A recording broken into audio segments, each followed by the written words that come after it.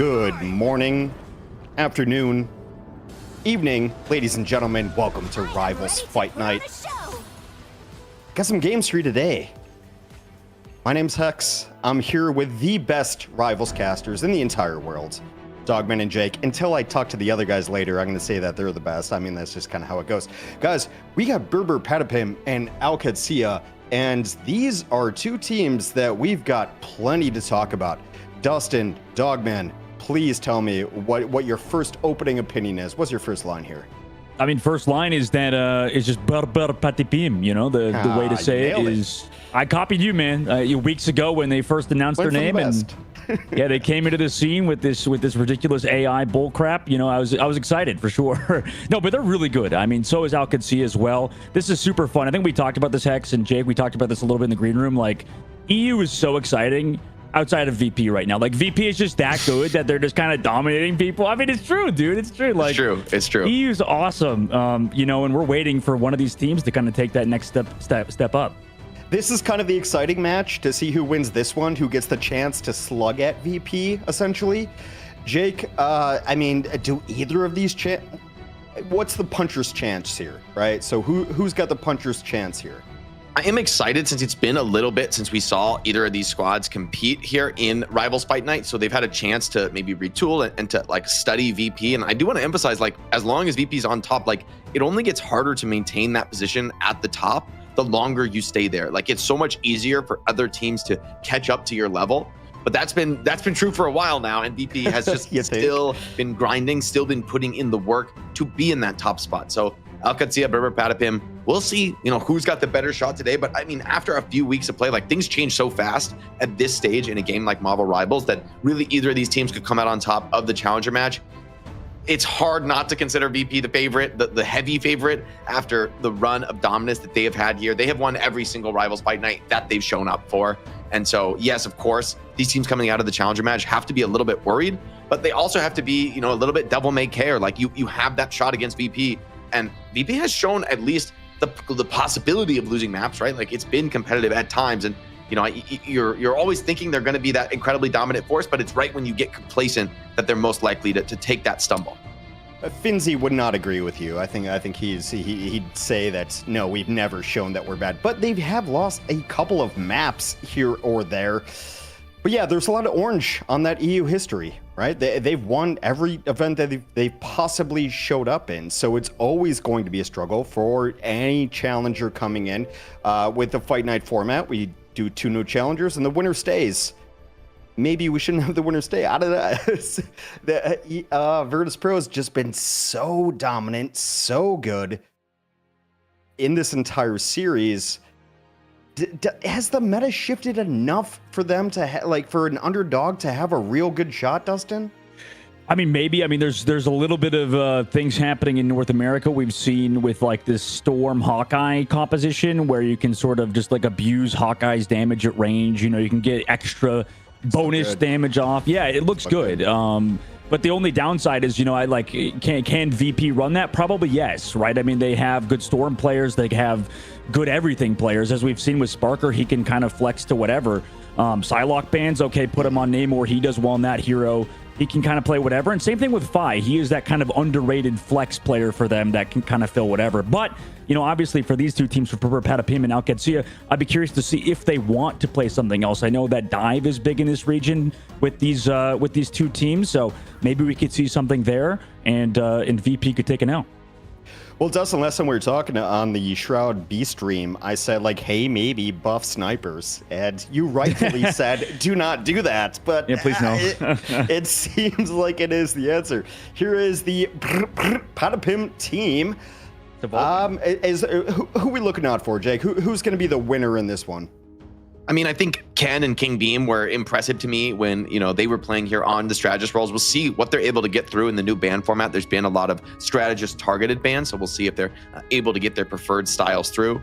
I think Tanuki is another player I've had my eyes on here for Brr Brr Patapim, but across the board, like compositionally, I would like to see these teams not take a mirror match against VP. Like, try to just throw something different at them. VP have shown they're so strong in those mirror matches that I think you want to be a team that's trying to innovate and trying to maybe push a different style. And VP, from their perspective, it's hard. You can't prepare for everyone, right? If different teams are trying different things against you, it feels like eventually something might get over the line and you might, strategically struggle. I completely agree with you. I've always thought that way. If a team looks better on paper than you, throw them a curveball. See if you can do something different that they're not prepared for. What do you think that would be, Dustin, if you're looking at trying to run a composition, trying to get good picks, trying to get good bans against a team, like for Brr Brr Patapim going against another squad? Like, what do you want to roll?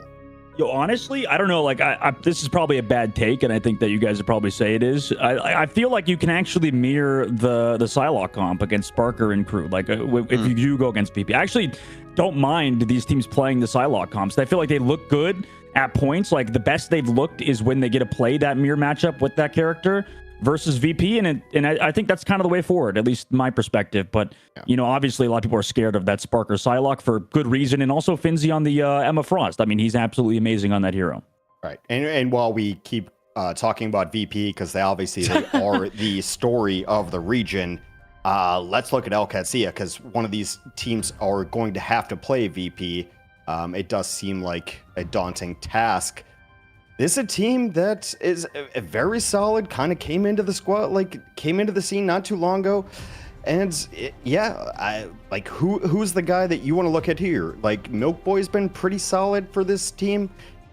Jake, how does Qadsiah end up winning against Brr Brr Patapim and take on Virtus.pro?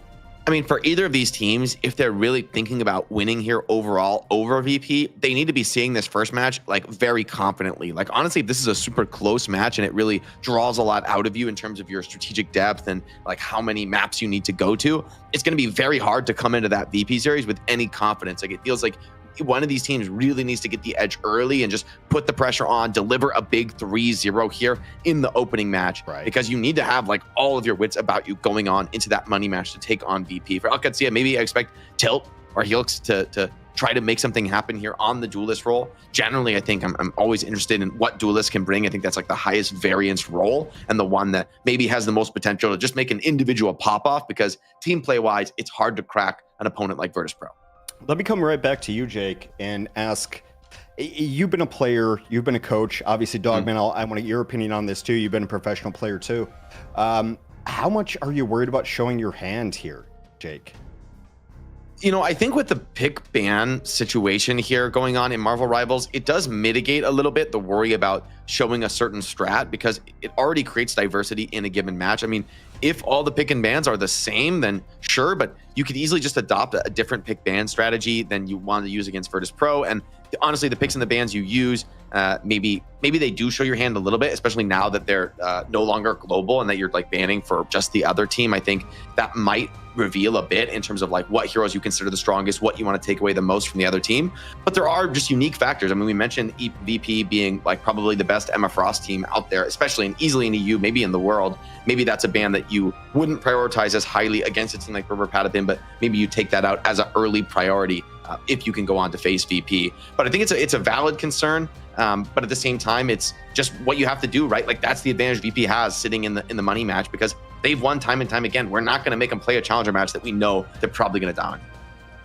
You got to win the game to get there, right? So yeah. And VP does always have the advantage of being able to watch tape. Dogman, when you look at this rosters of Brr Brr Patapim and Qadsiah, what do you consider as the most important protect? Like, what is their best thing? Because a long time, not to walk over you, but they've the Human Torch was so important, right? And we saw Human Torch be banned #1. If you're one of these two squads, what's their best player, their best hero? I don't know. It feels to me that like there's a lot of really good Bucky mains, oddly enough, like over in EU. It just feels like I think Hellas plays a lot of it. He's really good at that character. And I think that also on the other side, there's also a lot of good, Bucky players on their team. So like it feels like that character is sort of in a weird spot where Bucky, you don't want to prioritize protecting them necessarily, but he's always kind of like that character you can fill in, similar to like Star-Lord. So to me, that's sort of a character that they want to keep available. Also, Wolverine, if we're going to Hell's Heaven, is a good shout, right? Because of the environmental kills, because of the fact that Wolverine is just so strong right now in general, patch after patch.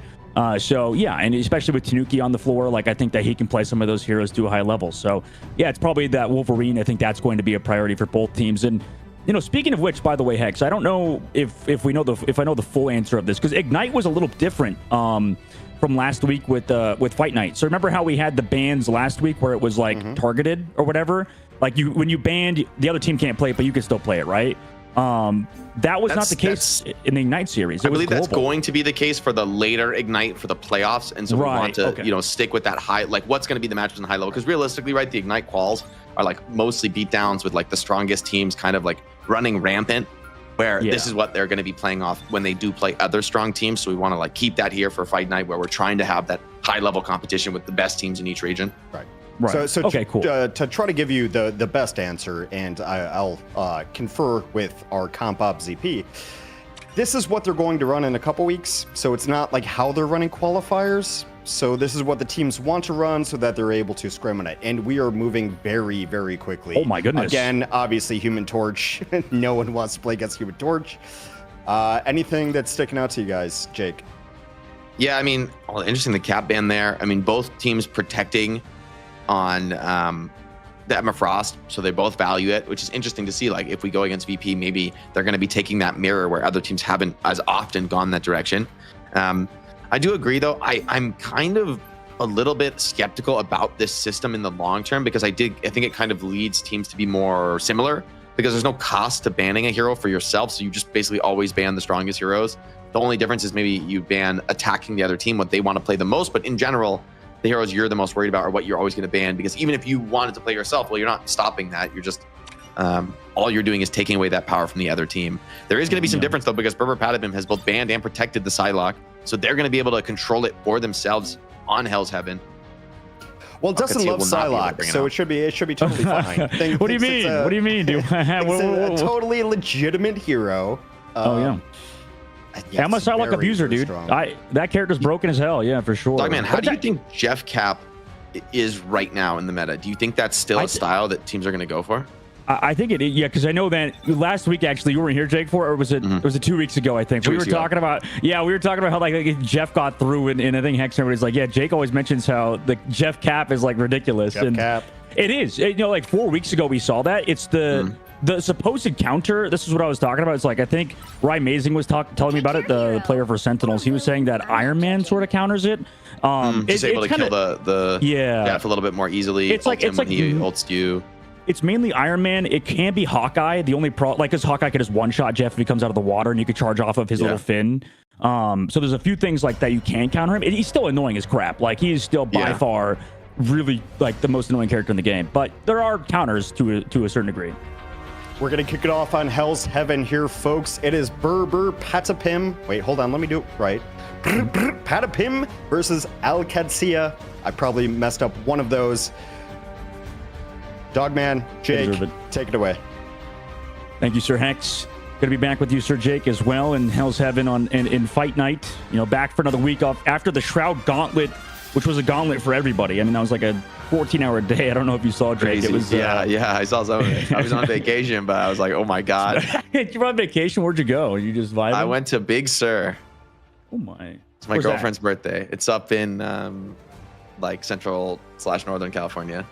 Oh damn! Sounds like a good time. It's very pretty. Yeah, but we're back in Europe with some EMEA edition, Brr Brr Patapim versus Qadsiah. And Jake, maybe you were right. We're already going to see that. Oh no, we're not going to see. Just be moved out of spawn. I forgot about that entire strategy. But Black Panther coming out for Brr Brr Patapim. Okay, I mean, this is a wild comp from Brr Brr Patapim. I mean, super aggressive, a lot of diving potential. Qadsiah playing something a lot more stock standard here, going to be very defensive. And with the triple strategist, they have a lot of tankiness. Tanuki needs to produce here on this BP, needs to create a lot of opportunity. Already diving into the backline, big damage with that regeneration domain. Big problem for the divers. Yeah, already cooled down out, however, so he can kind of wait that one-for-one trade. Meanwhile, Brr Brr kind of just controlling that objective.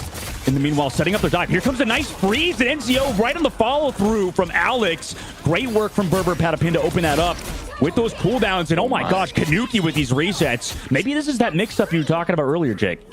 Yeah, I like the style. I mean, what Qadsiah is playing has been like meta for so many weeks, right? Like this is a classic, the triple strategist. You're using that team up with the reses for Star-Lord. It's like, sure, no problem. Like this is such a solid comp that we know wins a lot of these fights. And they're forced off it immediately. Milkboy gonna head over to the Emma Frost, maybe trying to be a little bit more mobile, trying to grab some of these divers out of position. But VP looks like kind of a problem the way he's playing right now. Yeah, I don't know how Tanuki is able to just hit these so consistently so far. He's been getting those resets, just kind of playing back. And this comp is just so aggressive, like you said, Jake. I mean, already forcing out the Soul Bond from tilt. They're not even through this choke point. So getting out those early cooldowns is crucial leading into this upcoming fight because they can just consistently play the objective alongside having just this constant force with the Namor just poking away, as well as they have, you know, that Hornet Probius ready to go alongside that damage boost from Alex when they want to use that. Here comes an early Emma Frost ultimate out. Kind of stun locks everybody, getting rid already from Maluki. I mean, that Mantis doesn't even have the res to come back into this fight. So, yet again, another reset for Qadsiah. I mean, this has been absolute dominance from Brr Brr. Oh, man, Tanuki is just cutting them up, creating so much space, forcing so many of these cooldowns, as you mentioned. And Qadsiah is just completely caught flat-footed. They don't know what to do here. They're going to make another swap over to the Hela and the Bucky, trying to make some of those like solo play stunners work. But those picks really rest at the edge of the knife. I mean, Black Panther can just as easily cut you down. If you miss one of those stuns, it's not super easy to land those. And especially Brr Brr Patapim, I mean, they grabbed this Loki-Luna combo. I mean, classically one of the strongest strategist setups. Qadsiah is mirroring it now, but it's going to be too late to bring the ultimates to bear. And Ken has the copy, so like, strategist ultimate advantage. This should be an easy fight for Brr Brr Patapim. Yeah, early Generation Domain popped as well. They try to walk towards that point. I mean, Hellas, you have to find these hooks. That's like the whole point of playing the Bucky, but here comes Tanuki into the backline with the ultimate slam dunk onto Lin. And no res, by the way, either, because they've swapped off that Adam comp. And, you know, this is the unfortunate circumstance that they're in now with switching off a comp mid-map. Now you're going to be down 100-0. Great first round on Hell's Heaven for Brr Brr.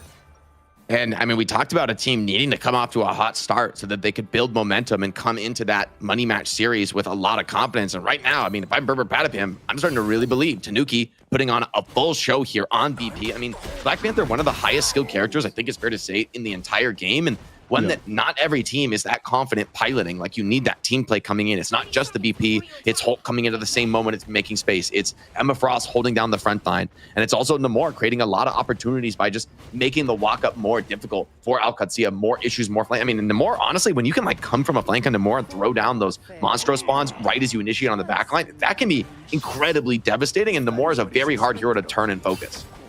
Yeah, I mean, that's just constant threat in your face for sure. You're right. And I don't know, because you would probably be a good VP player, Jake. So, like, this character to me, I don't know if you've played it too much, but it feels like very server dependent almost. Like, if you don't get your, like, shift off, right, and you don't connect, or you don't connect with your Vibranium, like, marks, aren't you just kind of screwed, right? So it's like it's feast or famine, right? Like, if you mess up the initial engage, you could fall flat and make it look really weak. And that's why it's such a high skill character, because you're taking such a big risk playing it.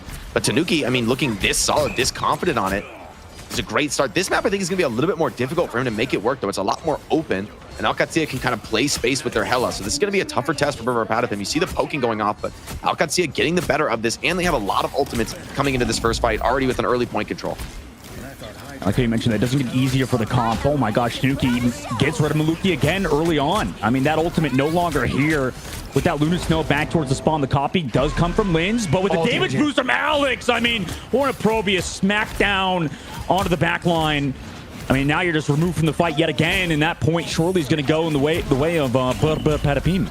Oh, that's so beautiful from them. You know, and honestly, you think about the Namor, right? Like, in the past, we talked about the team up with the Luna Snow and how great it was with that Monstro spawn, but always I felt really more than the team up was the ability to damage amp the Hornet Proteus, turn it into a giant AoE one-shot. It's like a soft counter or maybe a hard counter to a lot of these support ultimates that otherwise make you completely unkillable, like including the enemy Luna Snow. And, you know, seeing that combo still come out shows that this team up is more relevant than ever, despite maybe not actually being an official team up currently.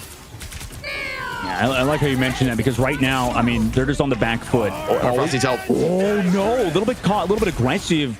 Caught out. He's decided Brr Brr Patapim, both losing Tanuki and Polly that early. I mean, they could stagger, could delay. Ken does go for that copy, so he will make this fight last a little bit longer. Milk Boy, though, connecting with an ultimate, using both Vanguards in this fight. You need to find an elimination here, but they're not able to do so. Qadsiah, however, able to eventually take down Picky.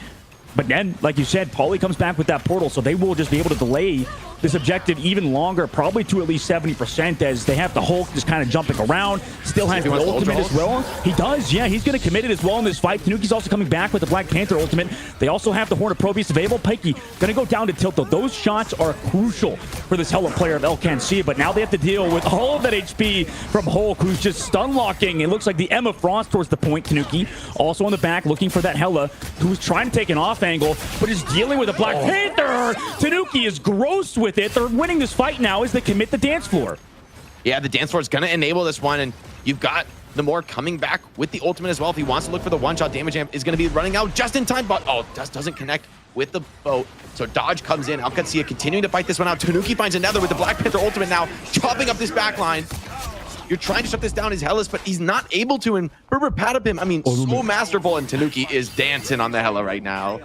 Oh my God. I mean, this comp is so smart, though, Jake. You're right, because they get that regeneration domain from the Loki out really early, and then they're just able to follow through with whatever they want, because that should be the only counter that Horn of Proteus, because you can at least survive a one-shot. I mean, that was just dominance. They looked like they were losing maybe like 1 or 2 members, but that portal, like you said, just brought them right back into it, and they just get 200 owed.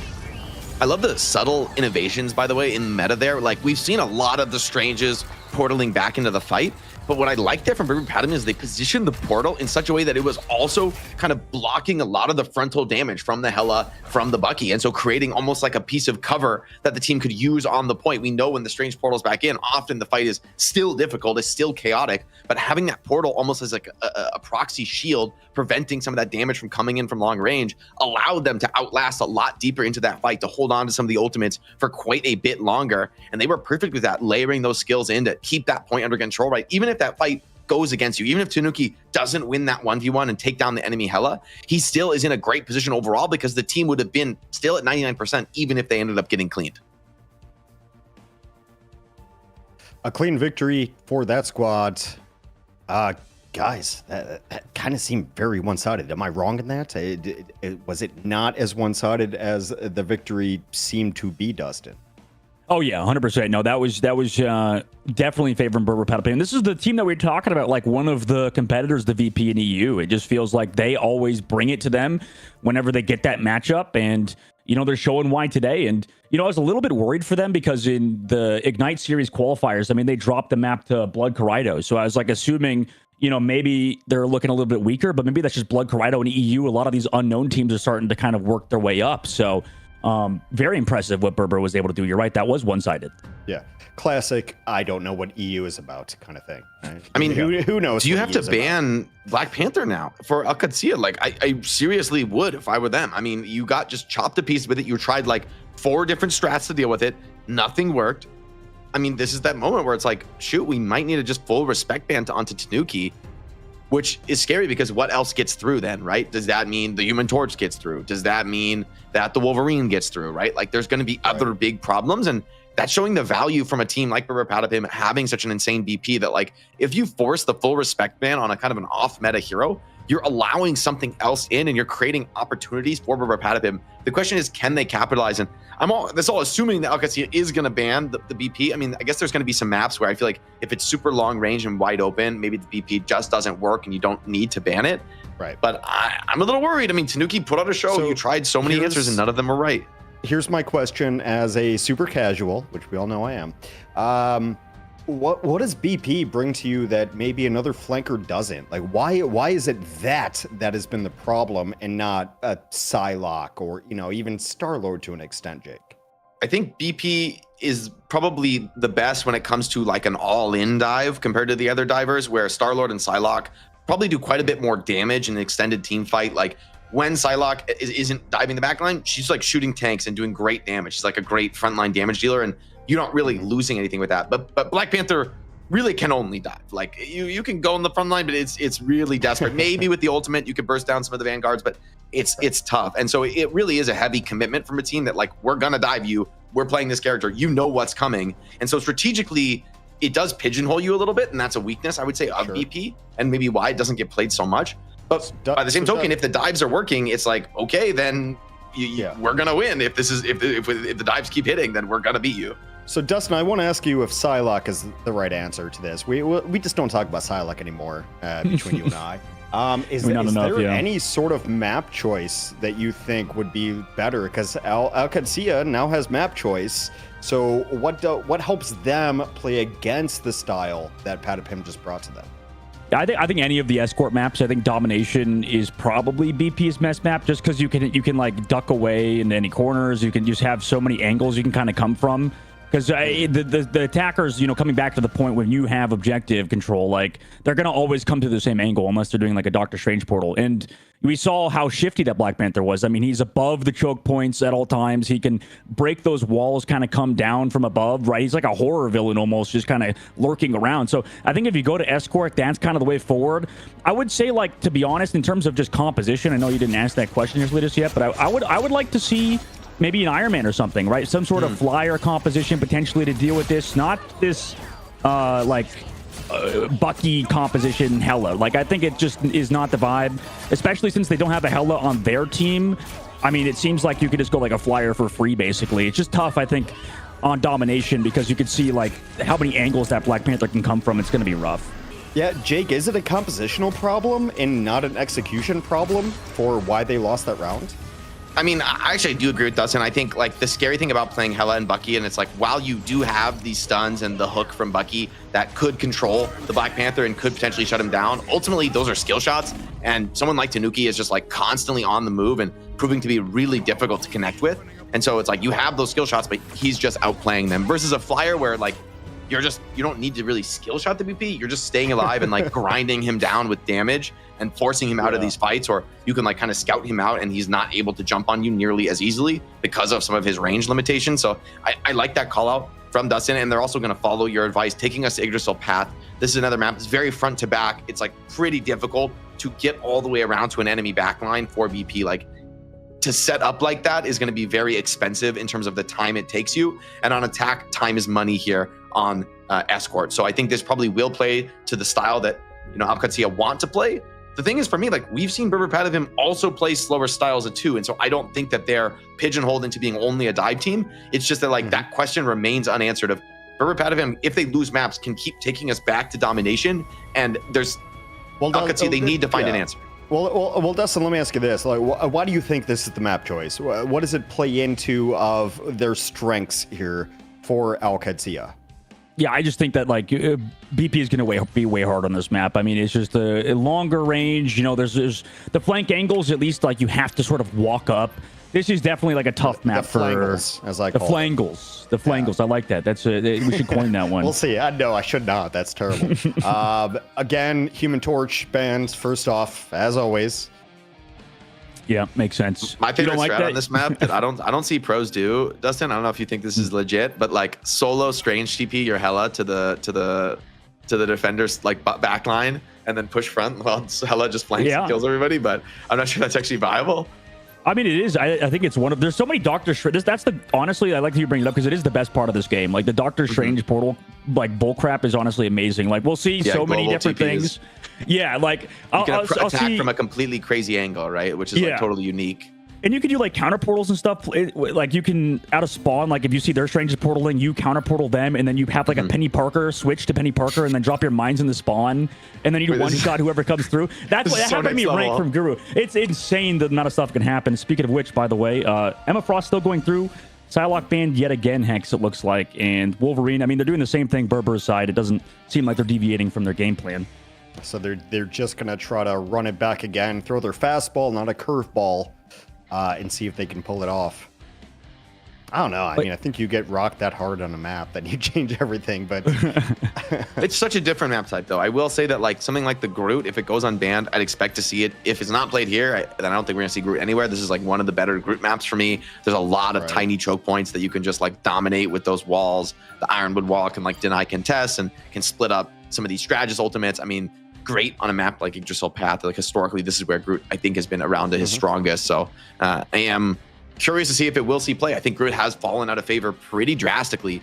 However, both teams are letting a lot of strategists through. So that Luna Snow Namor combo with the damage damp Horn is still available. Like the Loki Luna is still available. Qadsiah even going to protect the Luna to ensure that they get it through. And Brr Brr Patapim has the chance. If they want to ban the Loki here, they could take out one of the powerful strategists that I think gets almost 100% playtime and Yggdrasil Path. Like this is the dream Loki map. Yeah, I think just going back to your previous points, I think we'll see Groot in NA. I'd bet on it. I really would. NA loves Groot. EU a little bit different. Yeah, we'll see. Yeah, this is it's interesting that we're seeing the Wolverine. I think Brr Brr again just kind of wins out in this matchup. If we're seeing the Groot, like Jake says, you already banned the Wolverine for the other team. I mean, that's a theoretical hard counter to Groot. So, I mean, they just win just through that last match. I think they've scared the other team because Qadsiah obviously getting rid of that Hulk. They're scared of that more so, and that opens a lot of doors now for Brr Brr. Yeah, I feel like they should have been more confident because this is like such a tough map to play Hulk or dive on in general. I wonder, I think that ban is a little bit, like you mentioned, a little bit timid from Qadsiah. I feel like you had to let that one through, but we'll see if it ends up bearing out. Yeah, based on the color and the look of Brr Brr Patapim, I would expect Groot anyway. It's very Groot based. It's very Groot pilled. Guys, take us into this map. Thank you very much, Dogman and Jake. See you in the map. Maybe that's how Groot came to be via AI generation, one of the OGs potentially. Probably not. Actually, probably took some creative mind, unlike Brr Brr Patapim's logo and whole backstory. Do you know about that, Jake? Did they bring that up last time in our broadcast? Dude, the logo was sick. I know about they did some like AI slop the first time, but I like this logo. This is some MSP artistry. No, maybe it is, but yeah. It really, you think? I mean, it looks like quality slash low quality MS Paint. Like it looks like MS Paint lines. I feel like it's all AI slop from beginning to end. That's okay. That's true. That's like I should just assume that now. That's like the accurate assumption 99% of the time. What a world we live in. And both teams gonna go with Iron Mans. Interesting compositions here from Brr Brr Patapim. Playing the Strange straight up. I mean, we haven't seen so much Strange recently, so Brr Brr Patapim kind of continuing to change things up. Whoa, Strange. I mean, a lot of shield damage coming through. Yeah, it is interesting that, with both teams banning Magneto, these Iron Mans kind of roam free. I mean, a big thing, Jake, is that we'll see a lot of Magneto players kind of just hold on to the ultimates for Iron Man ult. But, oh my gosh, immediately, as we don't have the names, unfortunately, right now, player 2 from Brr Brr Patapim, who I can only assume to be, checks notes real quick. Who is that guy Maybe again? I think it probably is. Oh, no, Tanuki's. Oh, we got our names back. Tanuki's on the Psylocke. And it's PKV on it's Pokey, PKY, Pokey on Iron Man. Now, Qadsiah going to go over to the Hela. I think if you're going to play the Groot here, you might need the Hela to deal with the Flyers. But it's interesting continuing to play that higher tempo style, not relying on the Groot. And this is one of the tougher spots for Groot, right? Like, this is not where those walls really get maximum value. Yeah, you're right. I think that they sort of have to kind of blast through this chunk, but immediately Hela's looking for that Psylocke with that out of the fight. I mean, you could probably do something, but Paulie comes back through. Oh, a little bit too far forward. Maybe expecting his Loki to save him. And Pokey, over from the high ground, connects onto two members from the backline of Qadsiah. And from what started so well with Paulie going down, I mean, it's turned on its head immediately. I gotta say, Dustin, this is looking amazing for Brr Brr Patapim here. On the map, 2 minutes left, and I mean, Qadsiah have really not made any kind of major progress through this first choke point. You're still gonna get a retake here for Brr Brr Patapim, even if you lose this fight. So they've got a lot of depth, and this is not a position we see that many teams getting these back-to-back-to-back holds.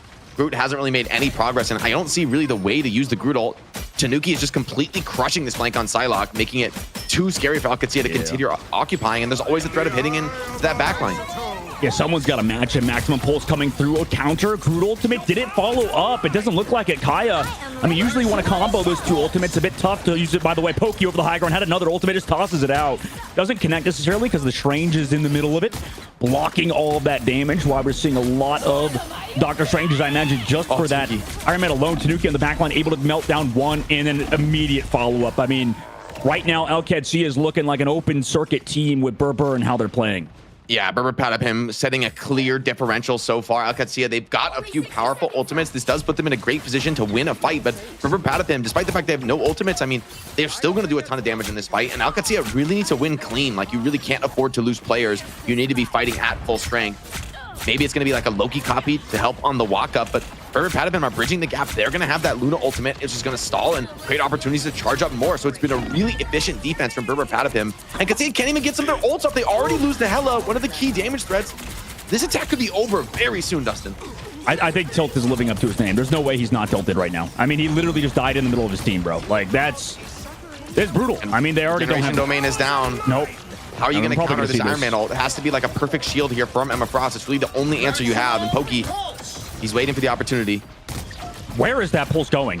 What? Is that going to the Loki in the back? He did not connect regardless. Here comes an Iron Man ult on the backside with the Iron Man combination. Does not connect. And with those two ultimates gone, I mean, how does Qadsiah win? It looks like they don't, because in the neutral, their duelists are being dominated. Both kill feeds for Pokey and Tanuki. They found their counterparts. You match with that Luna Snow ultimate, but oh my god, Lindstrom dies in it. I mean, this is brutal, man. This is just absolutely one-sided for the side of Brr Brr Patapim, who is just beaming down the side of Qadsiah, incoming with the Psylocke ultimate just to close it out. I mean, Doctor Strange Portal, it's going to come, but at this rate, I mean, you're just running into basically the entire team of Brr Brr Patapim. It's a full-on meat grinder here. At least you have the Loki healing from the spawn to kind of continue this, but you've got to come through that portal. You got to commit soon. Gillis goes down here in the chaos, and Brr Brr Patapim are just eating them up here. Every player comes out of the portal, is cut to pieces, and that is a really sad excuse for an attack here from Qadsiah. Brr Brr Patapim wipe the floor with the attackers, and they're going to have a chance to close out Yggdrasil Path, rather. This is Qadsiah's map pick, by the way, and it could be over in less than 60 seconds. I mean, yeah, it's just... Pokey? What? Yeah. 16K? Yeah. Okay, that is unreal. Like, his damage per minute, that's 4,000 damage per minute. He's up there, bro. That's one of the craziest damage stats I've ever seen, actually, in this game. Like, for that short of a map, that is unreal. That's like sort of normal in a full length, a full round. Like, you tack the third point and your duelists are at, 20, 16, 20K. It's okay, yeah, they're doing all right. 1 point defense, and bro is on 16.8. Yeah, I mean, dude, that's Iron Man for you. The only downside with Iron Man, so like, the thing was with like Human Torch, for example, like Human Torch is Iron Man on steroids, because Human Torch, like the only downside with Iron Man is he has kind of a hard time getting those final hits. Like, where Torch can kind of just like slam dunk on people and kill them in one shot. Like, that's the only downside. But like, you're right, Jake. Like, Iron Man is Punisher in the sky. Like, he just kind of beams. Yeah, such big damage, and the ultimate getting that connection. I mean, the one time Qadsiah, it felt like they were getting a little bit of momentum, right? They found that opening kill. Pokey strikes back with the double kill on the ultimate, and all that momentum is just snatched right back. Qadsiah, they're gonna have to put up a masterful defense here, but Pokey's just gonna run it back on the Iron Man, and I am seriously worried here for Qadsiah. And they're trying to play like a Hulk Namor to mix it up, but from what we've seen, Jake, I mean, the Namor squids and stuff, like you said, I don't know if it's going to be as viable on this map. Also, I mean, we've seen some crazy stuff, right? I think 100 Thieves have choked this map. Obviously, it's Europe, so things are a little bit different over here, but as much as I love 100 Thieves, they did choke like a 4-minute hold, I think, or on their attack. Not ideal for sure, but right now Pokey's just raining down hell on them. This is like, he's cleaning up these Loki cones so quickly. Gillis getting pushed back, trying to do his own damage here on the Iron Man on the front line, but Brr Brr Patapim is managing the damage here, I think, a lot more effectively. Stranger is up deep into the back line right now, threatening Loki, forces out that regeneration domain and slips out. So a big defensive cooldown comes out. Qadsiah, they have the copy available. They may need to commit this soon to stabilize. This is the strength of Vanguards in this game, right? Just able to push forward. And I mean, they're running the double team up. You have that Iron Man Gamma. You have the Squid Gamma. But yeah, here we go. Milk Boy goes down. Here comes the maximum pulse over the high ground. Doesn't even connect. No. Pokey does get traded though on the backside. However, damage might already be done. Tanuki sitting with the ultimate. This Namor is it's just supposed to counter the Psylocke. But on the flank, they know he's here without that Luna Snow dance floor, forcing out that shift early. But you still have that Psylocke in your face. I mean, he could go for the solo ult if he really wants to. Doesn't even need to. Outskilled, outplayed. Ayabogamoto, I mean, doesn't connect on anybody. It's shield blocked on the opposite side from Milk Boy, but it doesn't matter. NZO running down this back line. Hellas is already down, who came back onto Magic. I mean, they do have the portals to come back through. It's also a little bit higher off, so they can't really portal block it off or body block it, but there's that portal. It's gone. No Loki in this fight. You only have 3 members. At least Monster Hulk kind of making some space. However, not going to be able to touch, and Qadsiah will lose. Brr Brr Patapim will get that rematch. I played a lot of matches of hero shooters, and I'm not gonna lie, if you're not mental boomed right now on Qadsiah, you are built different. Brr Brr Patapim is putting the smack down. They are showing that they are gonna be the squad to take a real challenge to Virtus.pro, maybe for the first time in a while. Of course, that's a very different foe waiting for them in the money match, but Qadsiah just seems like they cannot compete. Brr Brr Patapim, not only are they innovating, which we wanted them to do, showing different compositions we haven't really seen before, showing that depth as a team, but they're also executing those comps immaculately. 21,000 damage, 15 final blows from the Iron Man. Incredible map here from Pokey. Yeah, allegedly, we have some, by the way, observer or replay team is telling us that the only replays are from Pokey. So because he was that dominant, I mean, that's crazy. That's real. Like I mean, the great thing about those flyers is like the first person flyer cam is actually great. Like they're doing the observing for us. They're up in the sky pumping damage. And it just felt like the frontline management was so strong from the rest of the team in Brr Brr Patapim. The vanguards and strategists are doing so well that constantly Qadsiah is forced back. Their strategists are very grouped up. They're clumped in small corners. And that's where Iron Man is just feasting on them, right? Just constantly pumping damage, charging up those maximum pulses a little bit more quickly, and just being more effective throughout a long fight. That damage stat, though, is absurd. I mean, that from Pokey, that's more or less a perfect round. How bad do you feel if you like pick the map and you feel like everything's in your favor and that happens to you? Like that feels like not a great... Jake, the comms are quiet. I don't hear the comms, but I'm telling you, they're not the cleanest there's not much comms. to say. There's not much to say in a series like this, to be honest. Like when you get super beat down 2-0, your first map pick in the series, you lose map 1, you throw a map pick out for Qadsiah. It's your best map. It's your best map. That's what you do. It's like there's no argument about that. You go to your best map that gives you the best setup possible, and then you have like your next map pick is going to be like your second best, which is just. If your best map pick, you got absolutely slaughtered, what's your second best map going to look like? You know, maybe there's like a radical change in the ban strategy that they could bring that limits them. But Brr Brr Patapim have already shown like map 1, it felt like Tanuki was doing just like God's work here on the Black Panther. That's a huge problem for you if you go to any kind of enclosed map. Now Pokey is crushing you from the skies on Iron Man. So don't play any map that's open. And yeah, so it's starting to get a little scary for Qadsiah. It's like, okay, where do you win? Like I'm not seeing Dustin, when I watched this team and they did a fight night like 9 or 10 something, and they looked pretty solid then. Is this the squad? Is this gonna be the squad that beats? That's a lot of weight, man. That's a lot of weight on their shoulders. I mean, it's the weight of the world. They look capable. They are grinders. I think we talked about it, Hex. I mean, these guys are just like playing every day. Like they play this game so much. So, you know, if any team can do it, you're right. It is them. I think that they look good. You're right. Like, are you noticing any weaknesses out of this team right now, Hex? Like they just seem like they've got all of those comp. They got the Psylocke, ammo comp. I noticed one weakness is that they're not Virtus.pro. Like that's the biggest weakness that they have.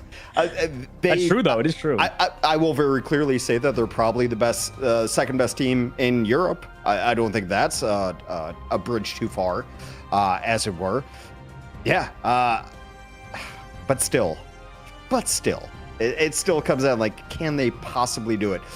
Jake, what does AQ do from this point? Because you kind of just been embarrassed for a couple matches. I just want to see them put up a better fight here. I mean, I understand that Brr Brr Patapim is such a strong team. They've been grinding and getting a lot done here. And even if Qadsiah do go down in this series, you know, even if it is a 3-0, I just want to see like a more competitive map out of them. Something that they can feel like, okay, look, we have something we can build on here. It looks sad. It doesn't want exactly. Look sad. Yeah. Mostly, I just want to see that their mental is strong enough where they can at least be a little bit more competitive on map 3, like up against the wall, because that's the bellwether moment for me here is like whether or not they lose, it's do you still play hard in a map where, look, you're starting to feel like there's a difference between these two teams, that your team is going to be potentially on the losing end of the series. We take a look at some of these Pokey highlights on the Iron Man, just chopping up these attackers. But it feels like there's an outmatch on both fronts. Both the strategy and the execution looks really strong. Well, you never want to see a team that looks like they've given up, right? Like that's always a problem if you see a team that looks like they don't care anymore because it's map 3 and they don't think they're going to win anyway. Is there a map, Dustin, that lends itself to Qadsiah looking better than they did in the last 2? I mean, I'm thinking maybe like one of the Wakanda maps. Maybe we had like the domination One, that like could be a strategy. It's a little bit harder to play the BP on the the domination one's a little bit more open. Krakoa is gonna be the pick, which Krakoa is like the best dive map in the game. Am I crazy? Like it feels like really. No, well, really actually, no. I kind of a little bit disagree. Maybe on like one of the rounds, the one with the dragon or whatever. But like the other, like that one's pretty good for diving, right? That's true. Some of the other two are a little bit more open. Some like high grounds, a little bit more space. So but that's the difficulty because Iron Man's gonna be good there. Sorry. So is it gonna be stage based, Dogman? Like you know how some some of the maps that have 3 different stages and 3 different points, they're kind of wildly different. So are they just hoping for RNG then? Probably, yeah. I think so. Like, I personally, I think I talked about this the other week. I just hate Krakoa. Like, this map is so annoying to play. It's just because it's like, I mean, it's fun, but like, there's like the portals. The maps are so big as well. So it's like the walk back is very long on some of them. Yeah, you gotta wait for retake. Yeah, you gotta wait for that first like I think it's 50%, and then the portals come online. So it's like. Yeah, I don't know. I wonder what the bans are going to be, man, because we saw the Emma get through previously. We saw the Psylocke get through again. In last map we saw, like, they got dominated by, you could say it was the Iron Man, but that Psylocke Emma also put in so much work. Tanuki was popping off. Jake, if you were a manager of a team and you pick Krakoa, what would be your first ban? I mean, I still think you have to first ban Human Torch. I think this is like a godly Human Torch map. And Human Torch is broken, so like it's like all the way down. It's just got to be Torch, especially on this map, right? Like I don't even know if there's any maps you don't first ban Human Torch. I feel like that's been universal on this new ban system. The Human Torch was once again denied a bank loan. Dogman, what would you protect as first pick? There's nothing going to save you. I'll be honest. I'd maybe just honestly pass up the protect. Maybe just like give up on it. Just like don't protect anything. Just don't do the entire ban phase. I want to see a team do that just for fun. It would obviously it'd be like pretty it's like anti-competitive, but like that'd be funny if Brr is just like we're just not gonna ban anything, maybe VP could do that one week. That'd be a good challenge. Don't ban anything. They might just flex on us like that. Yeah, they could. All right, we'll see when we get into the map for Krakoa. I like this Brr team, man. I kind of really do like they've kind of got this underdog style to them that I dig. Like I feel like they could be the upstarts out in Europe. But for the show, this is what we were saying a team needed to do. They needed to do 2 things. Put on a really strong showing here in the challenger match, show that they are the definitive team to really put the test to VP, and showing that like the other team in the qualifier can't keep up. Check. And also they needed to do something different, to innovate, to show that they can handle the strategic depth. I mean, that's another reason VP's been on top for so long, is that not only are the strats, or rather mechanically, not only are they super strong and like they're going to win a lot of these mirror matches because they just outplay you from an individual level. However, they're also amazing with strategic depth. They've also used a lot of unconventional bans. They've been like a thought leader, I guess, in terms of taking new approaches to the ban phase and playing new comps. They brought like the Thing into meta for a while. I felt the team to really push that and innovate that. And so I think you need both to keep up, and Brr Brr Patapim has shown both here. So I'm still VP's still gonna be the heavy favorite until somebody eventually takes him down. But I mean, Brr Brr Patapim, they're checking my boxes. So Dustin, a shocker. Double Human Torch bans. Wow. Qadsiah protect Wolverine though. They're gonna force the Wolverine through, so that's gonna be their swap up here on this map. Well, you see, like that's not. I mean, I don't think it's gonna save them. I think they need to like. And the ban on Frost, I feel like you should protect, like, is it crazy to protect Iron Man here? I feel like an Iron Man would be so good here. It's like pretty rough for Wolverine to catch Iron Man. I guess they value the Emma Frost even more highly. And how's that matchup with Emma Frost against Wolverine, right? Because you can like snatch it's bad him. For Wolf. No, it's bad. It's bad for Wolf because exactly. Yeah. It's like Emma Frost. Honestly, Jake feels like Wolverine, but stronger tank wise. Just like doesn't have the damage, right? Because like you said, you had the lockdown. That's why Wolverine's broken, because Last Stand like stun locks you for 4 seconds. Your shift stun locks for 3 seconds or whatever. So it is like the same kind of character. You're right. Yeah, and I think like having the choke slam could be nice for like breaking some of Wolverine's combos and denying him when he tries to look for plays. Just that instant interrupt potential. And they ban the Psylocke, so if it is Wolverine diving, it's going to be a little bit less supported. And for both, I mean, they both block this full combo and protect it for themselves. I feel like this Psylocke ban was maybe a little gratuitous, honestly, because you already banned away Emma Frost. You already took away the team up. Not that Psylocke needs the team up, but I mean, and I do agree, these are some of the most powerful characters in the current meta with like the Emma plus Psylocke. The team up is great, and like the value you get on both of these characters even alone is great. I agree. I don't think they need to ban it. Sorry, Shax, what? Al Qadsiah back against the wall. What are they trying to run here, Jake? I mean, it looks like something like a Groot, Magneto, Wolverine, but the Groot gets banned. So Brr Brr Patapim had the same read as far as what they expected to come out. So it looks like Al Qadsiah want to play like kind of an older style, right? Of like the Groot, Magneto, Wolverine. But I mean, this is one of the things about a game like Marvel Rivals. Like, I feel like this is just how hero shooters go. Like in the early days, what people think is meta is never really the meta. Like there's always things that are undiscovered because the games are so complicated. There's so many different strats you could play. It's the teams that continue to innovate that end up on top, because it's rarely the case that like the early meta reads end up being dominant, especially with a pick ban phase, right? Like you won't get, like maybe with the Groot, the strat would work, but now, okay, like without the Groot, how are you going to replace it? You don't have Emma, you don't have Groot. Who are you going to play as a Vanguard alongside the Magneto? Adaptability is the best ability. Take us out of the map. Big English guy here, Hanks. I like that. I know. It's so tragic. He's got all the words. Can't even speak all the English. Singularity. What was the conversation we had the other week? Do you want to have that conversation again? Yeah, we're gonna have it again. No, we can't have that. That's gonna be an hour conversation about how wrong I am. Hex is gonna we're gonna go to school and Hex is gonna have his chalkboard out. This is how to use singularity or singular. Anyway, going to a singular map now. Is that the right way to use a Hex? Anyway, he muted now. Jake, heading into this one, Qadsiah. This is what we talked about, though. This is actually that round where maybe their comp's not going to be bad here. Yeah, and he's going to play the range. They're going to play for this heavy close range style. Against the Thing, though, it could be a problem. Some of those lockdowns could be a problem for Helis. And Tanuki's already straight to the back line, forces the regeneration domain. I mean, we've seen this time and time again. And now Poki's on the Hela, so even a long slow fight could be scary for Qadsiah. I mean, he's just absolutely dominant here right now. Oh, the sleep is big. Can they turn it around on him? No, double dash away. Character's a little too mobile, a little too much damage, I think, for a lot of people. Meanwhile, frontline taking so much poke. Wolverine trying to come in and help. Soulbond, though, does keep them healthy. That's at least one benefit, but once those cooldowns are gone, Jake, I mean, it's just over, right? Like, you use your regeneration domain, use the Soulbond. What do you have left to control the point? Yeah, and, you know, Pokey living up to his name there. I feel like this Hela in the backline, like, if you're going to run the Wolverine, you need to make things happen, right? Like, you cannot really keep up if it's just like we're all shooting tanks. Hela and Psylocke are going to crush you. Wolverine needs to catch somebody, lock them down, but you're chasing the Thing and Emma Frost, two pretty hard targets, right? Even if you do grab them, there's a chance they outplay you, and going in for those grabs isn't a safe proposition. Meanwhile, Tanuki is constantly forcing these key defensive skills on your backline. The walk-up looks so scary, and Al Qadsiah seems like we don't have the answers just yet. I mean, look at them. They're not even looking at it. They're trying to just respond like a Vanguard coming to deal with this, but Tanuki's creating so much space. They are able to take down NCO, though.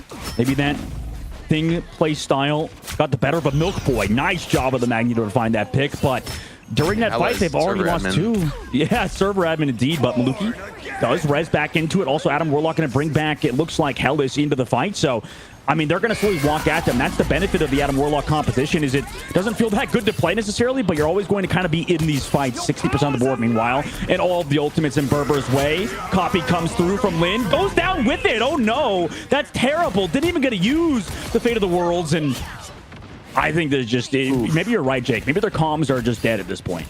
Yeah, this is a beatdown. I mean, Pokey and Ken are just sitting on the high ground. They're like standing still. There's literally nothing. It's just like, I guess Adam Warlock could shoot back at you, but that's like way too much for Adam to deal with solo.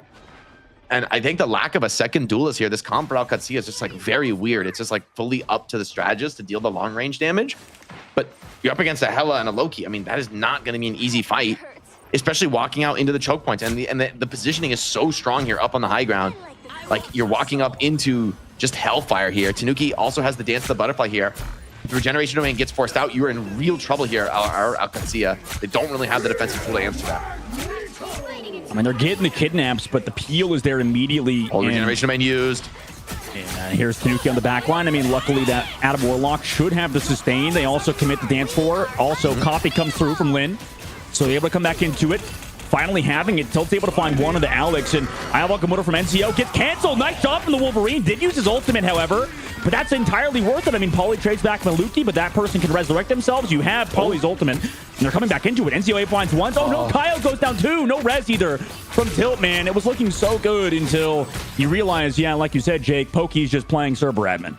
Yeah, Ken and Pokey just never under threat throughout the entire course of the round. Even when Tanuki went down, maybe trying to get a little bit too much done in the back line, even if a Vanguard ended up getting caught by that Wolverine, you just had such a reliable backline stabilizing that fight. And Polly, once he rips the ultimate, it's just too difficult to try to push through that, especially with, you know, the Loki behind, still pumping heals, still threatening the saves. And yeah, Tanuki takes a couple deaths. It's like, no problem. He's really just there to make space in this matchup. And to be honest, it's kind of a scary one for Psylocke with like the triple strategist. There's a lot of defense and tools to deal with you in the back line, but he doesn't need to really get massive kills or stay alive forever. All he needs to do is create space and draw attention. That's, you know, Pokey's going to be the one doing most of the carrying there. But I mean, look at the damage from Polly. Really impressive there on the Emma Frost. 0 deaths, almost, you know, 8.5 thousand damage, 100 or 10k damage blocked. Just an insane performance.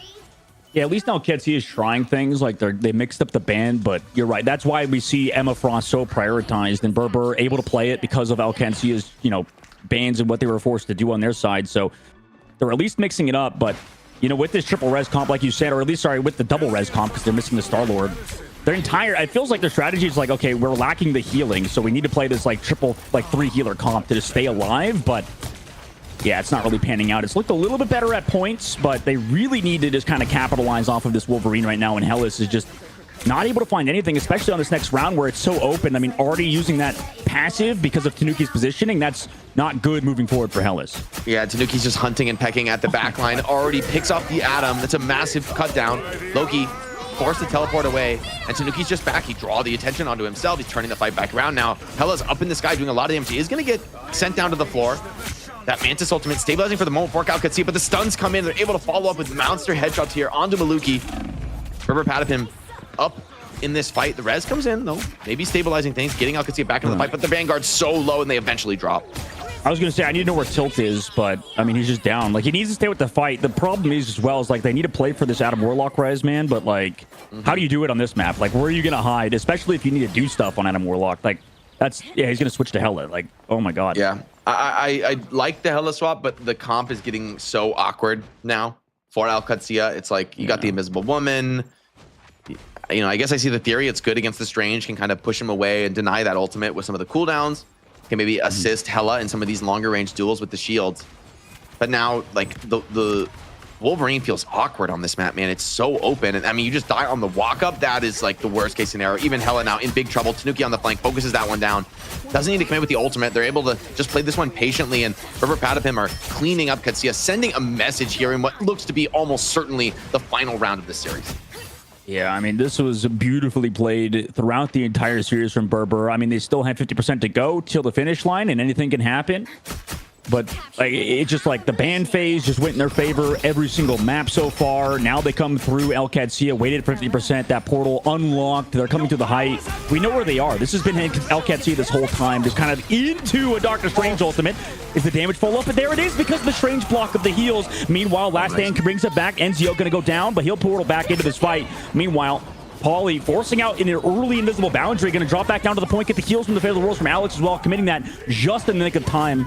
Perfection in terms of strategist play, but Meteor doesn't connect either. I think that was blocked by what looked to be the Emma Frost shield. So now coming back into it, nobody down to that Meteor M, and no ultimates either for Qadsiah. You have this Doctor Strange ult coming up. Tanuki does go down to Tilt, though. In the neutral game, able to find that elimination, but here comes the clap from the back line of the Luna Snow. Hellas able to get Enzio again, coming back from that portal, so they're working themselves into this one, Jake, it looks like. Yeah, it's a big play from Tilt. Looks like he stunned Tanuki out of the ultimate, but Tanuki's just right back into the fight, into the engagement, and you've been holding on to Ken's ultimate all this time. Now you finally deploy it, having all those defensive answers you need for any of the aggression that Qadsiah are able to bring to bear, but it's too little too late. It's the Hela soloing. Good luck. Good night here. Qadsiah getting wiped off the face of the earth. Brr Brr Patapim, one of the strongest statement wins we have ever had in Marvel Rivals Fight Night. What a team.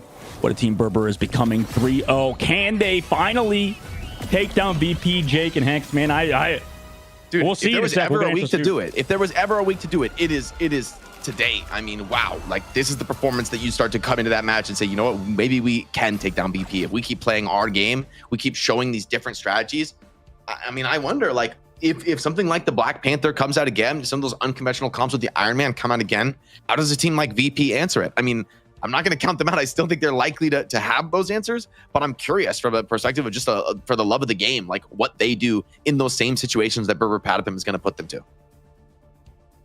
I mean, the question is this just like two tier 2 teams playing against each other and not somebody playing against VP? I'm going to say there's a tier break between these two teams. Whatever numbers you want to put to them, I think it's Brr Brr Patapim. It's fair to say that they are a tier above the competition in that last map, or the last series rather. Like, I don't know who's on what tier, but I tell you, there's a difference between these two squads. That's my professional opinion.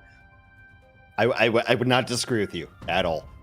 So now the question belies is, are they good enough to put a fight against VP?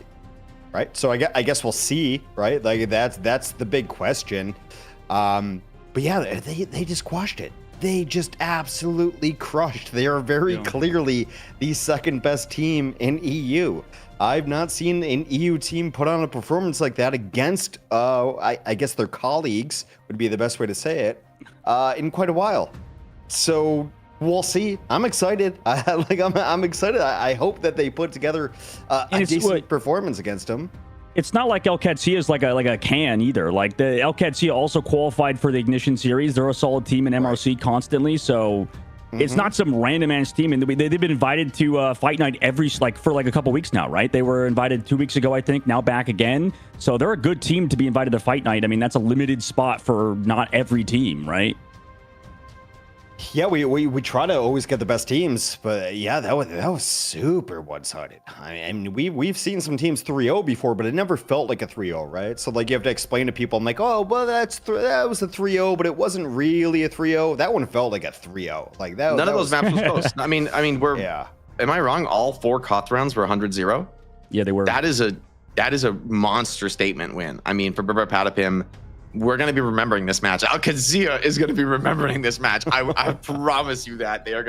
This one's going to live in infamy for fans of Qadsiah. And Brr Brr Patapim, showing up. And for a lot of these teams, right, you got to remember a lot of these guys are hungry. They're looking to secure some of these sponsored team slots. They're looking ahead to things like, Marvel Rivals Ignite with massive prize pools. And so to be able to put up big statement wins like this, orgs are going to take notice, right? People are going to take notice that you're able to deliver here under pressure. Yeah. Well, they'll take even more notice, though, if you play well against BP. I think that's going to be a bellwether. Well, I don't know if anyone noticed, but Brr Brr Patapim is not an actual organization or legacy esports company, right? Not yet. So these guys are waiting to be signed. That's I thought that logo was an official. It might be. It might be. I was totally lost. It reminds me of a small team called Bird Noises a little bit. I don't know. Maybe not that level, but respect. No, those guys clearly are really solid at the game. I mean, the strats on point. They're not just following in other teams' footsteps either. They're playing things that I personally haven't seen before in terms of the way they're playing different comps. They're showing the flexibility. Like, they check all my boxes for a team that is up and coming that I think actually has what it takes to keep rolling. The key, though, is the final box to check is that you're actually competitive against VP. VP is the test. VP is the true moment. Right. So there's definitely going to be some nerves for them, you'd think. And how do you deal with those nerves? And another important factor. You're gonna have to play VP if you want to be the best in the world. You're gonna be seeing VP time and time again. If you're Brr Brr Patapim, you cannot be scared of this matchup. You have to go in with confidence and with your own vision of how to play the game and show that VP, you can take fights off them. You can make maps close. And I mean, you need to win some maps. Let's keep it super real. Like 3-0 if it's close. Look. It's 3-0, in several spaces you operate in, if you can't beat VP in Europe, then you're in trouble, right? Let's take a look at who the MVP is. We got that coming up. It could be anyone, and we'll see. And it is Pokey. Yeah, I mean, this was a strange MVP to award because unlike most strange MVPs to award where, there's it's such a close match, so many players doing big contributions. I mean, this is a game where Pokey just super styled on them on map 2, and I was like, yeah, sure, give him the MVP. But I mean, across the board, this kind of team domination, it can't just come from one player. This is a full team effort. Yeah, you're right. But Pokey, I mean, this map 2 was, I think, one of the best individual maps I've ever seen, frankly, in terms of how dominant it was. Like the ridiculous, 16.8k damage stat. I remember that after round 1. That is unreal. Like 4k damage per minute is insane when you think about it. Well, that's the scary thing too, is that you could have given this to almost anyone. That's how solid and secure this team is. They're all very, very good. So yeah, Pokey, you can have it. fine. I think everyone probably deserved it a little bit. This is the squad. Maybe this is the squad. We'll see. And then if they get like, like that. This map was also like, bro, this is so painful. Watching like the Hella just literally free cast. This is me when I like play on my account in plat. Like I'm just standing at the back and free shooting on people. But this is a strong team and they just cannot touch Pokey. Well, I'm one of the best players in gold, so I don't know what to tell you all that. Yeah, here we are with the brackets right now. Patapim 3-0. Qadsiah, they have to regroup. They got to figure out what's going on there because it was a bad 3-0. One a good one. Yeah, and we'll see. They need to go back to the drawing board, man. They need a mental reset. They need to take another fresh look at the strat book. That's a loss that like could break teams. Like I'm not even kidding. That's a loss that can like cause your team to disband when you get just body slammed and like that. That is like a like that feels like you could never win. You play 100 matches of this day and you win 0 of them for Qadsiah. I mean that is a crazy level of beatdown. They're like a signed org too, right? Like, so Qadsiah is definitely, on that salary and under contract. So maybe, even if you have disputes, sometimes you can't just kick people randomly. So we'll see. Yeah. Well, as is tradition, it is 2 PST in Los Angeles. So we're moving on and we're taking a break. The game's over. It's always 3-0 at 2 p.m. Yeah, guys. Fast day. VP. Dude, the 1 hour series, crazy. Brr Brr Patapim, VP, next. Stick around.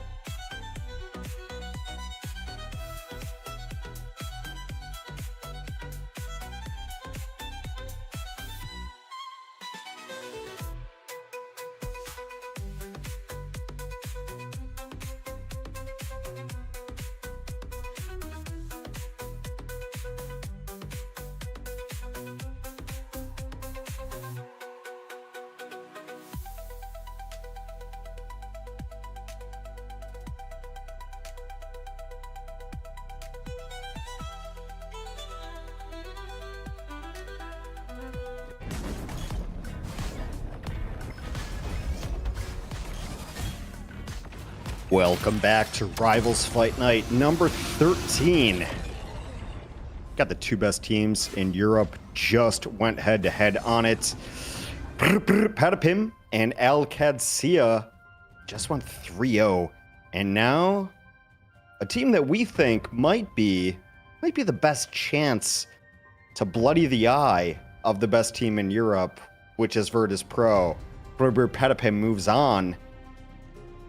I don't know. This is where I start backpedaling, Hex. I just want to signpost for the viewers. This is where we start I kind of backpedaling. looked at you. I looked at you and I'm like, I don't think Jake actually believes.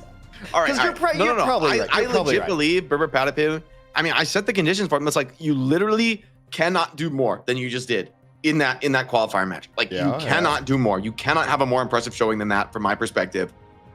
However, VP have one less championship in Rivals Fight Night than it is technically possible for them to have championships, and they also didn't play in that one that they didn't win. So they have a 100% win rate is also the most you could possibly do. It's also something that's very difficult to bet against. Yes, you are absolutely correct. I always root for the underdog. Dustin, I don't know, where are you at on this one, I guess?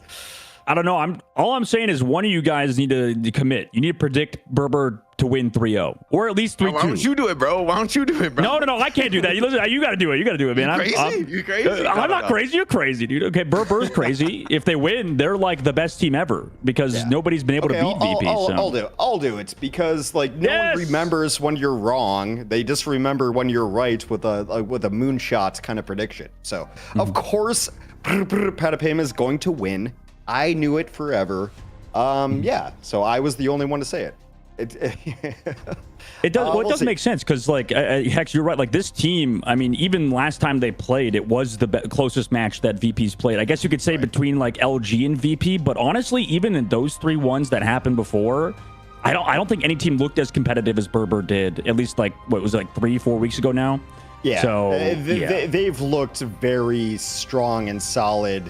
And also, I'm just really tired of writing checks to Virtus.pro. Just super tired of it.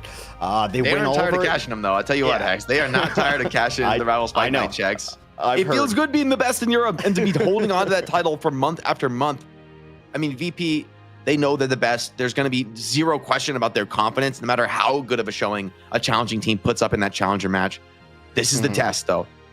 Comes down to the match. You know, you're all the pride, all the storied achievements you were able to accomplish in the past. They mean nothing. These teams come into the game on a level playing field every single time. The fact that VP has won every single challenger just only speaks to their tenacity, their refusal to back down, their ability to adapt to any scenario. But Brr Brr Patapim shown that adaptability themselves. At some point, if you're VP, you would love for somebody to give you a challenge, right? You kind of need somebody to scrim against. Iron sharpens iron, that kind of thing, right? You kind of want somebody to be good-ish that you can play against and get better against rather than like just being the absolute dominant nature that you have been. Yeah, I mean, this team as well, Hanks. I mean, they because speaking on that note, I mean, they're looking outside the region for practice and scrims, right? We hear about them scrimming North American teams all the time and doing well in those scrims, even on ping. You know, obviously, we don't know who the best team in the world is until like a LAN event happens or something. But you know, we've heard people always praise VP. At least in the team that I've heard actually does well versus VP. Interestingly enough, which is bear in mind scrims. We all know how scrim bucks don't really matter all too much, but apparently team OUG in China is doing pretty well against them. So they're like the best team in China at the moment. They've got a lot of like tier 2, tier 3 guys, some other hero shooters who've come over here and dominated as well in their region. So, I think there is a real case for them, but VP right now definitely has a shot at being the best team in the world. Also hard to make that ping work if a team in China once. It's a rough ping no matter what. So we talked a little bit about curveballs, Jake, about like what do you want to do. First map's going to be Krakoa. Is there a possible curveball from Patapim here to run at them that maybe takes them off? Or do you think that Patapim is good enough to mirror match it? You think about the curveballs, like the sort of strats that they've been running before in that last series to some success. It was like this Hulk Black Panther dive strat. it was, you know, playing like a very poke-heavy Iron Man setup on Yggdrasil Path. Those are both strong looks. Krakoa, though, they played a little bit more standard. They kind of just won with the bread and butter. It was the Hela and the Psylocke, a comp that, you know, a lot of teams have played before, one that VP are also going to be comfortable on. They played, I believe it was the Thing and Emma Frost, another setup that VP also likes. So I actually don't expect Krakoa to really be the moment to break those things out. This is a moment maybe for the teams to kind of go head to head and to get that true test of strength, potentially on some pretty similar comps. It's an interesting idea, Dustin, too, because it feels like, well, we've played this map a trillion times, right? Let's just see where we actually are against VP. Can we just go toe-to-toe? Can we just Groot v. Groot or, you know, anything like that, or like face-to-face on it? Do you think, is that your expectation as far as the bans and protects go? I mean, yeah, I think so. This is what I was talking about earlier. I feel like VP, for as good as they are on Psylocke Emma, I do feel like Brr Brr is pretty good at that comp too. So it's like, I mean, sure, like, you know, you say like, oh, you don't want to give Sparker the Psylocke and all that sort of stuff, but honestly, I like how they play on it. I'm totally fine with them taking that mirror. Even if they lose map number 1, I would feel at least more comfortable playing that, because it just seems like, yeah, like if we go to Human Torch, if you're allowing that to go through, or you're allowing that name war to be played, I would be more scared of that stuff, because I think it adds a little bit more of like that team play VP's really good at. Where it's not to say that Psylocke is not like a team play oriented character. I just feel like you can sort of match that sort of experience in skill level, I think, on both the Emma Frost and the Psylocke. It's funny because you say like, oh, they've got this Psylocke player, and it's like, well, we have one too, right? That's kind of the idea. Jake, is there a player that you think can win this entirely for Patapim that you're looking for as like going to be the all-star? I mean, honestly, no. I don't think that any solo carry is viable against a team like VP. They are way too good from an individual level, from a team level, to be beaten by a solo carry performance. It's something that's just not possible at the top level of play. It needs to be the team coordination, right? Like, one of the things I've constantly praised VP for in the past is how intelligent they are with their positioning. Like, they will fall back very far into the map and then re-attack you with like maximum advantage. Like, they are not attached to holding a certain spot. They're willing to play very dynamically. That's allowed them to get strategic edge. They're like always the team with that last trump card support ultimate. They're always outplaying and putting themselves in that scenario. Well, and so for Brr Brr Patapim, it's not one player to counter that. It's a whole squad. Very quick, obviously, Human Torch was hand out first, as always. Every time. Every time. Makes sense. Well, I like how Hex, earlier you mentioned how, like, you know, like we have a Psylocke player too. You know, it's tough when you're like, you don't want to obviously build up players, especially as a player yourself. But like, I mean, obviously it's our job as casters to talk about how good players are. As a player, it's always tough to watch back the VOD and hear the caster be like, oh my God, this player is so good, and he's not pointing out how good you are or whatever. Right. But, you know, like, there's only so much you could talk about. And, you know, it is very annoying to hear that as a player, because I remember I had a teammate with, I think, Baby Bay. As much as I love that guy, I played like Zenyatta in the unknown game, and he'd be like, we'd play against a Zenyatta player, and he'd be like, oh my God, that guy's so good at Zenyatta. He's so good. He's so good. Like bro, during the scrim block. Yeah, I'm like, this is the most. I was like, dude, I'm here too. Hello? Like, please. It's so freaking annoying. But, you know, that's Sparker. He's like that good on Psylocke, and obviously we have to talk about that. No, you got to put your ego in there, like too. Both teams have like pretty much the same ban phase up to this point. VP are going to protect the Loki, Brr Brr Patapim. See where they go with the ban. They have maybe the opportunity to shake things up, but could just end up with a full mirror match here, kind of as we expected on Krakoa. I don't think it's a map that really lends itself to anything too crazy. I actually like the mirror match. I like the mirror match from Patapim. Like, yeah, let's see what you got. We can do it too. Like, I kind of like it as full mirror so far, unless VP wants to change something. And we'll see the last pick. And apparently Solomon's telling us that VP as well wanted to be on the two-band first side. Could be a slight advantage there, theoretically. Okay. And they are going to make a little bit of a change up. They're going to take the Groot out of the equation, where Brr Brr Patapim blocked the Magneto. So Brr Brr Patapim can play the Magneto if they want. And honestly, both of these teams have kind of leaned away from Groot recently, even when it's been unbanned. And so I'm kind of curious, because I would think maybe Magneto fits a little bit better, and both teams wanted to play a little bit more dynamically. But I think historically VP have just not wanted Groot for the variance that those walls create, kind of like disrupting some of your preset team plays and your use of some strategist ultimates. Those can be particularly problematic and introduce some more individual variance. But we will see how it all shakes down. It's kind of the most excited that I've been about Europe in quite a while, to be dead honest with you guys. Patapim versus Virtus.pro. Let's go. Take us into the map, Dustin. Thank you, Hanks. Heading into Krakoa. Yeah, hopefully we can see a team do well versus VP. Obviously, you know, unbiased. It's fun to see like high level play regardless, but yeah, I mean, I could see how like viewers and stuff are like, okay, VP is just that good. Are they really that good, or is every team in Europe just that bad? And then it kind of creates that dialogue, right, Jake? It can be confusing, I think, for some people. I will say, just like, I think just knowing the genre so well, I am quite confident that VP is in fact very good. Like, they are not just beating up on weak opponents. Like, whether the other teams in the region are also going to be able to compete with the other top teams from other regions, I'm not sure, but I'm very confident that this VP squad is going to be a threat at international events. Whether they're the best with the bullet as they are here, that remains to be seen. As you said, we've got to get to those international lands, but in order to get there, you've got to qualify. Brr Brr Patapim looking to put some threat on VP. We're playing a classic triple strategist setup with the Star-Lord. Pokey, though, already getting advantage. Ooh. Takes that pick down, so Fly's gonna have to self-res as soon as he wants to get back into this engagement. Yeah, VP are usually very good at shooting at flyers, making sure they're uncomfortable, but Pokey just kind of playing in the heart of his team, just tracks down these members. Also, they did force Tanuki over to play that Bucky instead of on a character more like, you know, that Psylocke or something along those lines. Wolverine also did make it through in the ban phase. 5 dies again. 2 down already on VP's side. Right now, Pokey is looking just as dominant as he was in the previous series. This is insane, right? This is our MVP from that previous series and showing that he's still got it against the best team in Europe. Brr Brr Patapim looking to snatch that crown away. They want that title belt here in Rivals Fight Night, the opportunity to take that competition against the premier teams in Europe. Virtus.pro, though, just one fight, right? It's a long series. They've shown a lot of resilience historically.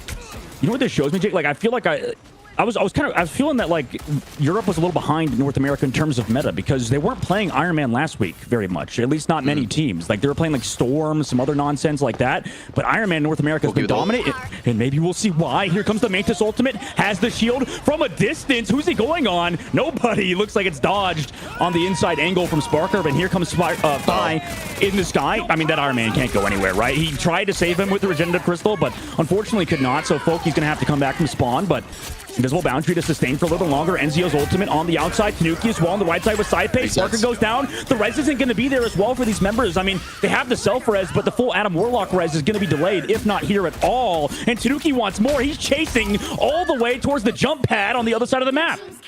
It's a big cleanup from Tanuki. It does take a full ult dump, though, from Brr Brr Patapim. That's 6 ults committed.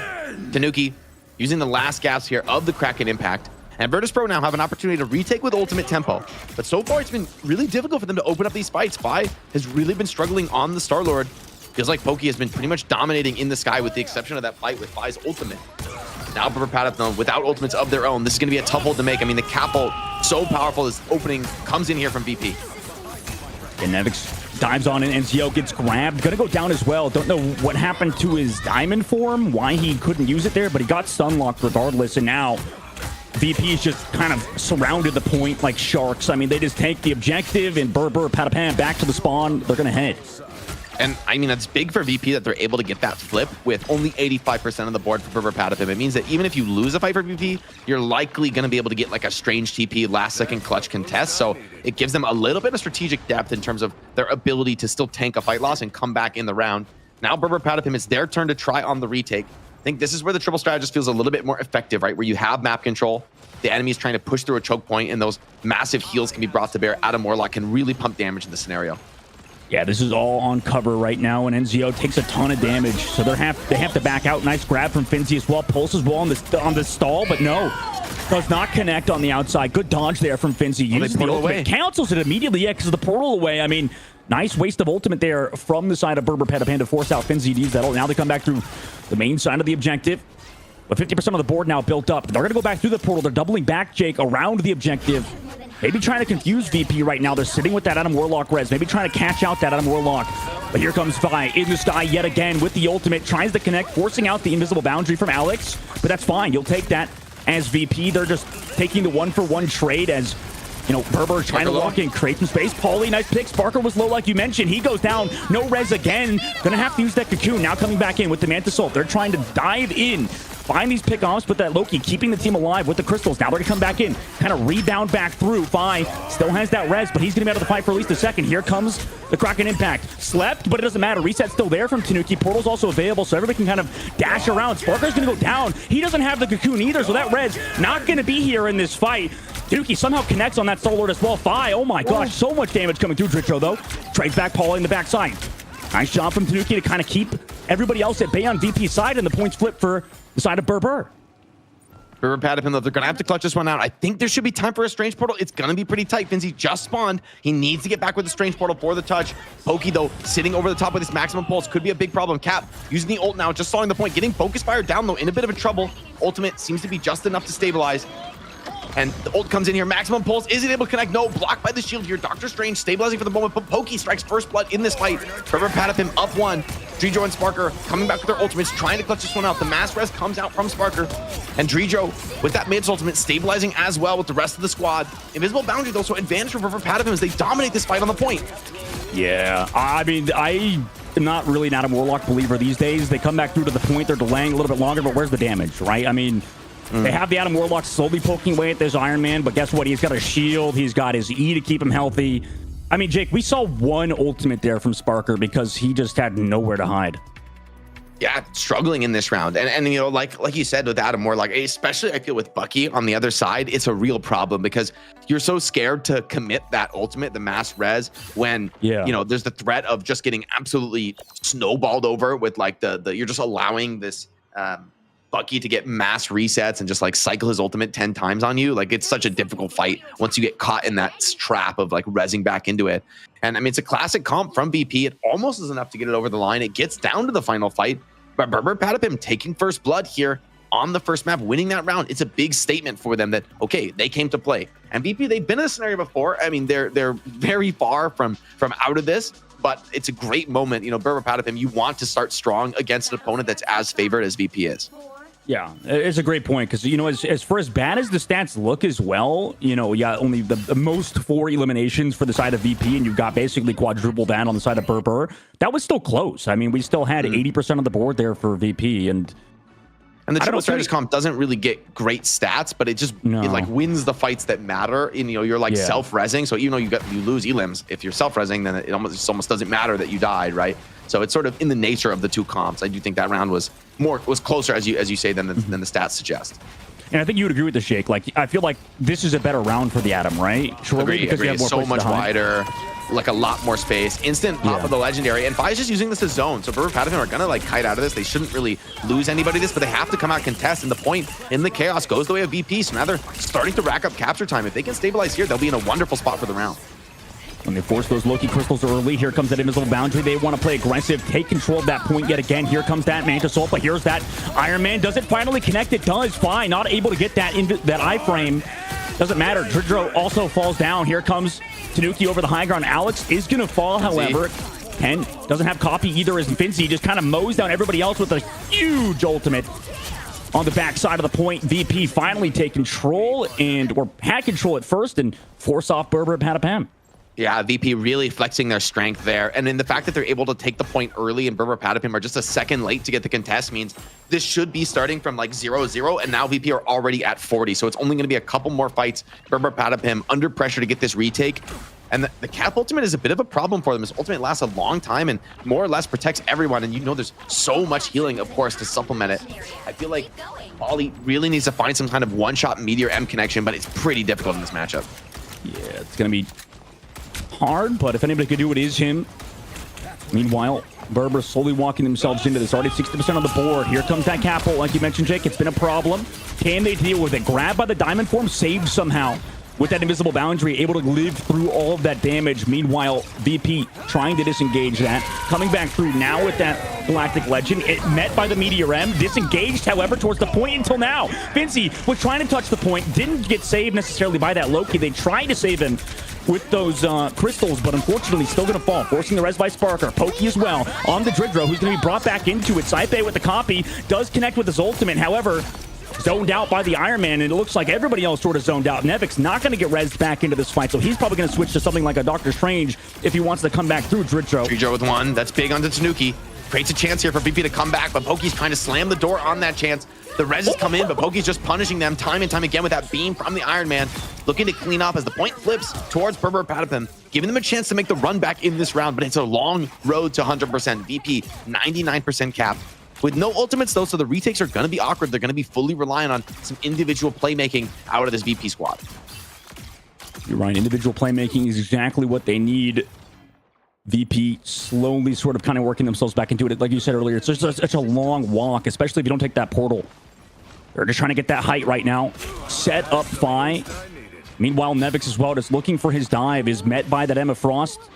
Kind of dodges back away from her, make sure he can't get grabbed. Looking for that Bucky and that Invisible Woman, maybe even that Loki who's on the height. That's such a strong spot for Loki, by the way. Just sitting above that point, kind of securing all of this Vanguard aggressive play. Alex able to pull back in Fi, gets rid of him early. Does he have that res to come back into this fight? He does, but Sparker falls as well. Does he have his own cocoon to come back in? It might not matter at this point because you've lost everybody. You might want to save those cooldowns for the next fight. I love the aggression out of Brr Brr Patapim. As soon as they find that pick, like, you know, you do have that self-res cocoon, right? But that takes time. You're out of the fight for at least a few seconds, and usually you need to reposition a little bit before you pop it. And so for Brr Brr Patapim, they take those moments and they strike, turning 1 kill into 3, 4, 5. And at that point, the self-reses are just meaningless from Virtus.pro. They can never stabilize. They don't get the chance to retake position. And Brr Brr Patapim are in great position. It's many, many ults to be deployed in this fight. It's a cheeky high ground play, though. I wonder if they're going to be ready for this maximum pulse. They have to be. Legendary. Invisible Boundary met again. Here comes with that maximum pulse over the height. Oh my goodness, Saipei there just in the nick of time with those crystals to keep his team alive as well. Or it was the Soul Resurgence, maybe the Soul Bomb. Regardless, they're able to live. Here comes the Invisible Boundary on the backside as well. Five forced away. Is going to get found. Doesn't have that res either unless Sparker connects with his own res in a second. Dridro goes down as well. This is going to be last fight territory, basically. So Fi is now out of it. Dridro does have the cocoon to come back into it, but guess who's still here with the Kraken impact? After this cap ult, this could go huge if they don't lose anybody. Dridro is going to come back through. Hook, miss. Fi comes back into the fight. So they have everybody here. VP does. Sparker as well. Sitting with that Resurrect, ready to go. Both teams not really using their ultimates just yet. Both kind of feeling each other out right now. Nevix goes into the back line looking for that dive. Saipei's able to find NZO. No, that's a huge pick off. Also, Pokey goes down. Fi just sitting above this back line, kind of free farming, and everybody is just tunneling. Finally, VP able to get it over. I think it was a pretty scary moment here with Tanuki thinking about going for the clutch here with the ulti, but instead is going to save it for round 3, and that's a big round to win for Virtus.pro. They were in a rough spot there, able to bring it back, and I was thinking the same thing. I thought, okay, you might have that res, you might be able to get a mass res off, but if Tanuki is cycling his ulti on you, if he's hitting you with that Kraken impact, you were going to be in real trouble. VP are just barely able to start getting those kills in before the end of the cap ult, before they become really vulnerable to the counterattack from Brr Brr Patapim. But that's way too close for comfort for a team like VP that's used to having a relatively strong margin of victory. That must have been just like some expert positioning by Fi there. I mean, like, yeah, he's 10 and 11. You could call it stats however you want, but like you said, Jake, this isn't about the stats, this comp, right? It's just like constantly resing, being alive, being in there, and somehow Fi is like on that flank angle, able to find the damage onto NZO with his team. And I don't know, like, do you think that maybe they were a little too safe with Tanuki's ultimate, Jake? Yeah, I thought there might have been a window to start counterattacking a little bit earlier. I think the cap ult just pushed them back into a position where they just couldn't fight effectively. Like Loki was in a spot where he's down on the low ground. It's like just awkward for him to really get back into the engagement. Maybe they could have even given up the point and kind of come back in overtime, stall out. Like NZO dying there is definitely a big problem for them. Like if they had just lasted a few more seconds, even if they give up the point and maybe use that overtime, like that's the type of play that I would expect out of VP. And maybe a tiny difference here between these teams. Still, it's 1-1. It's anybody's game here on Krakoa. Virtus.pro, they've got the Saipei copy, so they're going to have something that they can flexibly deploy into this, and it's a big potential blaster barrage already. Fi so aggressive and dealing with a lot of these important skills. Yeah, just diving on in there. Here comes the Soul Resurgence, met by the Invisible Boundary. Here comes Pokey in the Invisible Boundary with the pulse. Gets grabbed out of the air! Are you kidding me, Finzi? That was disgusting! Now Saipei's able to follow up onto Alex, also into the sky into Pokey, and then what a beautiful play by Finzi. Chef's kiss. So immaculate, right? Shutting down that Iron Man ult, that's been a huge playmaking tool. And I mean, no one I think has been better, frankly, in the world on the Emma Frost at shutting down some of these big plays, whether he's grabbing people out of the ultimate, canceling it out, or just with the perfect timing on the shield blocks. He's shown that week in, week out. I think there's a reason that VP prefer this pick priority, because that means they get to protect that Emma Frost every time. They think Finzy's the best in the world, and honestly, I think they're right. This guy is on a different level, and now with some significant ult advantage and point control, VP stand in position to potentially secure this opening map on Krakoa. Pokey living up to his name, just trying to take down these clones, take down the shields. Here comes an early ultimate by Finzy, creating a little bit of space. Tanuki's kind of hiding around corners, making sure he doesn't get hit by the Psionic.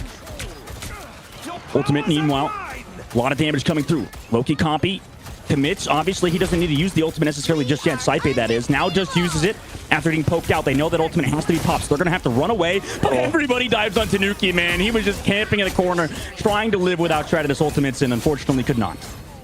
Man, VP is so good at like playing those long passive fights, especially against the invisible boundary where you're a little bit limited as Brr Brr Patapim. You need to fight in that location. You've committed that like this is where the strategist ult is going to be. You cannot move around with it. And so Virtus.pro just hang back at the back of the point. They keep control. And then as soon as those ultimates start to time out, they immediately pull the trigger. Wait, they could do like a portal Iron Man ult play, because you can't hear it on the other side, I think. Yeah, here it comes. Pulse on this side. Does it connect? Instantly shielded. Finzy's ready. He's too good. Like, he's too good. And now coming out of this portal is scary. You see, Iron Man is kind of worried about this coming in. You really can't see the fight around you. You're in a very awkward position. They're going to go in, but Nevix is just keeping everybody up with the ultimate. Dredro now falls up his own, but does get focus fired down. Brr Brr Patapim, that's a massive kill. And finds in the sky, met by the Meteor M, gets blown up in the air, by the way, not able to throw it out. And man, this is just falling apart for the side of Brr Brr Patapim. How the first two maps have gone. I mean, this is vintage VP at this point now. Tanuki able to take down Nevix.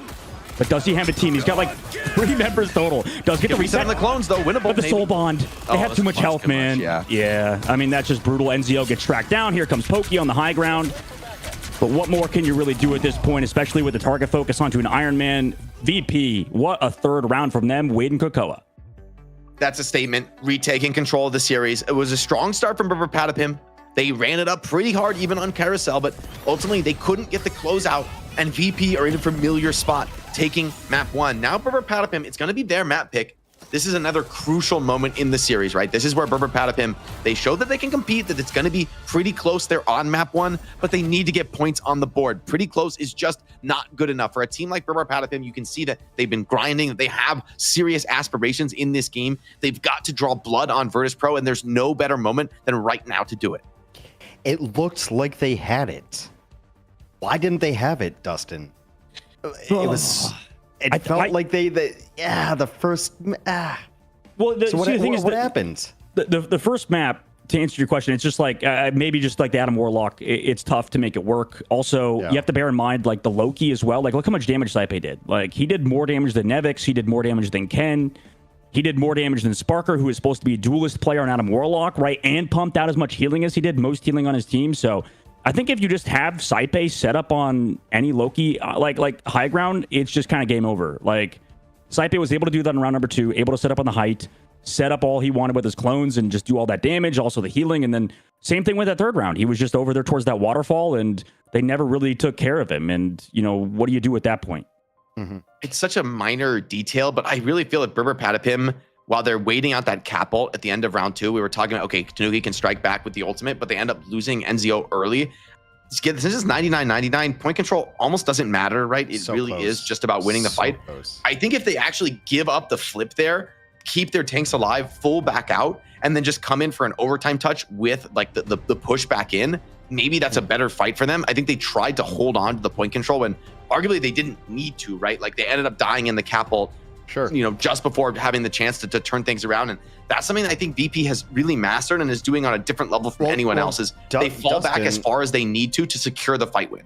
Well, Dustin, as close it was as it was, it seems like they only need to make a small change. What's the small change that they have to make? Oh, I don't have a good answer for this one, Hex. It's only because, listen, I just don't think they should change anything. I keep asking you very hard questions. That's it's just not it's not like a global tweak that you like, just do this and you're gonna be VP. It's like every scenario, your read has to be so clean. Like, you have to make the right call. And what happened in map 2 is not gonna happen again for the rest of the series. There's gonna be a different problem you have to solve. VP is gonna put you to a different test every map. And the key is you just need to be mentally ready to make those calls in the moment. And we don't know what they are, Brr Patapim doesn't know what they are. Let's try to figure out what the next problem might be, and the next choice that they have is going to be map choice. Is there something that helps them out in a map choice, Jake?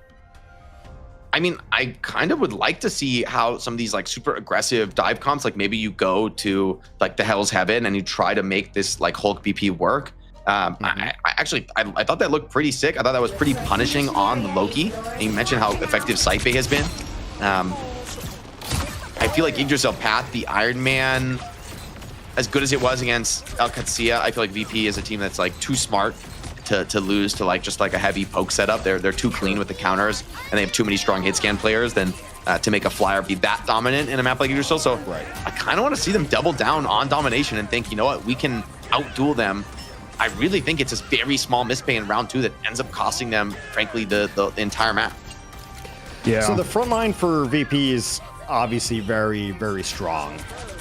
If you were to 1v1 a damage player, Dogman, which you would never have to, but consider it hypothetically. What do you do against Sparker? Because Sparker's one of my favorite and most versatile players of all time. I think he's so good at everything he does, and why Sparker's good is he can play like 5 different things, right? So what do you do if you're a damage player, if you're a DPS player on Patapim? I mean, I think it's just keep forcing him to play the Adam Warlock, honestly, just because at least he's not on one of his other heroes. That's the way I see it. Like, as long as he's on a support, like a strategist, I'm happy with that. Like, obviously, Adam Warlock, not necessarily like a full-blown strategist, definitely more of like a duelist. And the only reason they're really playing it is because they have those reses, like, just constantly up. Sparker, it's the only problem with Hela. Like, people are wondering, I imagine, in chat, like, why do they not just play Hela versus the Iron Man? It's because, honestly, Adam Warlock's like a better version of Hela. He just kind of is, because Hela doesn't have 2 lives. Yeah. Exactly. And it's just that Adam Warlock gets the value, has the soul bond as well, offers more to the team. It's just a lot that character does. But at least, you know, the thing is, he won't be doing as much damage. So that's some solace you have, is that at least Sparker's going to not totally destroy you. But like you said, if you're not dealing with Sparker, you're dealing with Sight Bay on that Loki. So, how do you think you feel as a team right now of what just happened for Patapim? Like, is it a nice thing that you were very close to beating the other team, or is it a sad thing that you were very close to beating another team and then they still beat you, Dustin? I mean, I think Jake's gonna say the same thing here. Probably. I imagine they're just like, we threw that, right? Like, for sure. Like, I think in their comms, Burr's like, no, like, that's kind of the cope of a pro player. Like, you're just always like, guys, we threw that, we threw the draft, we had it at this moment. Yeah, we had it, exactly. It felt like they had it, and they kind of did. So in this case, I would kind of agree with that. It just feels like, you know, 1 or 2 mental lapses cost them that game, and if they just kind of lock in, they'll probably win Hell's Heaven. Yeah, Hell's Heaven's coming up, Jake. Yeah. What do you think on Hell's Heaven? The res comp, I think, if we think about the success, Brr Brr Patapim, and just playing the really high tempo, I would say on map 3, the res comp looks pretty insane on Krakoa. Like, once you get there with that range that Adam Warlock's able to play, and you got like Loki sitting at the back, it's just so awkward to like play that fast tempo. First ban Warlock, of course. Obviously not. No. I don't think they can ban. I think they should want it. I think Dustin's exactly right. Actually, you want Sparker on Adam Warlock. It's not that he's bad at it or that's not a good strat. It's just that might be your best matchup, because I like that Brr Brr Patapim, when they were able to grab the tempo for themselves and play super aggressive, they were able to punish a lot of these scenarios. Virtus.pro can have an interesting decision here in their first ban. They could ban out the Emma Frost for Brr Brr Patapim, and it seems like they're going to do that. Usually they protect it for themselves almost every game. Well, to loop back to the original question you had, Hanks, what's the switch? I know a lot of pro players are kind of hesitant on Bucky right now. Like, he's a good character, don't get me wrong. So maybe the switch is to play Wolverine or something. Like, just switch it up. I know that Wolverine, like, theoretically, there's no Groot on the other side, so it's like you don't really necessarily want to play it. But like, maybe I mean, maybe they just go the thing. I guess there's like counterplay to it, but at least like I feel like the Bucky is necessarily just not as part of a carry sometimes. Like we said, like it was just countered at the very end there. I do like it for the Rescom matchup, though. I actually think that's where Bucky's maybe at his best, because I think cycling on the Loki clones is kind of broken. Like when you're able to just like, you can like keep your ulti alive through an entire he support deletes the ulti, Loki clones too. And then you also can like punish the Adam Warlock res incredibly well with your ability to like if you can chase down those low players. So does Last Stand. If you ult on Wolverine, you just like slam dunk into it, stun everybody who just got res too. But I mean, you're right. True. Like it's a tough I just think choice VP has shown yeah. they're really good against Wolverine. Like Yeah, they yeah. don't get caught. They protect each other really, really well when the Wolverine does snatch somebody. So- like they are really, really smart in answering that comp. As a viewer, like I think like, hey, Wolverine makes sense against Virtus.pro because they have such a strong tank line, right? Like I want to make myself be a problem for the tanks. And then I look at the rest of Virtus.pro, I'm like, oh yeah, I need to make myself a problem for everybody, really. So like, what would be the call to make them uncomfortable? Because at a certain point, you need to make Virtus.pro uncomfortable, Jake. I'm with Dustin. I think you don't change pretty much anything here. I mean, they have protected the Luna. Oh yeah, they did the BP. Yeah, they did the BP, dude. We forgot about that in the last series. I think series. this is actually a smart protect here because I think if VP were smart, they would ban this just to take this X Factor individual player that is really good on this. I think the group ban is actually a mistake here from VP. I think showing the BP protect is like Brr Brr Patapim have no intention of ever playing Groot in this map. I really don't think they ever would. They didn't play it at all last series, if I'm not mistaken. Even when it was unbanned, and I think they're going to bring that fast tempo style and try. I mean, talked about Scythe being a problem, Sparker being a problem, some of these like more backline damage dealing heroes. Well, what better way to do it than to just skip the front line and go straight in after those greedy strategists? Straight to the back line. Hell's Heaven.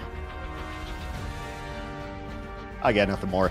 We're going to Hell's Heaven. Yeah, Dustin, Jake, take it away. Thank you, Hanks. No, I mean, this is. I think Hanks is in shock because of how exciting Europe is now. Again, like it feels like this is the most fun series we've had already, and it's game number one. Now, we've had some awesome series in EMEA. Don't get me wrong, but I mean, it does feel like there's some hope in the scene, regardless of what happened on game one, right?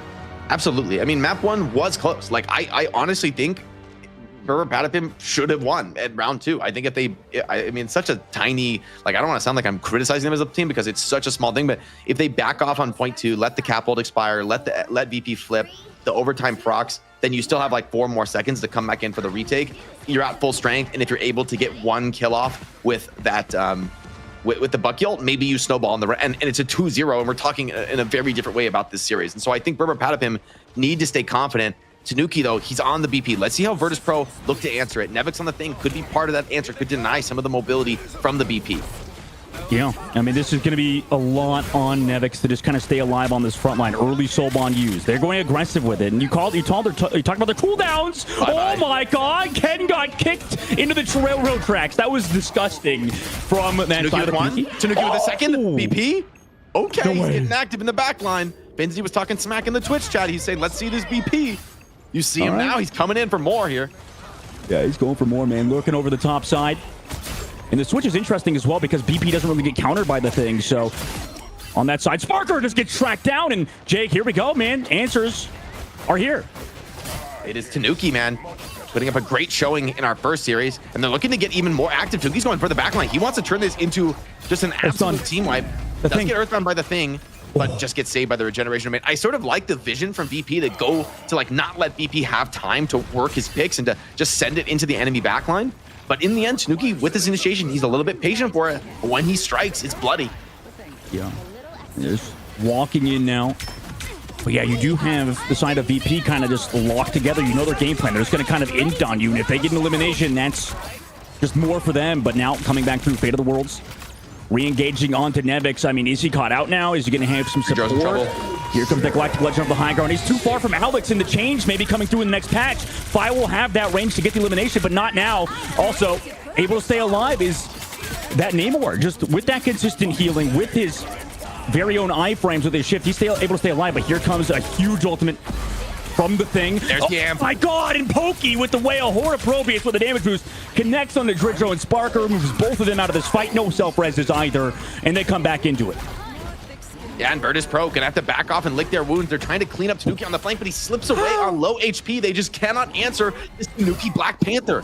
He is dominating Virtus.pro here on Hell's Heaven. It's gonna be one last retake. They only have the mass res to work with, and Tanuki sitting on the BP ult. This is a scary moment. Somebody has to answer him, but he's in such great position. He sees everything here. Oh my God, they're all hit by the Vibranium mark here on the right side. Dashes in, dashes it again, throws the spear, dashes out because he knows he's a target. Can't kill that. I mean, he's just too fast. Maybe the Redditors are right. Maybe Black Panther is not eliminable. How do you counter this? Right now, Soulbond Keeps everybody healthy for now, but the resets are here. Tanuki patiently playing it, right? Just looking for the targets. Born again on the backside, on the inside angle. They are connected with that Mantis ult, and he throws his own ultimate out there, but unfortunately still alive because of that Mantis. But all of those ultimates will surely run out soon. Vi still with that Galactic Legend. What can he do? He's against so many ultimates on the backside. Fate of the Worlds there from Ken. Alex also has his Fate of the Worlds afterwards. So what do they do on the backside? It looks like they lose both of their supports. Galactic Legend's a little bit too late, and this one might be over for VP. I mean, surely he gets one. Rez also comes back through, maybe. Okay, that could have been called too soon. Yeah, the dance floor. I mean, that should be the final nail in the coffin. Brr Brr Patapim fighting strong. Vi has to back out of this. Nevix probably going to hold on to this ultimate for the next round. And Brr Brr Patapim serve up 100-0 of their own. The Black Panther Protect paying dividends. Virtus.pro, they knew this was coming. They brought out what they thought was the best response, and they got work. Tanuki, pretty sure he's deathless in that round, created so much space. They're constantly looking for him, and they can't find him. The Redditors are right, Dustin. Dude. I'm sorry. I bow down to the gold players thinking Black Panther's broken because... Dude, maybe it is, bro. Like, maybe it is. Tanuki is making me believe it. Although I will say in gold, bro, Tanuki ain't in gold, bro. If the Black Panther is working him over in gold, they're not Tanuki. Yeah, Tanuki plays in gold and he gets reported for cheating. So, and I don't even know what you would do on Black Panther to cheat. Maybe like wall hacks, I guess, or like... I don't know. Maybe we probably don't talk about cheats, but regardless, now VP has to mix it up here. They're playing on Iron Man and Bucky. I mean, we know VP to always have answers here, Jake, and this appears to be their solution. Dude, we just got to... I mean, I love the odds of just watching the VP cam. I mean, we almost never get to see Black Panther. Wait, look at their comp, man. Oh, no way, bro. Is the fantastic the answer? Is this the answer the Redditors are looking for? Wait, this is crazy from Pi. So much like, and Nevix is over to the group, though.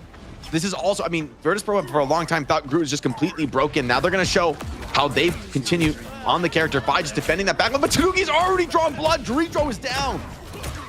EMEA is wild. We have Mr. Fantastic, Black Panther being played at the highest level of the game. Here comes that Groot as well. Nevix trying to get some space, but gets connected with the whale. Actually, no, dodges that whale. Also comes back to the team. Is that Mr. Fantastic, right? They do have that sustain with it, and also they're deleting the Hulk, but it doesn't matter. Tanuki just has far too much damage, man. The regeneration domain on the Hulk was massive. Now he's grabbing, controlling this Loki in the backline. Needs a bit of help, getting so much heals on the Monster Hulk. I love the way the team played around that cooldown. Giving him the regeneration domain allowed him to get so much more health and really extend the duration of the ultimate. Tanuki, once again, very close, gonna get the ultimate almost instantly in the start of the next engage. And VP, this walk-up is fraught. This is such a good VP map. He can strike from so many angles. And with the third person, he knows exactly where VP are walking up.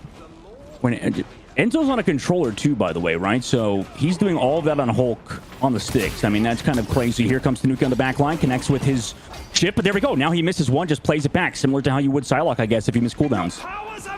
Yeah, I like the patience. No regeneration domain.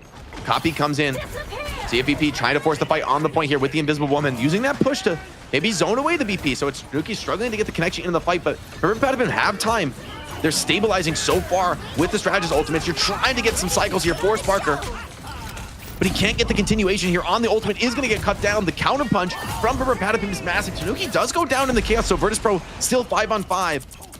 Finzi trying to get value out of the MF Frost ultimate. He's kind of caught in the corner, doesn't want to get too aggressive, scared of the threat of being turned on, and Brr Brr Patapim dominating this fight once again. Yeah, I mean, they're looking so good right now, and this is the problem with Bucky. It seems like I've heard Bucky, you know, really good versus Groot and stuff. Like, you can get those hooks, but it's very reliant on the hooks, right? Especially on these dives. If he can hook Tanuki, that's massive, but... It's such a hard... Hitting the skill shot against a player as mobile as Tanuki is. And look, Tanuki here, you see him on that wall hack here, third person looking into the back line. And you really don't have many defensive tools here for Virtus.pro. It's just going to be reliant on the cooldowns. Vi does take down NZO though, so without the Hulk, maybe it's a little more awkward. Instant burst here, Tanuki. Oh, regeneration domain comes out, but Dritro is not in it, cannot be protected. And now the front line is crumbling. Brr Brr Patapim wiping the floor with Virtus.pro. It's going to be a 2-0 here on Hell's Heaven. A statement victory, evening up the series here for Brr Brr Patapim. Are you kidding me, Brr Brr? How do they get it done, man? 1-1, tie it up.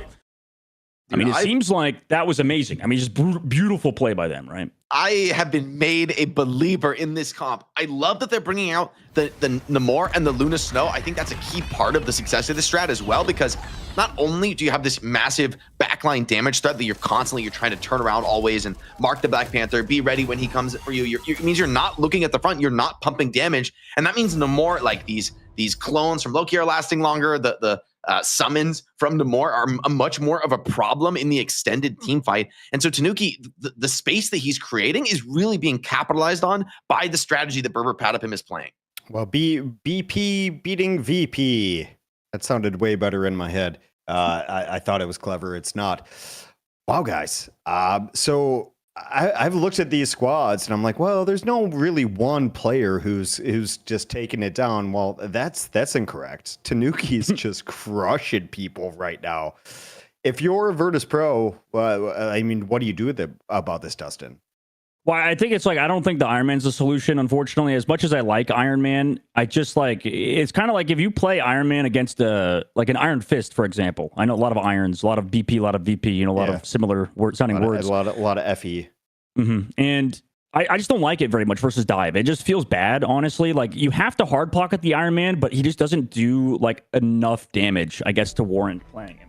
Because the problem is that you like play the Iron Man, you get dove on by Black Panther, and especially on that map on Hell's Heaven, like we talked about, with those like low ceilings, with the entrances like being so straightforward, and with the like the Loki positioning stuff, where you're going is known by that defensive team. So if that Black Panther is on you on Iron Man, you're breaking your wrist to try to track him with that beam, or you're breaking your wrist trying to track him with left click. So it just feels really bad. So Jake, you've been talking about how the Black Panther's been a problem for, I mean, with the previous match and now this one. What do you do? What do you do to deal with it? What's the hard counter? BP is extremely map dependent from what I've seen. Like, Hell's Heaven looks to me to be the best Black Panther map in the game, and I think the fact that Brr Brr Patapim pick it here in this position against VP says that they have the same read. Like, this is their best counterpunch map, and so they go to it. They're able to even up the series 1-1. They also got a couple other key tools that they wanted, such as the Namor Luna Snow combo. I do think that's sort of slept on as actually an important aspect of this comp. As much as we're on the Tanuki cam and he's carving it up, you know, if the front line weren't pumping so much damage from Brr Brr Patapim, then Tanuki would be under a lot more pressure to move quickly. Like, he has a lot of time to work with because the rest of his team is actually fighting incredibly well in the front line. It's not like they're just crumbling, waiting for him desperately to go on the back line. And so I do think that it's a great map for Brr Brr Patapim. They're striking back and evening up the series, but now Virtus.pro, just a map pick should be enough to probably take Black Panther out of contention. You know, you go to like a very wide open map, and I just, even if it's unbanned, I just don't see Tanuki bringing the character out. Okay, so what is your map pick then if you're Virtus.pro? Who's a team that has not had to pick many maps, by the way? They're not used to picking maps. That is true. We don't know what they like to play because they rarely pick maps. They're just like more or less, you know, like letting the other teams dictate the series. So I'm curious from their perspective what they feel is their best map. I think there's a combination of wanting to go to a map you're very comfortable on and wanting to probably go to a map that is a little bit more open and deals with this BP strategy. Mm-hmm. Yeah. Getting rid of the flankers. Go ahead, Dustin. No, yeah, I mean, it's like, yeah, just probably same as last series, go to Idrisil path. It feels like that. I mean, obviously they probably go more off of like win rate and scrims or whatever. Like, I don't know how their practice is going, but that feels like a map everybody likes playing on, no matter what. Could be team you Midtown are. Is another thought, to be like a little bit more front to back, is a little bit more choky, and I just maybe, yeah. I guess it's like you just like you said, you still want to make sure they have those flank angles for sure. I wonder what they play, because if we see, I don't know if we'll see triple res on a non-domination map. I don't know if that's very good on like Convoy, but if we see that Iron Man mirror, I mean, it looked like Brr Brr played that pretty well last time, and VP loves to play it, it looks like. Well, it's whole of Qadsiah. Oh, okay. To Qadsiah. I don't know. Qadsiah. The D is silent, more or less. I thought it was right. Yeah, I thought it was Qadsiah. What does this mean to you, Jake?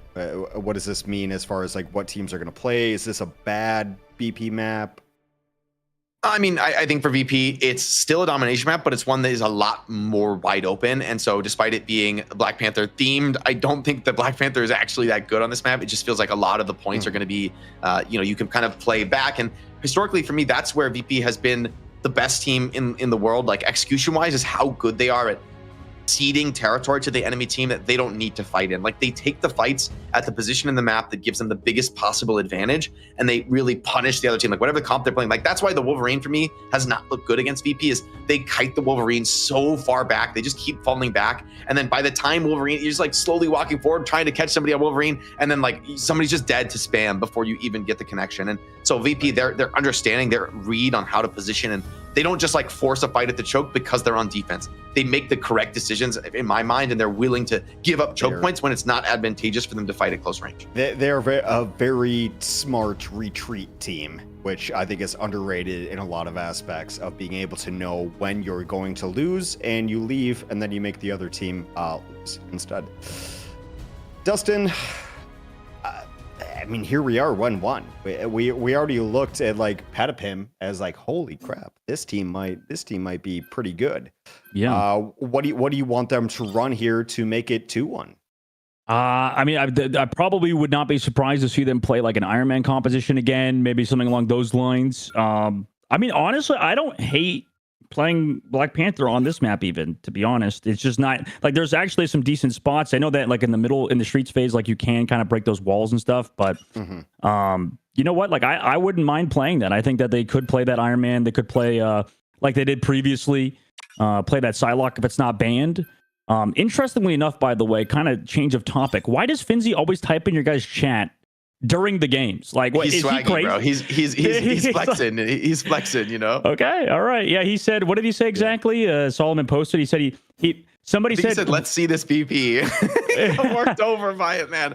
So, all right, you know what? I will give props to Finzi. Like, when you're a team like VP that is like giga slamming everybody, the only way to go up is to style on your opponents by typing the Twitch chat. I'm in full support of right. Taking a little bit of it, like distracting yourself when you're in the match. Like, if you're a team like VP that just only wins, you got to give the opponents some kind of chance. You know, you got to flex on them. You got to assert your dominance. Exactly. It's like OG esports, right? Like, you got to have a little bit of fun with it, man. If you're on top this long, tweeting from the cart is old school as hell. Yeah, it's fine. We respect it. We respect it, actually. He said, but the thing is, what if they lose? Yeah, what if they lose, man? Oh my goodness. Exactly. That's why I wanted to do it. You know, I'm trying to goad them to have a little bit too much fun so that one of these teams does get the upset, because we want to see that, right? I think the fans, as much as like VP are an amazing team and like they deserve all the success that they've had, come on, you got to start rooting for the underdogs when a team drops 13 consecutive championships. I think, well, you know what's interesting? Well, no, they've changed up. They've gone for the Loki this time instead of the Psylocke. So now that's going to get through. And honestly, I don't mind that for Brr Brr. I feel like, I don't know how you guys feel about this, but when teams kind of pivot to banning strategists, as much as strategists are like meta defining and stuff and strong, it almost feels like it's kind of a bait, right? Like, I feel like when you ban strategists, you're not banning out any specific strategy. Like, yeah, you do a good job like getting rid of strong heroes. Don't get me wrong, but like, it almost feels like that's working into Brr Brr's favor, because then they get like that Psylocke. I agree with you for the most part. I think the exception in my mind is when you get Loki Luna and you deny it from the other team. I think this strategist duo is still has been broken from day one. Marvel Rivals. You can't just play like Invisible Woman or something? I think it's not as good. I think especially like for VP, like they're so good at kiting Invisible Woman ults because you commit to a certain position with the Invisible Woman ult. If you're able to get the Invisible Woman ult off and it's like right on the objective, and the enemy team, if they back off, they're giving the flip to you, like that's great. But a lot of times you get your Invisible Woman ult force away from the objective, VP hard kites back, and then they just stabilize because they can move freely with the ultimate. So for me, the power of Loki and Luna to move freely with ultimates and to like, you know, to fully, whether they're pushing in aggressively, whether they're falling back, that to me is actually a big edge. I agree with you. It's not like a radical shift in the strategy, but it gives you, I think, a little bit more depth when it comes to how you approach. We got a couple more maps to go. It is 1-1 in EU. Virtus.pro, Patapim. Am I crazy? What? Yeah. Is this Halajalia? Yeah, it is. It is all, yeah. Oh, okay. It's easy to confuse the Wakanda maps. I got confused. I thought it was the other Wakanda map. Whoops. It's 1-1 in EU. We're replacing Jake after this map. We'll see you then. Guys. Take it away, Dog Bad.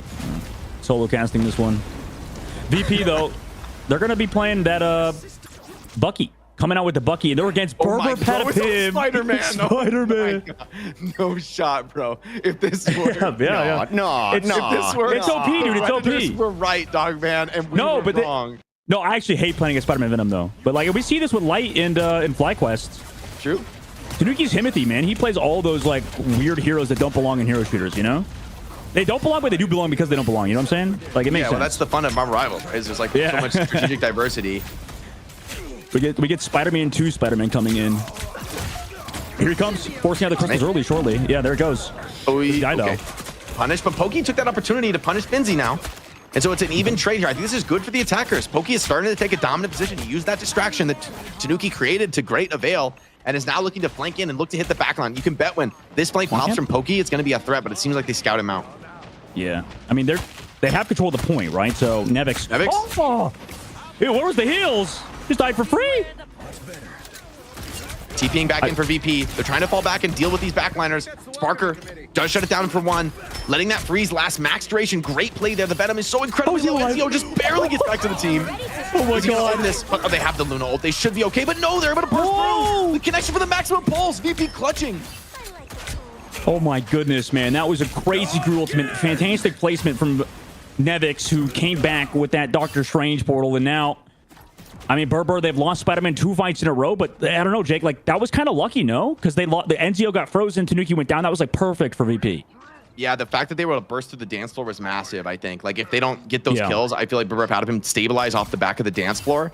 And now it's VP who are in a position to have the advantage in terms of those dance floors, which I think is massive because you can bring all the dive in the world here from Brr Patapim, but I just don't see... the Meteor M is, like, the only way you're actually bursting through a strategist ultimate. Venom's getting hard aggroed in the backline. Stabilizing right now, but they're able to nuke Finzi in the front line. They didn't expect him to be the one targeted. And Virtus.pro, a rare mistake, double support ulting. Oh my goodness. I mean, they're definitely screwing up now, but here comes the Meteor M over the height. Can't get beat. He does, Paulie. No. Traded out, though, by Pokey. On the opposite side. Oh, that was pretty far forward. Here comes the Spider-Man ultimate on the backside. Amazing Spider-Man. Not able to find eliminations, but does slow them down. Meanwhile, Nevix just kind of anchoring the point. This is what he does best. Alongside Finzi whenever he plays Emma Frost, just kind of securing that objective. Frozen again on the inside angle. This Luna Snow absolutely putting in work right now for the side of VP. Dridro has hit every single freeze. And we were questioning a little bit the Bucky, but Sparker is showing that this character absolutely still has a place in the meta, you know, especially against some of these high mobility divers who rely on the ability to constantly juke and dodge away. They don't really have the health pool to just, you know, properly tank through incoming damage. And Sparker has just been really punishing the divers, right? He's been constantly bodyguarding the supports, not necessarily planning to punish the vanguards for Brr Brr Patapim, but always denying any kind of these aggressive moves. Everybody is just playing hand-holding meta right now. It's good. It's hard to dive into this, right? Like, it's up to Poke, I think, to create those opportunities. Oh my! The ultimate's massive, though, because Hella's able to dodge away from the Groot connection. Fi able to get down Tanuki on the backside as well. Opening pick, so Tanuki out of the fight, but you do have damage coming in from the Goddess of Hell from above. Fi also just kind of plays back. His cooldown's already used, so he's not going to be tanky for this upcoming fight. Waiting to use that ultimate. I mean, 20 seconds left to go. It's pretty much last fight territory. You're still having to wait for Tanuki, who has to walk all the way back from spawn, use all of his cooldown just to get to the point. Here comes Paulie over the top side, getting beamed by Iron Man. That's so much free damage. Has to block back to the main. They do have Invisible Woman ult now, but guess what? Iron Man is here. I mean, this is going to be so gross from 5. He's able to get it off, but you do have Meteor M from NCO coming up. That can't counter. Here they come.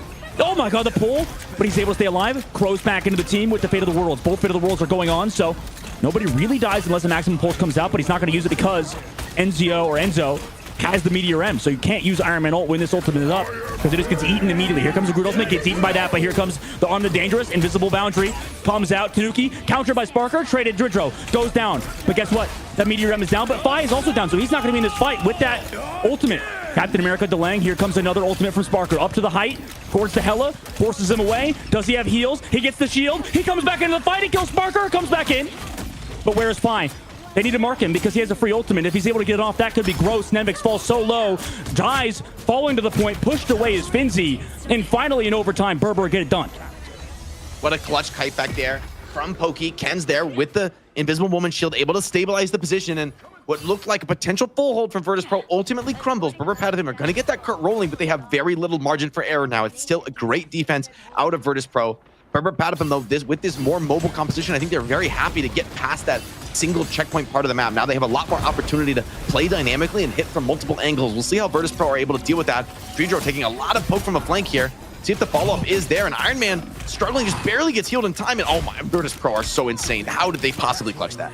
I think they might just have like the best support line in the game or something. Like that is. Yeah, that's a good reason. That's a pretty good reason. It's like that guy was 1 HP. I mean, yeah, he had his E up too. That's why Iron Man's so good now, though, is because you get overhealth whenever you go maximum overdrive. So now Fi just kind of spamming on this card. I mean, Enzo tries to walk up. You have a minute and 30 seconds left to go in the streets phase because of how long that first point lasted.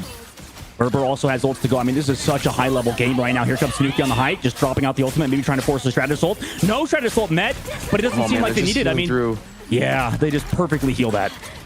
Yeah, it's a great shield by Ken, though, to get Tanuki out after the hook. But now Tanuki being chased, he's low on cooldown. Sparker smells blood in the water, able to strike. And Brr Patapim have struggled to find some key connections here. Around this point, this is where Virtus.pro chose to defend, like playing a little bit more on the close range angle. Pokey is not obvious to me how he can get value on the Hela in this position. A little bit awkward on the walk up. Finzi just punishing everyone as they try to take the map control. And Nevix on the Groot is a real problem, right? Stepping up on Iron Man is a scary proposition for NCO, but they've got to get on this cart. They've got to start pressuring it. Yeah, you have that Groot ultimate, like you said, that can get eaten by Meteor M, but then afterwards, Fi has his ultimate for free, basically. Paulie just trying to live. That's a lot of damage coming through. It's been multiple fights now where VP just has a player at 1 HP. They stay alive, and they just don't even need to use ultimates. Now, coming up on 5 ultimates, Saipe obviously used his invisible boundary in the previous one, so you do have Stratus' ultimate advantage. Finzi. How does he get that elimination? Yeah, just a miraculous kill there with the Mad Cannon. Now they immediately turn to the back and see how aware Nevix is, protecting those impressive supports they have. It's an early dance floor coming out from the offense. Virtus.pro are just kiting. They haven't even responded with ultimates of their own. They're going to be in a massive advantage here in this fight. Ken has a dance floor or has the invisible woman barrier here, but like they don't even force anything out of VP from that dance floor. That's a really rough scenario. Nevix is holding on to this Groot ultimate with the combo from Fi. This could be devastating. Brr Patapim trying to play it a little bit slower. Now they're caught. Invisible boundary isn't enough, just barely able to kite away. But the dance floor used so many ults from VP. They have double strategist ultimate to go through this long fight. Meteor yeeted into Narnia. I mean, they're still delaying it, luckily, but yeah, you have Sparker's ultimate ready to go after this captain. America ult. Saipe also has invisible boundary to Tanuki, who's going to have the Dance of the Butterflies up. They're playing it back. Freedom Charge is over. Here comes the fate of the, the Dance of the Butterflies. Able to get Trichel as he walks into the ult. Sparker gets one, comes back onto the back line. Another one. Give him 3. Give him 4. Pokey falls. Everybody else towards the payload just to get crushed by a Kraken. Sparker with a 5K. Okay, VP showing their strength here on the Hull of Jalia. Almost a full hold on first point. Brr Patapim just barely able to squeak it over the line, get that cart rolling, but only 100 meters to work with here. We need a very solid first point hold from Brr Patapim. I'm curious to see, will they play that dive style here on defense? Historically, this has been a map where I think dive has looked pretty weak to me. It's looked very strong to just play these straightforward poke comps. That being said, Brr Patapim did almost blow open first point with the Spider-Man, so I don't know what to believe anymore. I think the Spider-Man honestly was fine, Jake. Like it almost worked. I just feel like every fight was perfect. I don't know. Like you said, like the strategists of VP are just so good at, hitting their cooldowns, keeping their members alive. And it's tough. I don't know. Like Brr, I don't think they did anything necessarily that wrong. Like the only downside is like they played the Rocket Raccoon. They tried to like damage boost play with the See You Later, and they were able to get one, right? Like we saw with I think it was Finzi going down on the defense. But then after they came back into it down Finzi, they just like were able to get rid of the See You Later, and with that ultimate gone, they just had no strategist ultimates. I thought the dance floor pop from Brr Patapim was just a little bit too early. They basically popped it like as they're walking up, and VP full kited that ultimate with no ultimate in exchange. That's almost an unforgivable mistake there from Brr Patapim, that you can't get any ultimates out of the other team. For me, dance floor maybe is the best ultimate in the game. I mean, it's arguable, but it just has so much utility, so much value. Can even start damage amping when you're full HP. Like the fact that you can't force anything out of VP, I think that's where the defense really does start to crumble. Sparker, the punch back with the Kraken impact is devastating. Brr Patapim gonna go with the res comp defense here. And we have not seen them play this comp yet either, so I'm curious to see how they play it. We've seen them play it the other way around, for VP, the one playing that Iron Man comp. It's Brr on that map number 1 who played it. So buffs here. He's getting every buff from the team in the Iron Man, and Iron Man's one of those heroes who really does just make hay with those buffs and able to really pump a lot of damage. Sparker looking for a hook here, just barely not able to pull one in, but tank. Looks like he's dropping low here. Forces that soul bond out of the Adam Warlock, continuing this fight. Saipe has the first ultimate. Do VP want to pull the trigger? Yes, they do. They come early and fast. You don't have responses quite yet for Brr Brr Patapim. Strategists are trying desperately to keep people alive, but they lose one of the Vanguards. Ultimate into the backline. Strange takes it with his body. And it's a great offense for Virtus.pro. That was like a curved ultimate. That was insane. I honestly, Jake, here they come back through with the ultimates. Okay, they have 3 members of the team. We can talk about this afterwards, but it's all of the strategists. I mean, they're trying to turn themselves into tank. Here comes that Star-Lord. Galactic Legend into the Groot ultimate. Can they stay alive? Nope. Not even with the fate of the world. You have the damage boost on their side. Everybody else falls. You have Paulie show up through that strange portal, but nobody's there to touch, and they're all back to the spawn. Jake, this triple rest comp, if you play as passive... They're stalling. This is actually bad. If he gets stalled like this, Sparker is just like styling on him right now. If he dies super late, this could be a last fight scenario. This is one of those things that VP, like, they're just different, bro. They're playing the game on another level when they find value like this. Like, that could be the map right here. Like, Brr Brr Patapim, they need to just give up all of the map control until they get back. I don't think they can fight this 5v6, and Virtus.pro are trying to force exactly that. Well, and they were trying to switch off that Adam comp too, so... Yeah, that's a yikes for me, dog. It's basically game. Okay, they're able to get back around the corner, though, so they are going to stabilize for that one final engagement here, Brr Brr Patapim. Still a winnable scenario. They have a couple ults to work with. Doctor Strange would love to find a connection. Here he goes, pushing him, but yeah, you know they're way too good about that. He does still get a connection onto Nevix and Fi, but it's not enough to secure kill. Brr Brr Patapim under a lot of pressure here, caught in the corner. Fi is just dumping damage from high ground.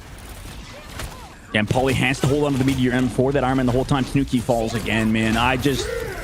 This is just getting smoked at this point. Here comes the Meteor M, just kind of out of desperation. Paulie able to get 1-2. Did find Dridro, so that's something. But now Iron Man is sort of free. Invisible boundary here from Ken.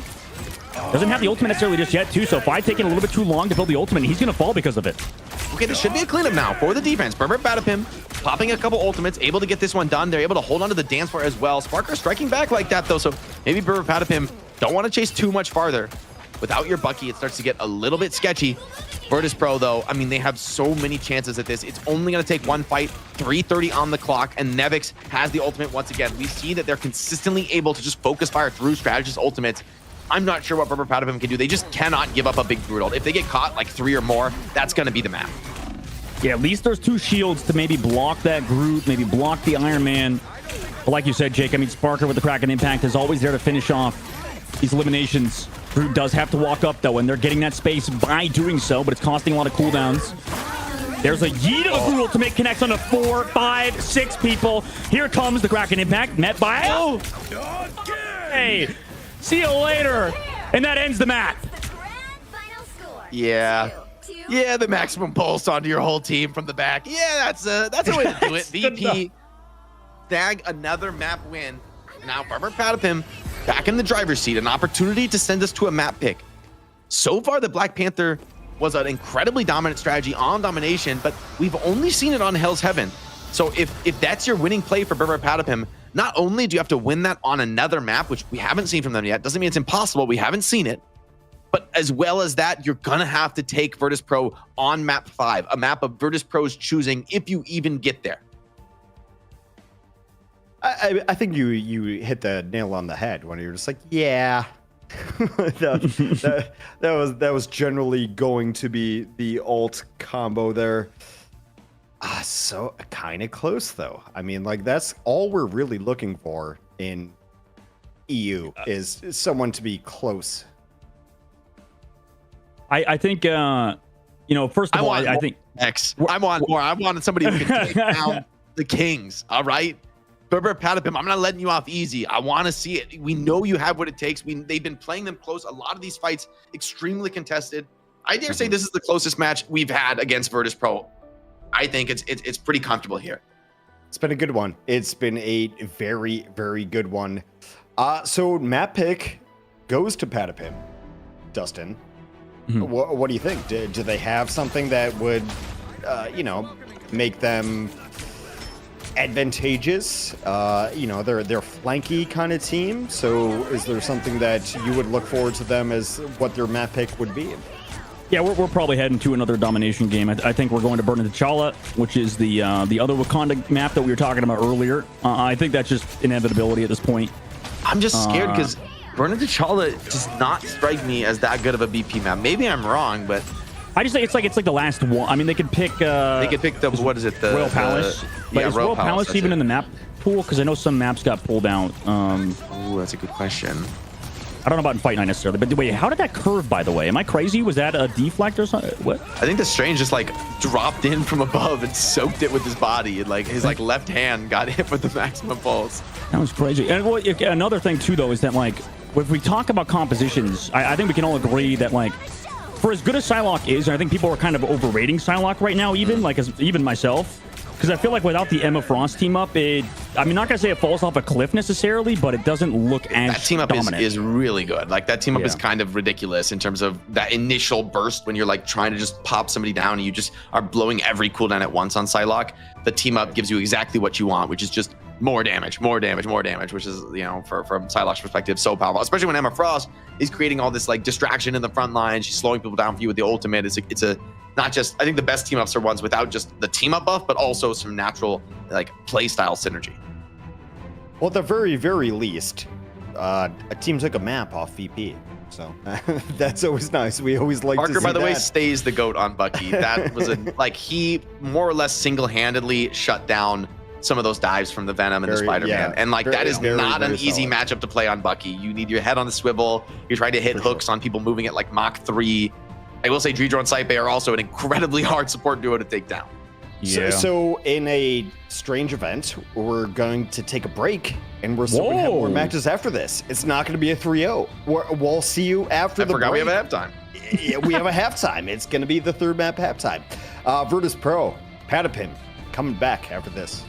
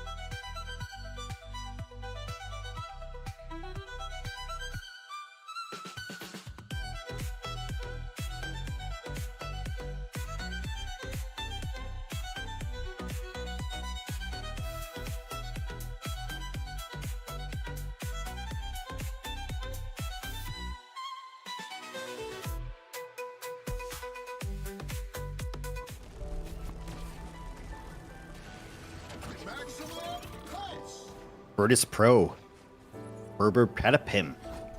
EU is competitive this week. It has been crazy good. You love to see it.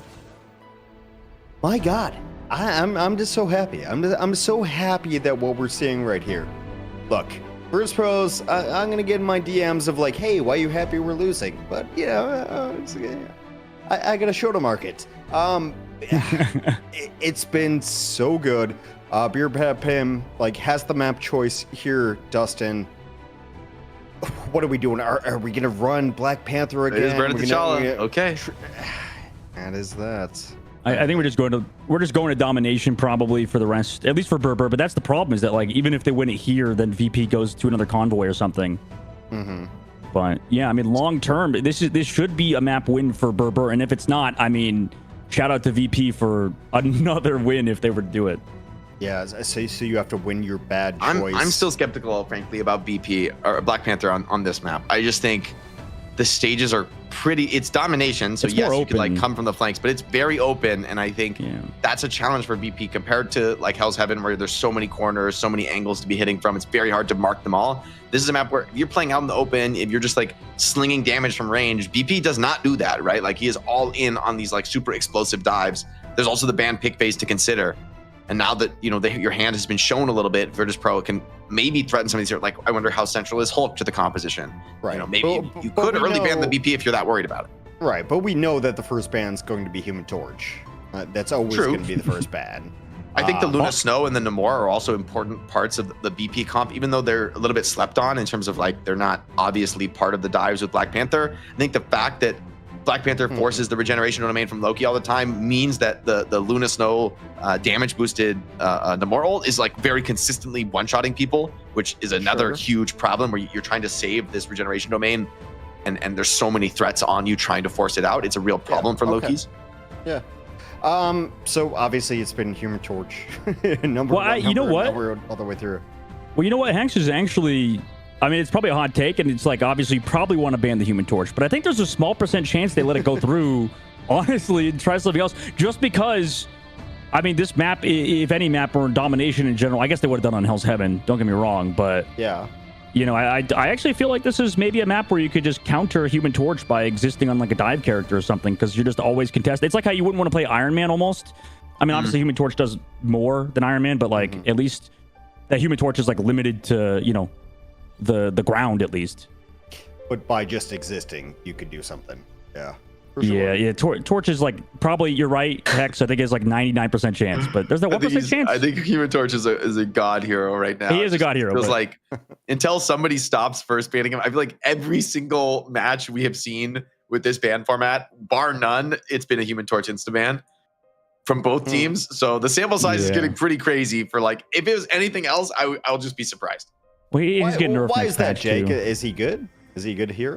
He's really good. I think he's really good. I think he doesn't tunnel you into any one certain comp, and I think he's just like he's like another hero that does what Iron Man does, like constantly pumping damage and spam. But I think the fact that you build these like on ground damage area of effect things is a real problem for these Lokis. Anyone who wants to hold down a certain position, you're effectively denying that position without even investing a hero into it. All you're doing is basically like leaving your fire on the ground. That's always the thing. It's like how the maps are designed, and like you're just like, hey, here's 90 meters of AoE damage. Like, what are you gonna do about that? So early bans are Human Torch, Torch on both sides, of course. Known casual hexagrams. Throws a softball question and then answers it himself afterwards as well. And it's almost like he's not a casual. Oh my god. He's faking. He's faking. Phony casual. Not casual. Hey, listen, I am a super casual. I am the best player in gold for sure. Yeah. What's going to be our fourth bans here, guys? I mean, it's probably. You can't call me a casual then not be smart. Emma Frost. I mean, I didn't have. I mean, it's like better. The thing is, gold is not casual because most people haven't gone out of bronze, so it's like, it's tough. But the Loki bans coming through again for VP. They really don't want Brr Brr to play that comp, like you said, Jake. I like the group ban from Brr Brr. I mean, Nevix is a huge problem on that character. They're going to protect the Hulk here. Okay. So maybe Virtus.pro wanted to bring some of that dive tempo of their own. I mean, in the past, they were a team that played a lot of Hulk or sorry, played a lot of the Thing, even when other teams were playing Hulk, and they kind of shifted the meta towards that. So the Hulk Protect is a little interesting here. Feels like we're definitely going to have a Discordance frontline based on I how like they this. ban I like the people. Namor ban, actually. I like the Namor ban a lot. Taking away that combo is... I actually think the Luna Namor combo is still good. Like, the one-shotting people with an ultimate is still good. Like, the fact that it kills through all the strategist ultimates, the only thing that protects you is the... is like the regeneration domain, I think is a big problem. I agree. They were telegraphed with, like, trying to play that because obviously, you know, you maybe think that they're going to ban Loki out instead. But now they don't want to play it on their side, so they're just going to ban it to make sure they don't also play the Namor. The Hulk, that is. That is interesting. So Loki's going to get through for VP then, correct? And then, you know, Brr is back to their whatever the hell they were running, Invisible Woman Luna, which is good. Don't get me wrong. But I think you were right. Which is interesting because I think they protected Loki Luna last map, but they didn't play it. They chose the Invisible Woman over the Loki. And I was a little bit surprised by that. I was really, you know, singing the praises of the Loki copied Luna Snow and thinking that it's still just like insanely potent. I think it is. Maybe they'll play it here on Burn It T'Challa. Maybe it's. I think that it's like theoretically, Invisible Woman is better for flyers, right? Because you can give your shield to the. That's true. You can allow your like single flanker with like high damage to just be a lot more aggressive. And if they're in that 1v1, they're going to be massively advantaged. A bit of the bubble play for Brr Patapim. Guys, it is 2v1. Virtus.pro actually kind of in a little bit of trouble here. We'll see. Take us away, Dogman. I'm in. It's all or nothing right now for Brr Brr Patapim.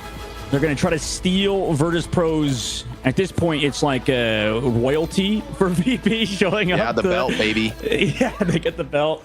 I mean, by the way, chat, 9.9k followers on the channel right now. This is a hype match. I know we can make it to 10k here on this stream. We're so incredibly close. So if you're watching, if you're enjoying this match, you're not following yet, we put on Rivals Fight Night every week, every Thursday. We are here with the best teams in both EU and North America. So please give us a follow. Let's get to 10k and let's get into this match, Dogman. Bridro gets dove upon already by Captain America. Pokey as well gets on to Spark. So Sparker kind of caught out there. Looks like trying to rotate towards the point, and really good target focus from Brr Brr, who are now playing Jeff, by the way. So we're back onto that cap. Jeff, that got through, and we completely forgot about it because, like I was telling you before, Jake, it feels like a lot of teams think Iron Man counter Jeff. Yeah, they're trying to just continue to play with it. Despite getting that first pick, it felt like VP, despite being down 1, they're just still dominating, right? They like just crush through Brr Brr Patapim. Let's see if they're able to continue to hold this choke point. This is an awkward spot though for VP. Like, how do they break out of this when you're surrounded on all sides? Like, Jeff and Cap are loving this scenario where they can just hit from different flank angles. Invisible Woman ult is popped, but you're not able to contest the point with the Invisible Woman ult. They're just pumping damage on Groot. But the defensive Invisible Woman cast from Brr Brr Patapim secures the situation for now. Connection on from 5, but not enough for kills. A good avoidance, and Pokey's there. I mean, 5's perspective, like, it just seemed like you threw the pulse out, dove back down, and some horror villain came and just one-shot you. So now, Psylocke ultimate to the backline, Groot ultimate committed from Enzo as well, and honestly, at that rate, it might have been a little bit overkill in terms of ultimates, but right now, walking down Virtus.pro, 5's over to Iron Fist, and honestly, don't mind that swap, but not sure if it necessarily deals with the Jeff. Dude, I'm still a believer in the Jeff Cap. Maybe there's answers, right, but I just think it injects so much chaos. And think about how good Tanuki has been across many different characters when he's on this space creator role. He's flanking you, he's hitting you from the off angles, and now with the Cap ult, they're just gonna dive in, attack as a full unit here. You can have a Frost ult all you want, but they don't need anything else but the Cap. Jeff looking for a big eat here.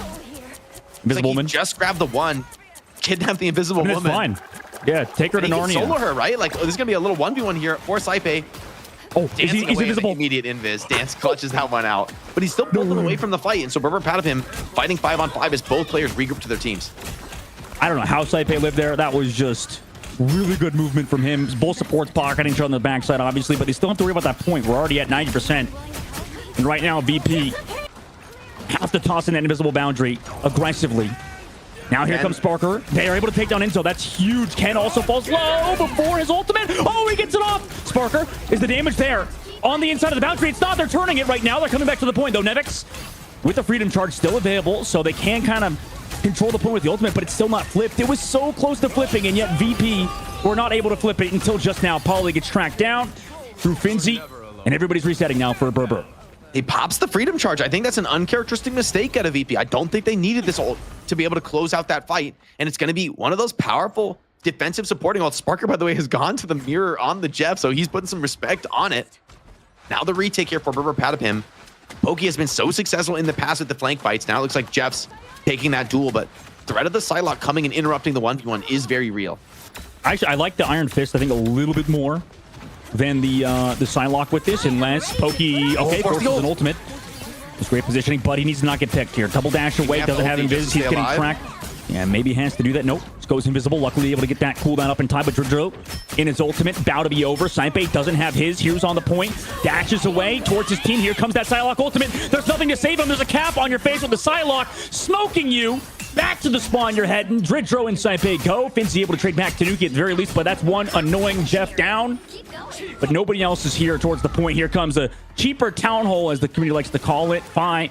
Kind of just bouncing around, trying to stall, right? Wait for that Doctor Strange to come back. Here comes the Jeff ultimate towards the point as well from Sparker. Does he connect on anybody? Looks like it's the back line. No, he missed, and he's down. Pokey takes down the Jeff who missed the ultimate, and VP's without the shark.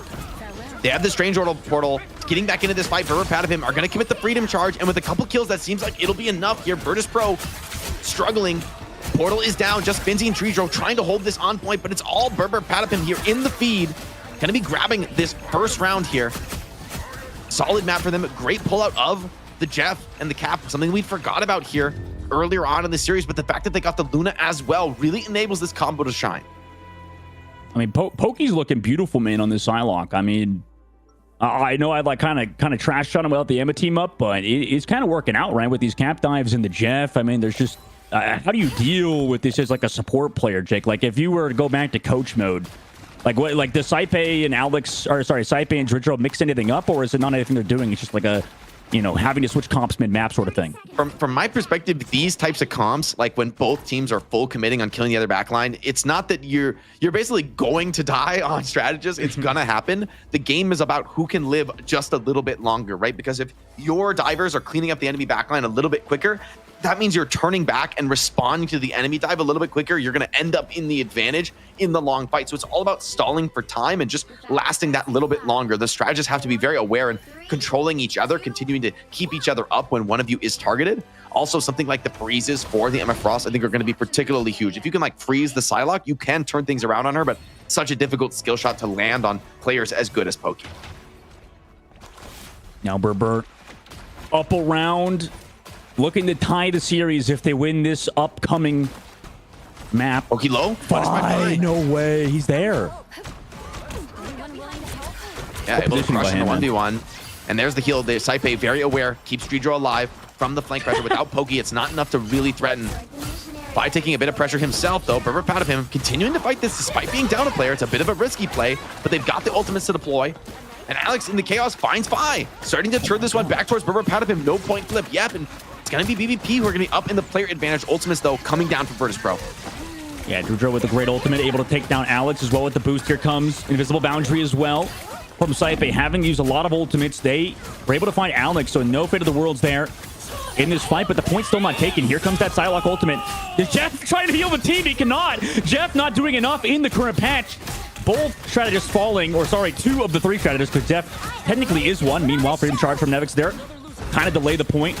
Without strategists now, they need to find elimination, but the fate of the worlds from Alex is going to be a little bit too strong here. Also, Jeff ultimate committed by Sparker. It looks like he did eat one, but Nevix kind of just stalling the point. Nobody has taken this objective necessarily just yet, by the way. This has been the 2-minute fight. Sparker with D, able to throw off Enzo. Here comes Fi over the height, just kind of punching towards the back line, forcing out that freedom charge. Not able to find an elimination just yet, but at least forcing away this Captain America. Coming back to peel off the Jeff. Point still not taken, by the way. VP lose Sype.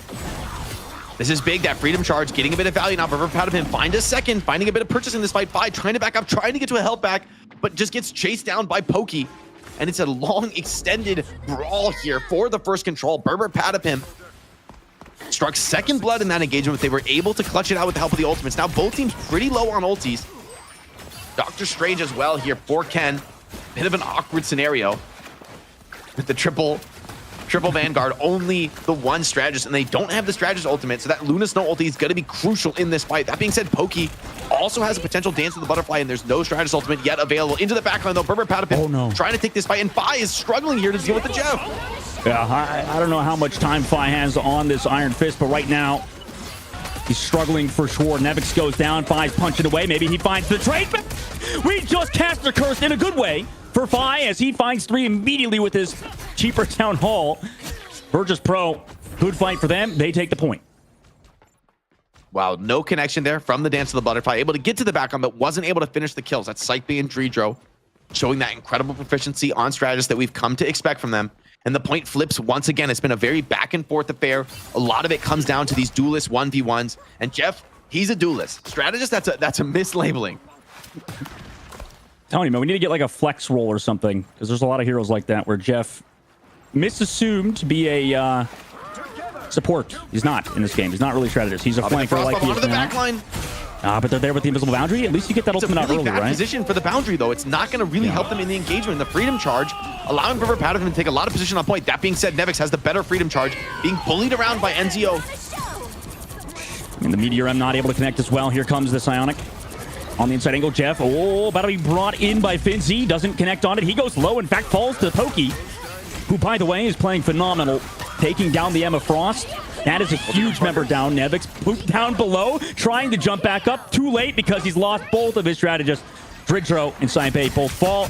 And at this rate, we're entering stall territory. Finzi is on that strange, like you said, Spark able to get one off the map of Alex at the very least, but Enzo takes down Fi. Here's the portal. I mean, they're stalling this out, Jake. They are, but going to be an eat here on the Doctor Strange. See if they want to spit him off the map or just trying to delay this death. I think can Strange play his way out of this. Oh, I love that. Tanuki shoots him straight down into the kill box. Still a little bit more stalling coming out from BP, getting them a bit more time. Fi finds one. All right, hold on. This is a little scary. Brr Brr Patapim got to tighten up. They got to clean this one up. Fi pops the ultimate, continuing to tank through, trying to get BP up to that 99%. Fi just using the ultimate basically to disengage and come back for a pack, but that ends up costing a teammate their life. Still just stalling a little bit more. The dance floor comes out as well. They're going all in for this, and Fi still has a little bit more ultimate left. And now here's a freedom charge coming back through on the backside. And Iron Fist, unkillable demon yet again, similar to how we saw that Black Panther earlier, just kind of dashing around. Here comes Alex as well, or here he comes towards Alex. But he's just kind of taking too much damage now. Will fall, and I mean, they're still in control of the point, Jake. VP not giving it up until now. Saipe also trades onto Tanuki. So Brr Brr Patapim trying to do a little bit too much there, trying to get kills and cap the point. Instead, they're only able to get the cap. Jeff should be back relatively quickly. It's a 5-on-5 for the retake, though, and Virtus.pro are quick to capitalize. They're pushing through that choke. They want to take the fight before the 6th member is up. But this could be the last fight of the map. It's going to go long, and Brr Brr Patapim, that stall was expensive for VP. Here's the ultimate straight to the backline, trying to force that invisible boundary out of Saipe. There it is. Cap hold as well, so double ult force from VP. I think a mistake for them in that fight. I don't like how Enzo's using his Meteor M right now. It feels like really tough how he's not able to get an elimination. But they come back with their own invisible boundary. Yeah, it's a good spot. VP backs it up for now, though. They know they have another fight here unless Jeff. Oh, he got Iron Fist, and he got the Luna Snow. Counter E comes out. Jeff gets eaten. Tanuki trying to run away. Dash back around into Iron Fist and Luna Snow. So not really killable characters together. Needs to live. He's getting punched in the face, but this Jeff used to getting punched in the nose. It looks like today as Pauly and Gru collapse upon him. And you don't have Portal here, Jake. So, I mean, it's looking pretty over right now for VP. Yeah, this should be it. Cap trying to be a desperate touch here on the point. Looks like just barely going to trigger the over 10, but it's going to cost him his life, and I don't think there's going to be a follow-up touch. So Brr Brr Patapim here, striking back in the series, forcing that decisive game 5, showing that they are the team to give a true test of Virtus.pro, but the real test, it's going to be game 5. Virtus.pro still has the power to take this to a map where they are in control. They can decide the tempo where this series will be decided. Brr Brr Patapim are going to have to dig deep and show that they can win outside of domination. Yeah, dig deep they must. I just think this next map here, Jake and Hex, it's going to be definitely one for the ages, considering how EMEA has gone, like you guys have said. Is this the first like 5 mapper we've had in EMEA, or am I crazy? This is the first time we've had a team take 2 maps off VP. Yeah, this is the first 2 map take off VP. So as much as VP might have mucked around and found out on map 1s or whatnot, I feel like this one might be the Oh, wow. We have to take this one seriously. I mean, VP, they for sure are taking this game seriously. I mean, this is just an outplay. Brr Brr Patapim are the stronger team right now in this highly mobile dive comp. They brought out the depth of the Jeff cap that we didn't see on earlier maps that was proved to be super valuable here. I felt like the VP wasn't going to work. And I think they had the same read. They had just a different strat in the book. I think Virtus.pro got caught a little bit flat-footed by that from the opening rollout that they weren't on the Jeff. And then after it came out, Sparker was like, oh shit, we have to take that mirror. I always love when a dive comp works out. I feel like it's very antithetical to how Europe generally plays. Like, in my opinion, Europe always plays kind of brawly and slow and sluggishly. And North America is generally more of like that super aggro dive comp. So this is super interesting to see how it plays out. And yes, it's the first time that we've drawn blood. All this for a drop of blood. VP. Crazy. I don't know. I don't even have like great thing to say. I'm just so excited that we're seeing this. If you're VP right now, let me just ask you a dumb question that so I can stop talking. If you're VP right now, Dustin, like, what's your map pick? What do you go to? Like, how do you not lose for your first time ever? Cool, man. I think you just gotta send it to. Do we see Idrissel path yet, or no? They took us to the Qadsiah was their pick earlier, so I wouldn't mind Idrissel path. I think it's going to be something in that vein, something long range and front to back, where Virtus.pro showed that they are still the kings, right? Of like defending the back line, of marking any kind of counterplay, and then when it comes to the ultimate management, the team fighting, they still look amazing. So. I mean, Brr Brr Patapim, it's impressive that they brought it this far, but I feel like to come this close, you really want to deliver a win here. You don't want to be the first team to go 2 maps against VP. You want to be the first team to take them down. A lot of zeros, and an occasional 1 on the board.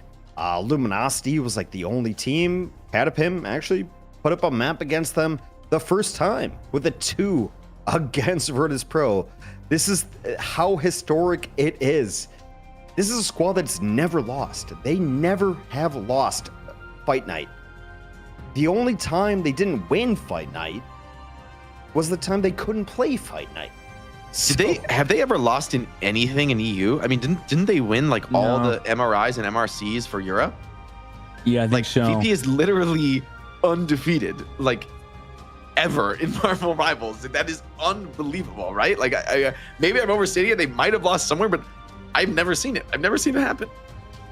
I know they've never lost our show for sure. And 2-2 is an astounding number to even see back to back. So we'll see. This one's wild. Oh, okay. Symbiotic Surface? What do you think about that, Dustin? Yeah, I mean, that's another like front to back map that like Jake said, but actually I don't mind this map for like how Brr Brr plays. This is like, except on third phase, I guess, like because it's so open on third point, this is not bad for dive. The tough part is that if you do give Loki over to Saipe, I mean, this is like one of Loki's best maps and supports and Strategist's best map in general, just like with that inside angle on first point on defense. Jake, your response to that?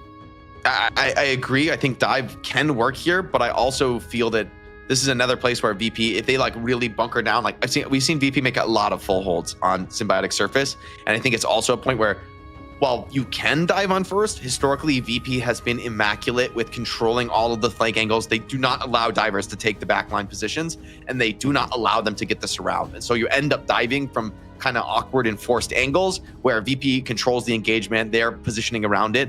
And so I think the first point is going to be initially a very tough test. I mean, we saw him in Qadsiah, it was almost a full hold, and I think that's where you're most worried. I agree, Dustin, I think second phase is where the dive can really get rolling, but the fact that once again on third he might get slowed down. Yeah. Well, dive also always feels terrible on defense. Like it's fun to be on attack on offense and dive and like have that. So those are usually better angles than how the map's designed.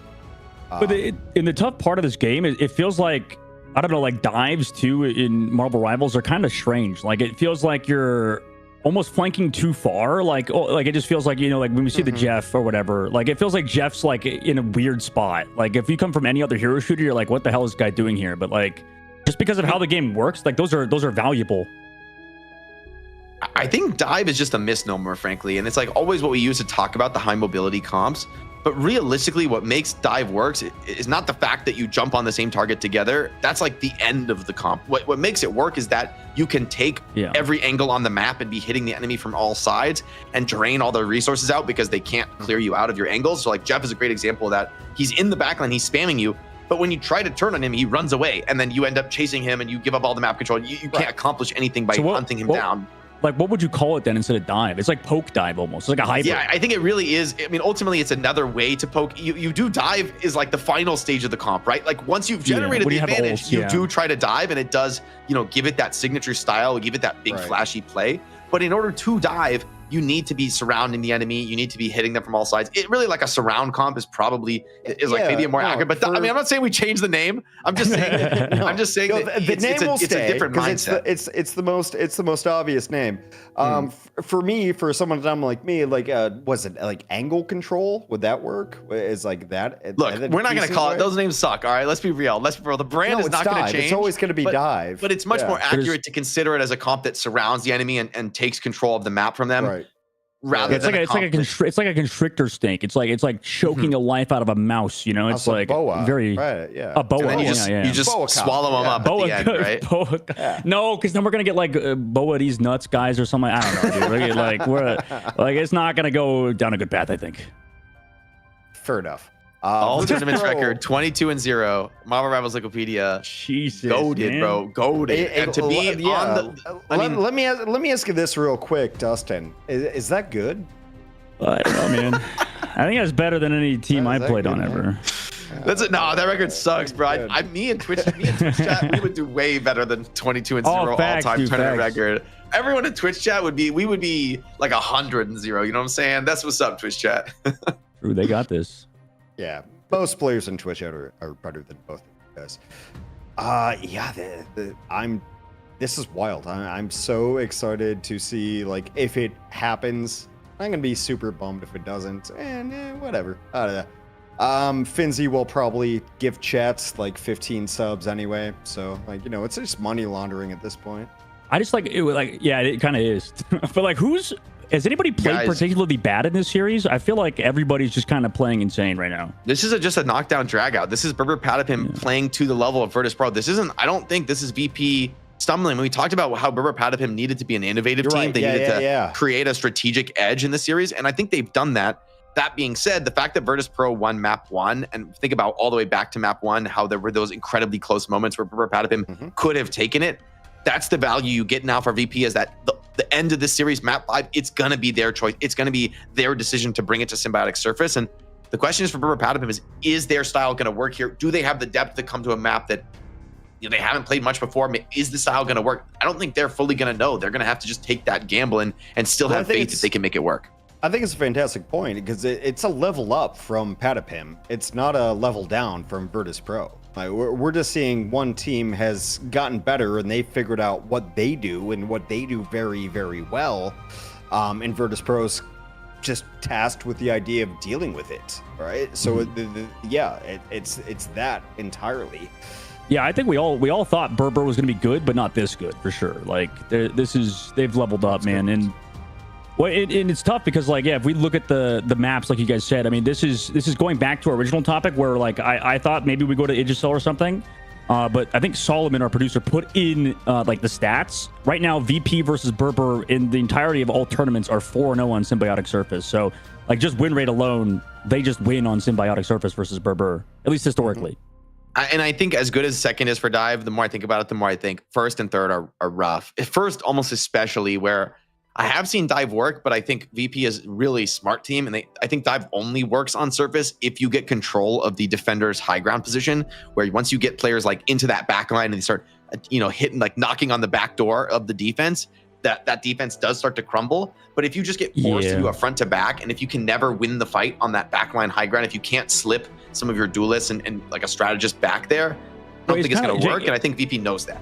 Yeah, it's kind of like if we go back to even Hall of the Jolia, I would say it's even worse. I think you're right. It is even worse on first point on that map. Theoretically, it's worse for that defense.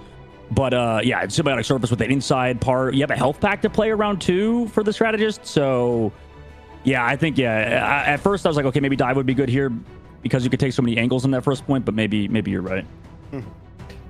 So explain to the folks out there, you know, some people who are not smart, not me. That's not what I meant. No, Not can't me. What do you mean by front to back? Yeah, so when I talk about a map being front to back, really I just mean a map without many off angles. You can't hit from the sides, where we talked about that idea of like this dive being a comp that wants to surround the enemy. Right. It's essentially the opposite of that. The more you can prevent linear, that, right? Yeah, the more linear a map is, the more you're just like more or less shooting at each other's faces. That's full front to back. And that's the comps that VP have looked amazing at. That's kind of where they cut their teeth over the months here in Marvel Rivals. They've shown the ability to compete as well and look amazing on dive comps. But Brr Brr Patapim has clearly had the edge when they're making the game chaotic. They're hitting the back line from different angles. They've been the one to take the initiative. And so far, it's been Virtus.pro who caught in the back foot there. Like a lot of their side-based ultimates were forced off point because of that. Yeah, so kind of like tank heavy, sustain heavy kind of thing. Would that make sense, Dustin? Yeah. Does that apply?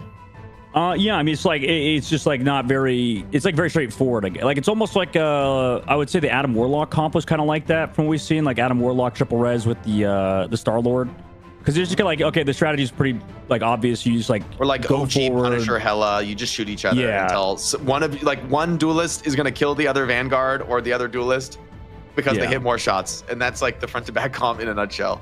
Right.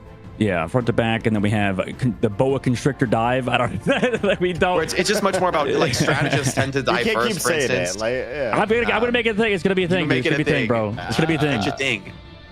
I can make it a thing, dude. We'll Let me cook. You can't make fetch a thing. Fetch is not a thing. What is that from? Wait, I'm actually I think that's unknowledgeable. That's what is it from? Mean Girls? Yeah. Mean Girls. You guys are movie heads here, right? Yeah. I'm a movie head. No, is that what Fight Night came from? I've never seen a movie in my life. Oh, I would never watch a movie. I'm a video games only. Video games only till I die. I saw you guys see Thunderbolt recently. We're waiting for Brr Brr Patapim because you know, typical reasons. You guys see Thunderbolt yet? Thunderbolts.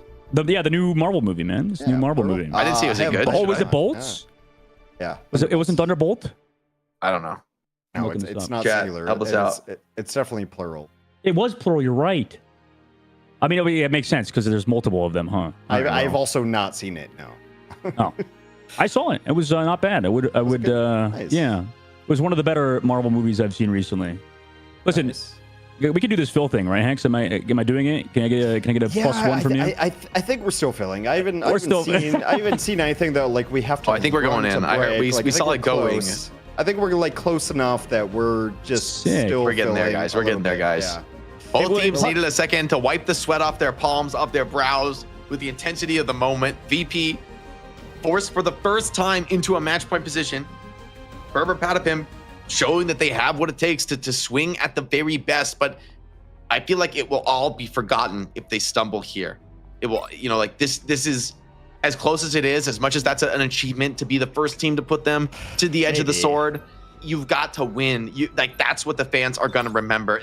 Look, this is esports, baby. It's win or go home. That's the way it works, baby. You don't think, oh, we played so good, it was so close. They'd still be the first team to put up 2 on VP, though. They'd still be that. So true, but you don't come into game 5 thinking we did such a good job, guys. And then you already lost, right? You got to be hungry, and that's what Brr Brr Patapim have shown us that they are already. It's the only map that matters. This is the only map that matters right now. It's true. It's true. I mean, like Org's got to be looking at Brr Brr regardless, unless they want unless they have some multi-gazillionaire invest in the brand of Brr Brr Patapim in their green logo. It could happen. It could happen. For their careers, that is a good point, actually. For their careers, this is already a good result because they're clearly right now the only team to really put the challenge to VP in Europe. So there looks to me like obviously the second best team in Europe. But to snatch that crown away to be a team that is on par with Virtus.pro by winning this series, maybe better than Virtus.pro. I mean, you got to deliver a couple wins back to back to get to that point, I will say. But nonetheless, right? This win. Well, yeah. Imagine what this team could do with like salary and resources, right? Yeah. That would be huge for them. I think Org should be thinking really seriously about this team. There's other sponsored teams, right? And you got to look at a squad like Brr Brr Patapim that's just been hungry. They've been grinding the game together. With a salary and with an org, they could possibly ban Human Torch on first. Yeah, that ain't changing until next patch checks. I'm sorry to say. Yeah, that one looks pretty locked in. All right, anything changing for you guys? Anything we gotta look at? I mean, so far it's like a full mirror. Virtus.pro, we'll see what they want to protect here. They could change things up if they want to like protect. Okay, they do protect the Emma, so it does allow them to get that signature Finzi Emma, which I think is great for them. I mean, he's been such a lightning rod for the team and their success. Last bans for VP have been Vanguards for the most part. Well, I was going to say, yeah, the Hulk and the Namor are getting through right now, but yeah. So if that changes. Also, the Jeff Cap is... Brr Brr Patapim banned the Cap, but they could still get... I mean, it's interesting, because if you protect Cap, I feel like the Jeff would get banned here. They are going to protect the Cap. Okay, I wonder if VP are going to respect the Jeff. I will say, if there was a character duo that could take that backline high ground, as I mentioned, that first point attack, if you're Brr Brr Patapim, maybe the Jeff Cap is somebody who can make that a problem. It could be very awkward to hold unless the VP really bring their full strength to that position.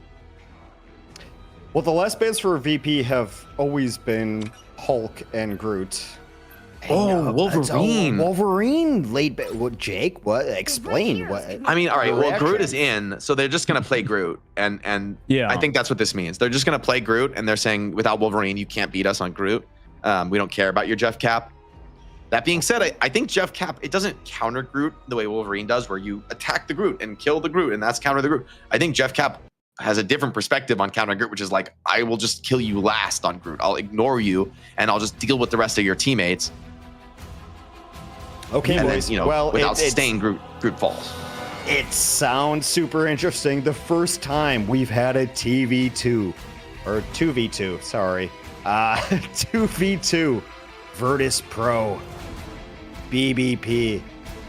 Let's see how it goes. Is Virtus.pro finally going to lose? Dogman, take it away. Thank you, Hanks. Heading to Symbiotic Surface for our 5th map of the day. 5th map, well, not of the day, I guess. 2nd series, 5th map of the series. And, I mean, what a way to end it off, Jay, considering how things have gone, how exciting it's been so far. I mean, inarguably, at least for Fight Night, EMEA, best day so far, right? For sure. Out of the entire, what, 15 weeks you guys have been doing this? Fight Night's been going? Absolutely. You know, no question about it, Dustin. Happy to have you here on the mic. We're getting right into it. And Fi is going to play the Wolverine himself. So Virtus.pro going to go with both the Wolverine here and the Bucky. Curious to see how this ends up playing off. This could be a problem for Cap, right? He could get really hard controlled potentially. But Pokey on the Iron Man, who's going to deal with this? I mean, already Tank's taking a lot of pressure. Now here comes that dive on the Black Panther. Hooked in, though. There's that hook he needs to hit, but doesn't even result in a kill. Tanuki still alive by lurking. Oh, no, he misses the combo. Yeah, and they're able to teleport out there on the Loki, starting to put the pressure down. Both teams taking heavy pressure on the Vanguards. Virtus.pro willing to give up a bit of depth here. They're playing the Groot walls well. It's very awkward, and Brr Brr Patapim are a little bit scared to go in for a heavy commitment here. They know the threat that Fi poses, and he's like zoning a lot of possibilities here. Cap just barely slips away from the Wolverine. Unfortunately, this is the value in Wolverine, like hitting that combo. For Black Panther, wait, here comes a maximum pulse. It's blocked by the shield from Finzi. Nice work. Coming back now, Tanuki dives into the back line. Ults forced. Sparker dealing with the Black Panther. Able to shoot him a few times. Can't duck away from that, though. The staircase was not there to save Tanuki. Unfortunately, back to the spawn he goes, and so does Brr Brr. They just back it up for now. Yeah, they stabilized with the other 5 players, though, so they're not going to get fully wiped off the map. VP were trying to stagger that into more kills, and they've done that successfully against many teams before. So Brr Brr Patapim, it's going to be a quick reset. Black Panther going to be back in, and it's going to be a supportive advantage here for Brr Brr Patapim. It's something that you really do want to engineer on this offense. Dredro's got to be very careful when he does deploy that dance floor. I mean, they know in the bottom right, Fi sitting. Oh, grab. Oh, in the sky, but the bubble. Plus, he gets the heals from the Loki. Brute ultimate out. Here comes Maximum Pulse. No! Nevix! You just needed a little bit over and you would have been alive! Now they come back through with the Fate of the Worlds and they commit the Kraken impact. Fi again with the kidnap, but it doesn't matter because the Fate of the Worlds is here to keep everybody healthy. So they're down a member of their team. Sparker goes a little bit aggressive, backs up to the team. Somehow they find Enzo, and now on the back foot is going to be Brr Brr Patapim. They out of the sky again! Pokey gets kidnapped! No bubble to save him, but the supports are here. The strategists keep him alive. Finzi walks towards the point as well. Psionic Seduction almost available. Here comes Saipe and his copy with the Fate of the Worlds, and they're able to take down Tanuki. That's such a massive ultimate there, Saipe. They're able to bridge the gap. They only have the one strategist ultimate, but they just played off each other perfectly. Enzio tried to switch to Jeff, tried to shake that one up. But the Black Panther has been very quiet here. I mean, Luna Snow, Loki, so effective at defending against some of those dives. Tanuki is going to stick with it, try to make it work as it was so effective in a couple of those previous maps of the series. But Brr Brr Patapim have been so far shut out from this first point. Virtus.pro staking their claim on Symbiotic Surface, and they have the Wolverine ult to boot. Very scary threat to walk up into. Fauna spam coming through early on. Already built up that maximum pulse, and he's kidnapped again, but surely they're aware of it this time. Bubble comes through. It's almost like it's clockwork. Problem. Amp Seduction kind of voiding any of that space taken by the side of Brr Brr Patapim. Meanwhile, I don't think we've seen Fi's passive get procced like once, so he's doing a good job making sure he has it available. But oh no, Tanuki's found Saipe. Nothing to keep Nevix alive, and Tanuki's found two. Pole strategist gone. Fi tries to go for his kidnap, doesn't get it this time. And he's going to fall on this objective shortly once Pokey kind of figures out this tracking thing and avoids that shield. And this is actually going a lot slower than I would have figured for Brr Brr Patapim. It's a lot harder to get this portal off, so everybody else just goes down, and Brr Brr Patapim take point one. It's a good point take, and we talked about first point being a bit of a sticking point for them. And so now that they're able to get a bit more mobility, we'll see what Tanuki is able to do here on second with these many different angles he can hit from. Virtus.pro wisely backing off, taking the full regroup. Both teams very aware of the threat of getting snowballed here, especially once the card is in play. Tanuki, though, into a potential 1v1 here with Fi. Brings the Captain America to bear, and Fi just has to fall off that play. For now, Brr Brr Patapim in a pretty dominant position on the high ground. Yeah, and you're making VP a little uncomfortable. Saipe goes down again early. Fate of the World's too late to save Saipe. Did he not have the crystals up? I don't know. Fi looking to stall this payload now, right? Just kind of tossing that objective, trying to get Fate of the Worlds. Oh, man. They're making him real uncomfortable. They tossed out that Groot ultimate. They're down two members of their team. Here comes the Meteor M. Stalls it as well. Saipe. I mean, they just fall one by one on this payload. Brr Brr get it done again. I mean, I think the second point is going to go down very quick. Tanuki just keeps hitting from the back line, keeps succeeding. And so far, Virtus.pro in these tight, congested corridors, they don't have an answer for the Black Panther. Even with that Luna Snow, right? It's just too difficult to deal with him when he's hitting from other angles. Saipe going down early there. Mark of respect here for Tanuki, looking like maybe one of the best Black Panther players in the world. He's looking to go, wow, even earlier than I would expect here, flanking from behind. If they don't see this coming, they could be in real trouble, especially with the cap wall here, hitting from the front. Opportunity to pop the Freedom Charge. Brr Brr Patapim playing this one a little bit slow. They take out that copied Fate of Both Worlds, and they fall out of this one. This great positioning now, going to be able to delay and come back in with their own ultimates. Virtus.pro now are in the unfortunate position of having a forced strategist ultimate they're not able to use. Here comes Pokey. Sparker able to find Tanuki early again. Here comes that pulse, but the shield, somehow made it through the crack and through the Loki crystals. Dritro falls, and now no passive as well for Fi, so he goes low. Polly falls so low with the Freedom Charge. He's still alive. Also, over the cart, here comes Fi with all of that damage, or rather Pokey burning down Nevix, takes down Finzi as well. Both vanguards removed, and this cart's moving into the third phase. So incredibly close. If Polly goes down quickly enough there, that's a very good chance for Virtus.pro to clutch out. But instead, the Freedom Charge is just barely enough to tank him up. Gets a bit of help from the squad. And Brr Brr Patapim sweep through second point with 2 minutes on the clock. I mean, third point can be a little awkward to dive on, but that is a lot of time to work with. VP are going to go over to the Namor, over to the Bucky. Two very solid responses to dive. And Brr Brr Patapim just instantly drop the BP onto a poke comp of their own. They're looking for solutions. This is the value of hero shooters in general. We're seeing so many different answers right now from Virtus.pro. This is their third time trying to figure out a solution to Brr Brr and their playstyle currently. They've got 3 ultimates ready to go as well. Coming up with more. Already using Nevix's bubble, forcing out Dritro with the Fate of the Worlds. Fi going down to Fi was, or sorry, Pokérad going to the Fi was huge. Here comes the Meteor M. Can it connect? No, it doesn't again. They're so good at avoiding Enzo and his Meteor M. VP up a member of their team. Find Ken as well. Ken is just out of the dance floor there. That's an unfortunate mistake there from Brr Brr Patapim, and it's going to probably lead to a team wipe. Virtus.pro, you give them an inch and they take a mile. Only about a minute left on the clock here. Brr Brr Patapim trying to build up some ultimates, but it's going to be a big fight. Both teams with a lot of resources to bring to bear here. But it's already been an amazing push for Brr Brr Patapim. They've set themselves up with a nice win condition. Nonetheless, they would love to get it over the line. They would love to finish this map. Virtus.pro need to stop that here. 53 seconds left to go. Doctor Strange portal still available for both teams. They walk in. Clone's getting removed by Pokey. That's sort of his job.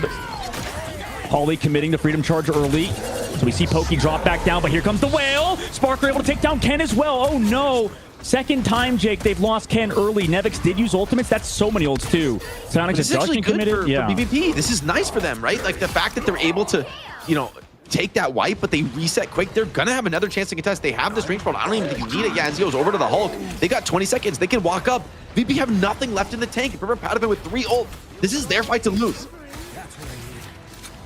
Walking in now. 10 seconds left to go. Portal and a strange coming portal. through. Yeah, but can it be blocked? No. Immobilization from the Hulk there. They walk through, touch that cart. Whales getting, Squid's getting removed. No, no one's on card. No. No. Oh. Oh, dude, I feel like the pressure just got to Brr Brr Patapim. I don't think they even needed the strange portal there. They had 20 seconds. They can just walk out. They have a good poke call. They don't need to do that. And even if they do portal in there, they're going. It's such a forced engagement coming out into the center of the fight with no cover, just right off the portal. I feel like they could have just walked up, played that fight straight up with the ultimate advantage and had a good shot in it. Instead, the C9, will it live in infamy, or will Brr Brr Patapim be able to make the full hold? I feel sick, man. I feel like I need to like check it out. That's that's the pressure you need to be able to endure. If you want to challenge Virtus.pro, they are going to put you to those tests. You had the advantage in this fight.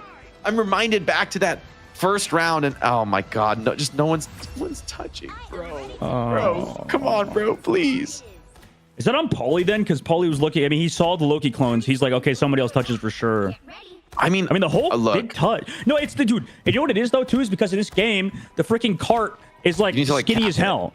Yeah, you have to cap the cart, and it's like super vertical. It's like there's like it's a rectangle in the there's no side. So if like the cart is tilted, right on it, yeah. And it kind of teleports around corners. The fact that they even strange portaled there was itself a mistake. Like I just think they could have just straight walked up. I mean, everybody does it though. That's the problem. It's like I agree. They have 20 seconds. They have 20 seconds. I know. A good hero. Like I don't think Strange is the best character, but whatever. We'll see if we can discuss that in more detail. Brr Brr Patapim, all is forgiven though. If you're able to make this hold, if you're able to get the win, everything else will be written off. That is what it's all about here. It's going to be Tanuki on the Namor. Buys back to the Wolverine. I think this is a little bit more difficult to make work on the offense. And they're running that double team up, right? So they don't have that group. So a lot is on Nevix as well. Can these walls get deleted? Tanuki on the flank, by the way. Looking to hit a bunch of shots, throws his game of spawn out. Hero. He's getting a lot of work done. Yeah, I mean, this is the value of these off angles. However, it's sort of just kind of abusing cover right now is the side of Virtus.pro, just kind of walking into the objective in which they are nearing that point. And once Groot is on that point and you have Saipe kind of set up, it's almost like you can't dislodge them. So he already uses those crystals super early there just to keep everybody healthy. Has the copy, can go with the ultimate. They've created a little bit of space, just goes for the copy, into the clap. Tanuki's down early. Yeah, and they haven't even popped the dance floor just yet. Brr Brr Patapim need to find an answer. They need to fight this one back. They might be down, but they're not out. Still a lot of point cap is going against them. They're going to be forced up to contest now. And here's the ultimate coming in from Saipe. So difficult to challenge. This maximum pulse. Is there a connection from behind? Okay, 5 finds 1, but the kills are already coming in for Virtus.pro. Yeah, and they capped the point. Man, that's... I mean, you got to come back now 5 minutes in the Streets phase. And we know, like, I feel like teams are really bad at Streets phase in this game. It just feels like they... I mean, we saw even on VP's defense. And in the second phase of the game, they just kind of lost one fight and it was over. It's like very all-in-y. Yeah, that's a tough one, man. Brr Brr Patapim after the C9, crumbling on first. You got to be questioning the mental fortitude here. Tanuki is going to go over to the Jeff. They're going to try and bring out this flexible dive style. Pokey, though, still in the Iron Man, so they do still have a bit of range damage. So trying to be that jack of all trades style, and VP is just barreling ahead here. A lot of team fight disruption between the Groot walls, the hooks from Sparker, the grabs from Fi. This is a scary situation for Brr Brr Patapim. And they need to sit their footing. They need to plant their feet and take some of this time off the clock. You cannot let VP cap with 4 minutes. Nevix tossing out the ult, catches out both strategists. They get the Fate of the Worlds, and they get the crystals, so they're still healthy. But that's both cooldown heals. Nevix falls so low, but he's Groot, man. 850 HP, plus the Ironwood wall. I mean, like, it's an unkillable demon right now. Nevix just kind of coming back, looking for Peel. Wolverine goes deep, but I was able to find one, as well as Jeff going down to Sparker. So right now, they freedom charge, down 2 members on their team. Brr Brr has to come back with a huge ultimate. No! Countered by Nevix and the rest of the team. And Virtus.pro are sweeping over the challengers. Brr Brr Patapim, they came so close, but now surely the win feels out of reach. They're trying to desperately stagger back in, trying to get that retake here on the point. Tanuki stalling for all these words, taking a lot of pressure. He's healing up through it. Hold on, this Jeff making something happen here on the flank maybe, but Vi continues to strike onto Polly. The damage from the Wolverine overwhelming at close range. Right, Saipe just kind of walking back and forth, able to take down Alex as well. It's tough because the strategists were both walled off by Nevix. I mean, he built an absolute fort. Here comes that Jeff ultimate. It catches out three. But who touches? Nobody touches because it's Jeff, and Jeff can't contest the payload. Oh, they're moving to the third phase, man. Oh, Dustin, it's all falling apart. The inevitability, Virtus.pro, consistency, time and time again, week in, week out. It seems all but a foregone conclusion. It would take a Herculean effort here for Brr Brr Patapim to stall this, and I just don't see it. Jeff, there's no ultis across the board. It's only going to be Pokey close to that Kraken impact, but how do you actually turn that into teamfight wins? Vi has been devastating on the Wolverine. Oh, nice job. Ducking back down under the water, make sure he doesn't get grabbed, but here's that Psionic Seduction, catches out Pokey. Does he have the heals on the off angle? Able to get some overhealth, but Enzo's already down again. Brutal threat to the backside, keeping him healthy. 1 meter to go, trying to zone him off. By again gets Ken. And like you said, Wolverine, 100%. Yeah, I mean, he's just got ult, he's just on the cart, nobody's here to touch. And for as close as they got, it was not enough. VP win again. 14 weeks now they've won Fight Night. Undefeated. Even the 1 week they didn't show up, they still kind of win at heart, right? I mean, they're just indomitable, indefatigable, right? Being able to return time and time again, face all challengers, and for now, for the first time, push to the brink, and they strike back just as hard as maybe I've ever seen them hit back. And VP, once again, are going to claim that title belt, but now the gauntlet has been thrown down. There is a true challenger in Europe. We can't take away from what Brr Brr Patapim has accomplished. They're going to be feeling the heat. They're going to be regretting all those tiny little moments in this series where maybe they could have gotten that win on Krakoa. Maybe they could have played things different on Hall of Jalia, or of course, painful C9 here at the end of their attack here on Symbiotic Surface. We always give some glory to the vanquished, some victory to the vanquished. Man, they gave it their best. They really put their best up, but Virtus.pro continues to be the absolute best team in Europe. Patapim's like, you have to feel like that's a team that's going to get signed, right? If you want to be a rivals org in EU. This is no question the hottest prospect unsigned team, maybe in the world. Obviously in Europe right now. Yeah, I mean, if we get lands coming up soon, I mean, doesn't matter if you're European or whatever. Like, if you have a team competing in those and you're winning, like, people are going to notice. Yeah, first team to put it 2-2 versus Virtus.pro, and just barely at the end, and also C9 in the mix. We had a Charlie Niner. No one likes a Charlie Niner. I kind of do.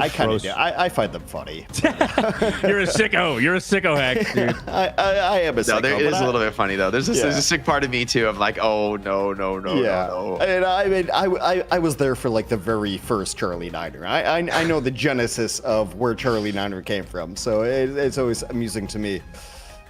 I don't know. Yeah, I think we just learned. Well, Hex, I think we learned why like Groot on these convoy maps, he's just so dominant, man. Because like I don't think they lost with that Groot on these payload maps at all. Like they lost domination, sure, but like once we went to those convoys, it was just raps. Still a force, right? Still needs to be respected in the ban phase. We've seen Emma Frost start to get proud a little bit higher in terms of the bans and the protects, but it's a great point, Dogman, that like this Groot is still a major factor. And Finzi coming in with the 5 gifted. Yeah, thank you, brother. What a match from you guys on VP. But I mean, this is clearly the closest, the best fight night we've had in Europe, bar none. It's very good. And yeah, I'm gonna actually chat with the VP and be like, hey, was that fun for you, or you were actually scared, or what happened there? Crying.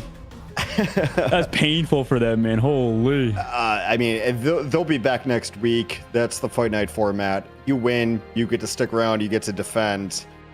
I don't know. I don't run comp ops, but I'd like to have. We got to give Brr Brr Patapim another shot. Well, you know what? No question. Yeah. In my mind. I mean, so I know that like obviously it's probably bad. Like it's not our jobs. Obviously, like you said, don't run comp ops. But a team that did well in Ignite versus Brr Brr Patapim.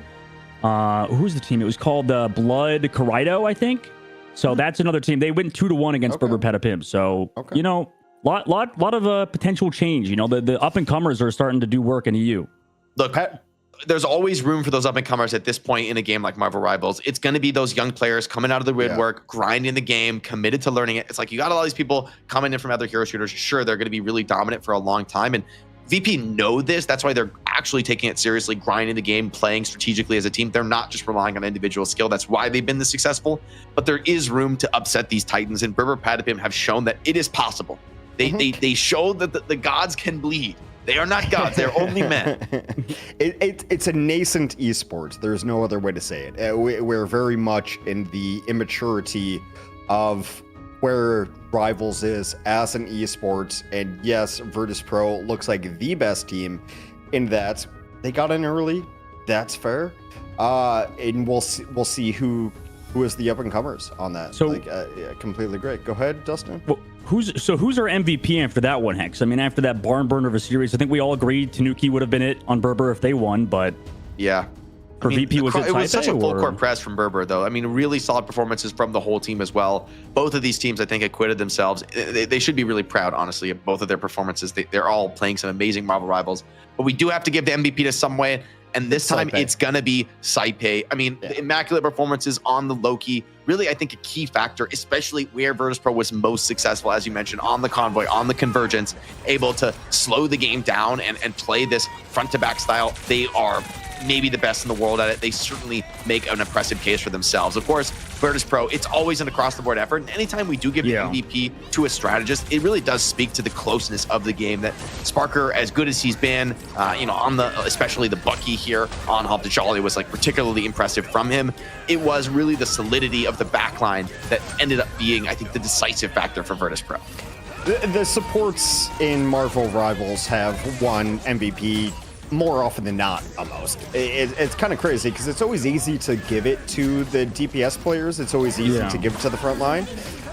But some of the supports just doing so much work. And yeah, it's not surprising. It's not the first time Saipei's won MVP as well.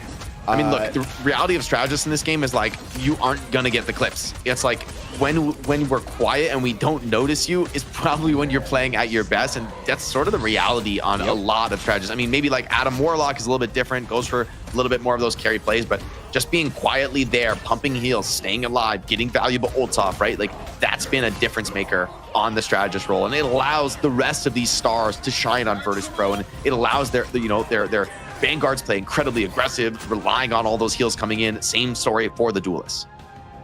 Yeah, if we don't say your name, you're probably doing your job pretty well. It's kind of like the offensive lineman kind of motif. Yeah. I don't know, Dustin, you actually watch football, so you agree with that? No, yeah, I get that. You said that like you watch football, Hex. I was about to say, like, that makes total sense, even though I literally don't know what those words mean. Like, no, it is. You don't down know in the any trenches. Offensive linemen's names. That's how it goes.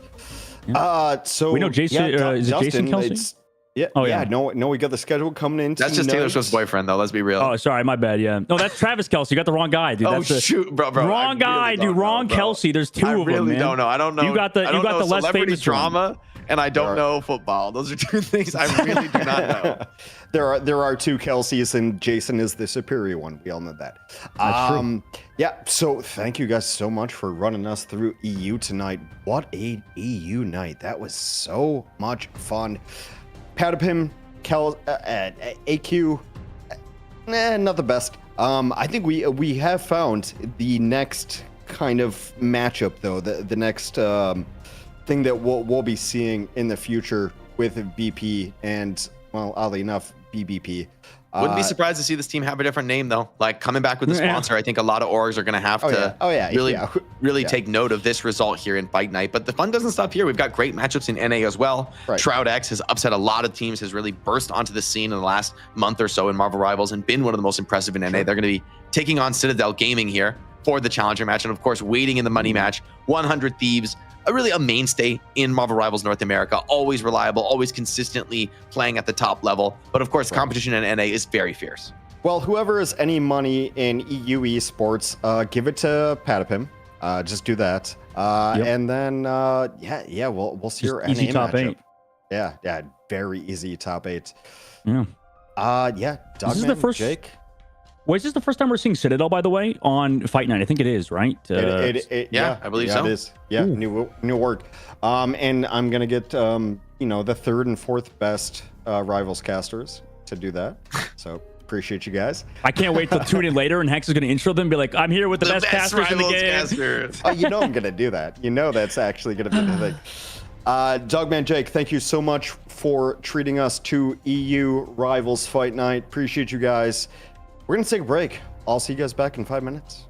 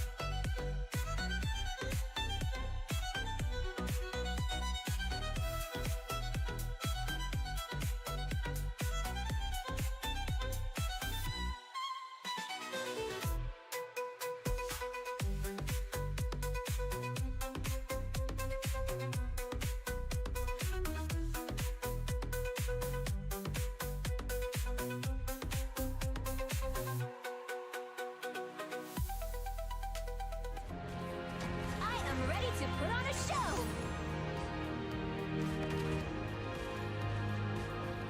That's Rivals Fight Night Europe. We're about to get into the North American version of this. Virtus.pro versus Patapim was a great match. We're hoping for a great match as well heading into this. We got Shroud X, we've got Citadel, and the winner will take on 100 Thieves. It might be as good as Europe, we hope. You know, as a North American, I always hope that I can be as good as Europe. Maybe never works. I'm here with, I don't know, I'll say the best casters in the world. We'll see if that's true or not. No, Blaze. I'm here with Avast and ZP. I'm Hex. Nice to see you guys. Avast, ZP, what did you think of Europe early on, ZP? I mean, look, what I thought about Europe is that we saw BP nearly take down VP, which I did not have my bingo card to start the day. Where, I mean, there was already, even just browsing across the internet, right? There's people just like, has BP ever been played in a pro match? And you kind of respond and be like, well, probably not. Maybe if you look to like season 0 in China. And all of a sudden, Tanuki comes out on one of the best Black Panthers we have ever seen, and it nearly leads to the VP streak being broken. I mean, what more can you say but cinema to that? Really great start to the day. Validated a lot of people's social opinions, which I dislike wholly. Avast, what did you think of that, and what do you think of North America going forward? Sorry, I just gotta zoom in here a second. They're cropping my Davi corner a bit. They're cropping my Davi corner that I put in a little bit. I mean, overall, I think Europe continues to be kind of a different beast comparatively. It's not too divergent, I think, in terms of the meta right now. Black Panther is... Oh, we're getting closer. Oh, double zoom. Ooh, I'm getting closer. But overall, like, I do think that this is pretty much the meta seems to have equalized. Why am I'm getting even closer? I'm getting even closer. The joke's gonna be you when it never stops. It just continues. We can just keep zooming. It's gonna be just solely on my mouth by the time it's done. But I think Black Panther kind of just maybe could be just the end of the meta, right? Because season 2.5 is coming out pretty soon. What's being played right now is not necessarily insanely relevant per se, what we're going to see, especially like in the Ignition series currently. Right. So something like that. It felt very aggressive and very North American to me. So do you think we're going to see something that mirrors that, ZP, where like North America kind of does dive-ish? Korea obviously does dive the best. So I'm just curious if we think we're going to see mirrored compositions when it comes to Shroud X versus Citadel Gaming today.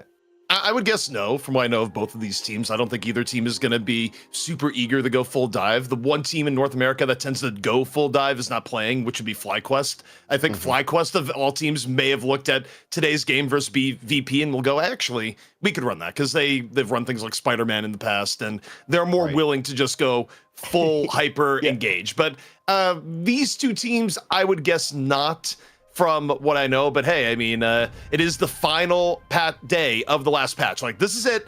Tomorrow we enter season 2.5 and all the new stuff that will bring. So if teams are going to try anything in their back pocket that they hadn't used yet on this patch, well, today would be the day. Yeah, the rare Spider-Man gaming today, completely off the radar that we expected to see. Here's the Shroud X roster: Doomed, Vision, Dongmin, Impunity, Nuck, Fidel, and Kendrick. Is there a player here that you would expect to maybe play something different or have something off meta Avast? I mean, well, realistically right now, no. I mean, hopefully Dongmin gets to play some Penny Parker in the next patch, but I think right now we maybe get lucky if we can get some Black Panther get played again, like it was in Europe. I mean, currently I think it's just going to be kind of more of the same. I doubt anything is going to change too much in North America, barring them trying out something pretty interesting that we have yet to see before. So I just think it's going to be more Hela, Namor, you know, Winter Soldier, etc. I doubt we're going to see too much different.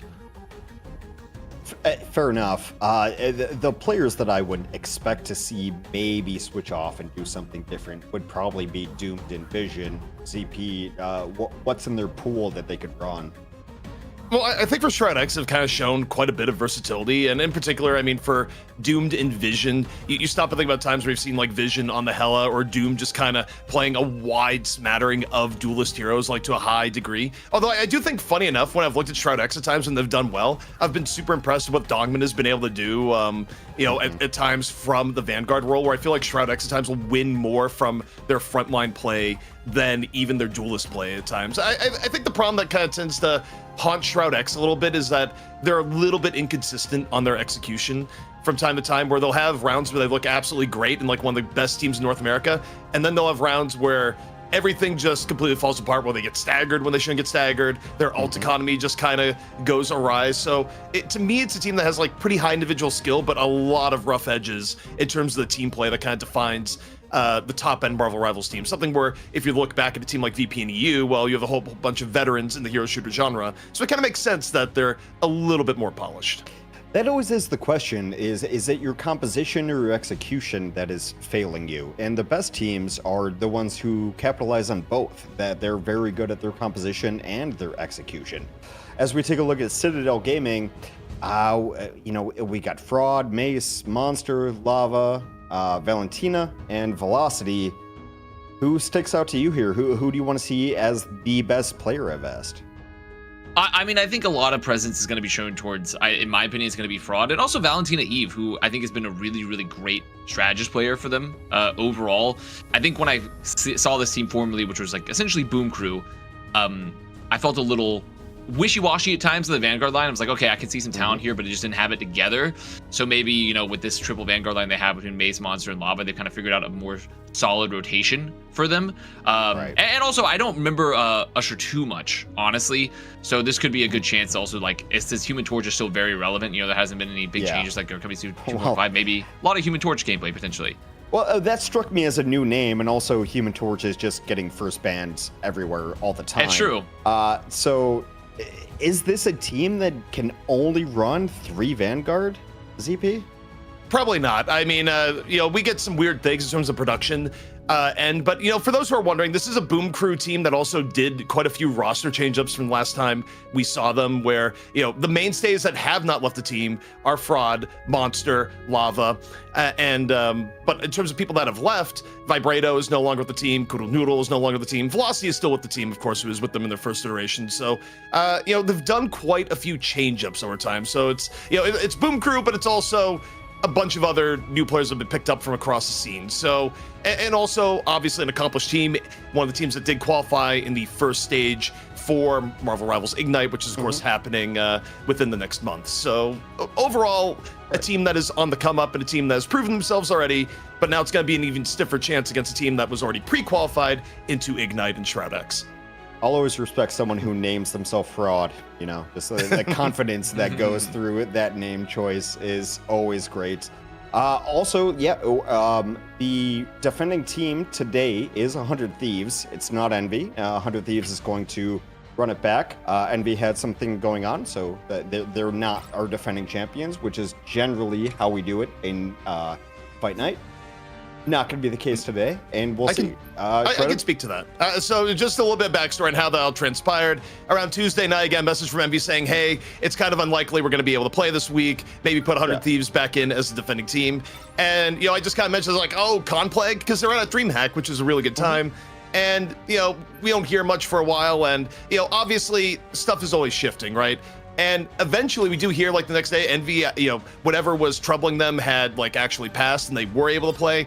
But at that point, we had already walked in the die, by the way. Like, they didn't pass. They simply the sickness passed, right? No, okay. I'm just explaining the sequence of events here. So all you have to know is that Envy, assuming they wish to play, will be back in next week as one of the challenging teams. So they're not going anywhere, but for this week, this is why 100 Thieves is in as our defending team. All we try to bring you at Rivals Fight Night is the best teams playing each other every night. And also what we bring you every week is Human Torch bans. First band. So true. Always. So incredibly true. And Citadel Gaming, it's been a while since we've seen them. And as the ZP said, we haven't seen his roster duration. So it looks like for them, they're, trying to remove a Groot matchup. They want to make sure they're protecting Groot, right? Because this is his new ban system where you can remove a hero and also still protect it for yourself. So just the enemy team can't play it.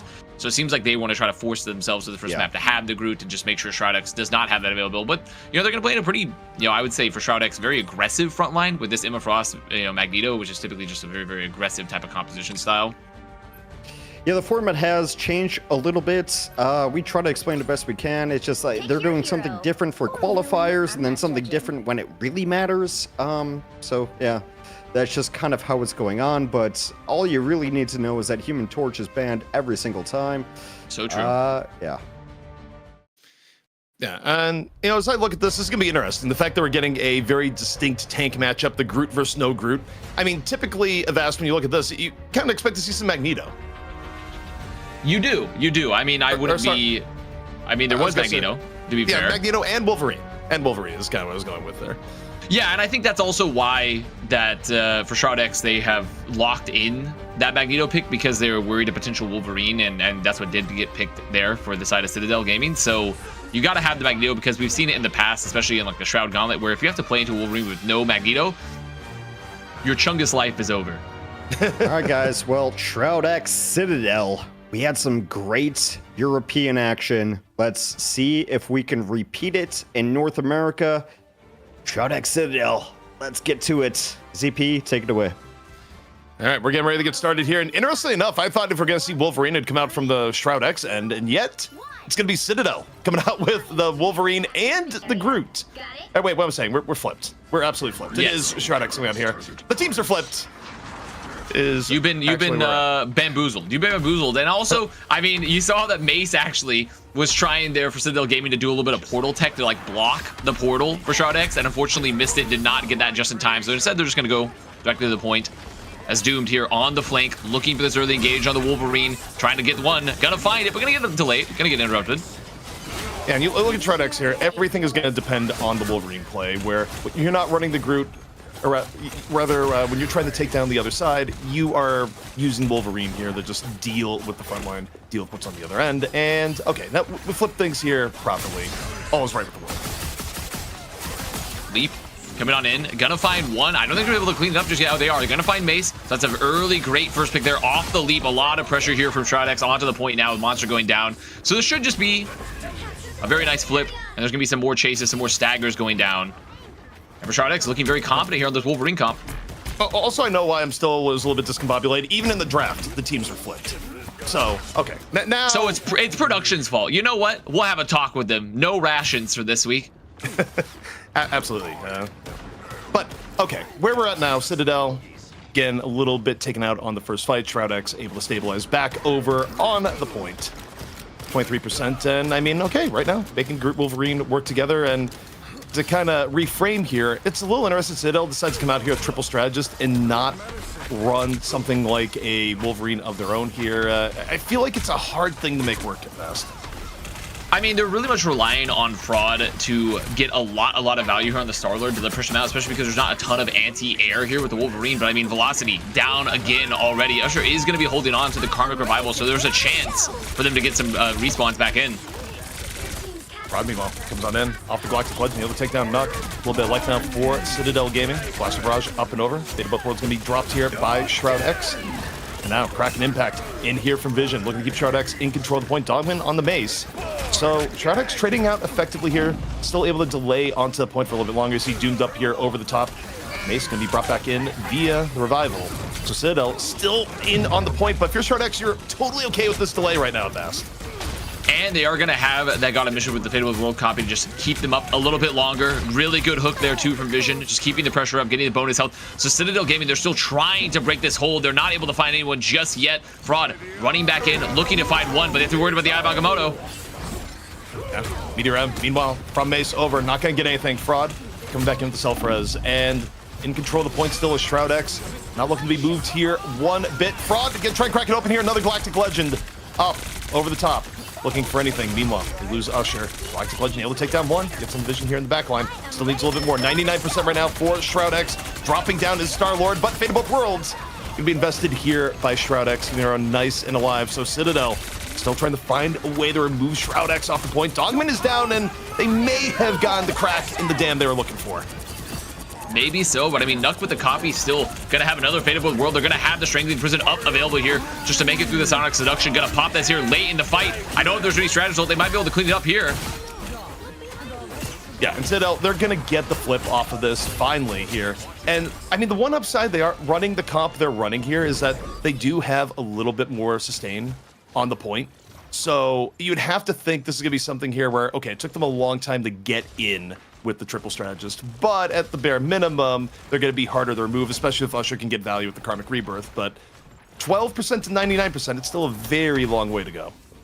To be fair, even listening to Dogman earlier in Europe, I mean, he's on side of team no, pretty much no Adam Warlock of just getting a lot. It's tough to get value out of the reses. If anything, I'm hoping for Citadel just to pop one ult here, just use the Galactic Legend for fraud as they come on in, try to feast on the backline here a bit. But instead, Doomed gonna be doing the feasting instead. They have to pop the Rebirth pretty much instantly here. Otherwise, I don't think they're going to be getting back in this fight. Monster, though, is about to go all the way back to spawn. They haven't used it here. Monster does go back to spawn. Fraud, meanwhile, comes on in.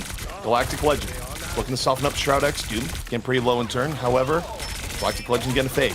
No pickoffs resulting from it. Fraud actually in a little bit of danger. Fruitball in his way ends up backing out. Now you got to look to Mace. Meteor M is good to go. We're in overtime. Velocity is down. Citadel just getting chopped up in the backline by Doomed. Cool. I mean, Karmic Revival is going to be up for Usher here, and they are going to also have the usual boundary of Valentina Eve. But the problem here is they have to finish out this point now, right? They don't have any. They don't have any DPS ults, no dual ults up available here. Mace going to hold on to the Meteor to maybe burn through one of the strategist ults, and they need to get one from this. And they get 0 is where it's at right now. And 0 coming in from the Meteor M. Said, gonna be delaying, looking for the miracle. No longer in control of the points. Not even getting progress and vision with the Kraken Impact. Gonna find 3. More and more coming on in from Shroud X, and that should be the round. And you'd be correct. That is gonna be the round, and just, I mean, a tough one for Citadel. And I think this is also for Hell's Heaven. I mean, for Super Soldier Factory in particular, it's just a really hard point to recontest at times. I mean, every point here on Hell's Heaven is tough to recontest. You have to deal with a very aggressive choke. Sometimes you deal with the rotating geometry of the map. And even with the Starlord, where it's like, okay, we have some flank control here, they were just losing someone so early to the Pharaoh Elite from Doomed over and over and over again. And that just can't happen, right? Like, you had the Magneto, you have it in Frost, so you should have some, you even have like the triple res. So you have some opportunities here to deny that value. But they just weren't able to deny the value from Doomed at all. So they just kept building up the huge ult bank, huge time bank. Nothing much that Citadel could do in that situation if you have such a gigantic disadvantage and you just can't find a pick and can't stop the picks from Doom. And for Citadel, see what, if anything, gets changed up here into the next round. For right now, if you can trust the spawn, it looks like they're not going to be coming out here at the Adam Warlock again, which, in my estimation, I generally think is the right call. I think changing up, probably a good idea. And not the real Jeff, just the bubble you out of spawn Jeff. Fake Jeff. Fake Jeff. The poser Jeff. Exactly. Real Jeff would always stay with us, but unfortunately, fake Jeff leaves us after a couple bubbles. It's unfortunate. I mean, you know, you've heard of the bubble popping, but literally, the Jeff bubble pops, and he's gone. He's out of there. So now, Citadel Gaming looking to equalize. They do hold on to an early Galactic Legend, knowing there's no strategist ults available just yet, so they could try to just pop this early. Monster, though, gonna get found by the lead. And Doomed with the quick abduction. Galactic Legend gonna be popped here in turn. Citadel trying to stabilize from it. Regen Domain gonna get popped, kind of limiting the amount of damage Fraud can do here during the duration of the ultimate. Galactic Legend get fade. However, softened up a little bit is Shroud X. Iox actually gonna come in here with Kraken Impact. All ults being burned for Citadel Gaming. Looking for anything right now, and instead, Doomed with the last stand. Takes down Mace. Pierces into the backline, puts Shroud X up one, and it's just not going well for Citadel Gaming here so far, Bass. Yeah, I mean, they're also committing the God Initiative, though, for Velocity as well, so they want to stay in this fight. But right now, Shroud X, everyone's up. They still hold on to a Fated with Worlds there for Fidel as well, so there's still plenty of options to keep them in the fight. Strength of the Prison going to come out, and I think that should just turn it here. Vision, investing Kraken Impact. This is a full cleanup. Kraken Impact drops on in, has one reset here so far, picks up another, up and over he goes. And right now, it's just about get off the point. First control yet to be grabbed by either team, but with the Kraken Impact that just will not stop. It's looking like Shroud X will get first control. Right now, Citadel still just not able to find some of these answers. Doing a bit better here with the swap to 2-2-2. And Shroud X holding this point, holding this choke very aggressively as well. Dogman with the Eye of Agamotto could likely just try to set this up. It's the only ult really available for Shroud X to make something proactively happen. Meteor M in from Mace, looking to do anything to turn this around, but instead it's just Regen Domain for days.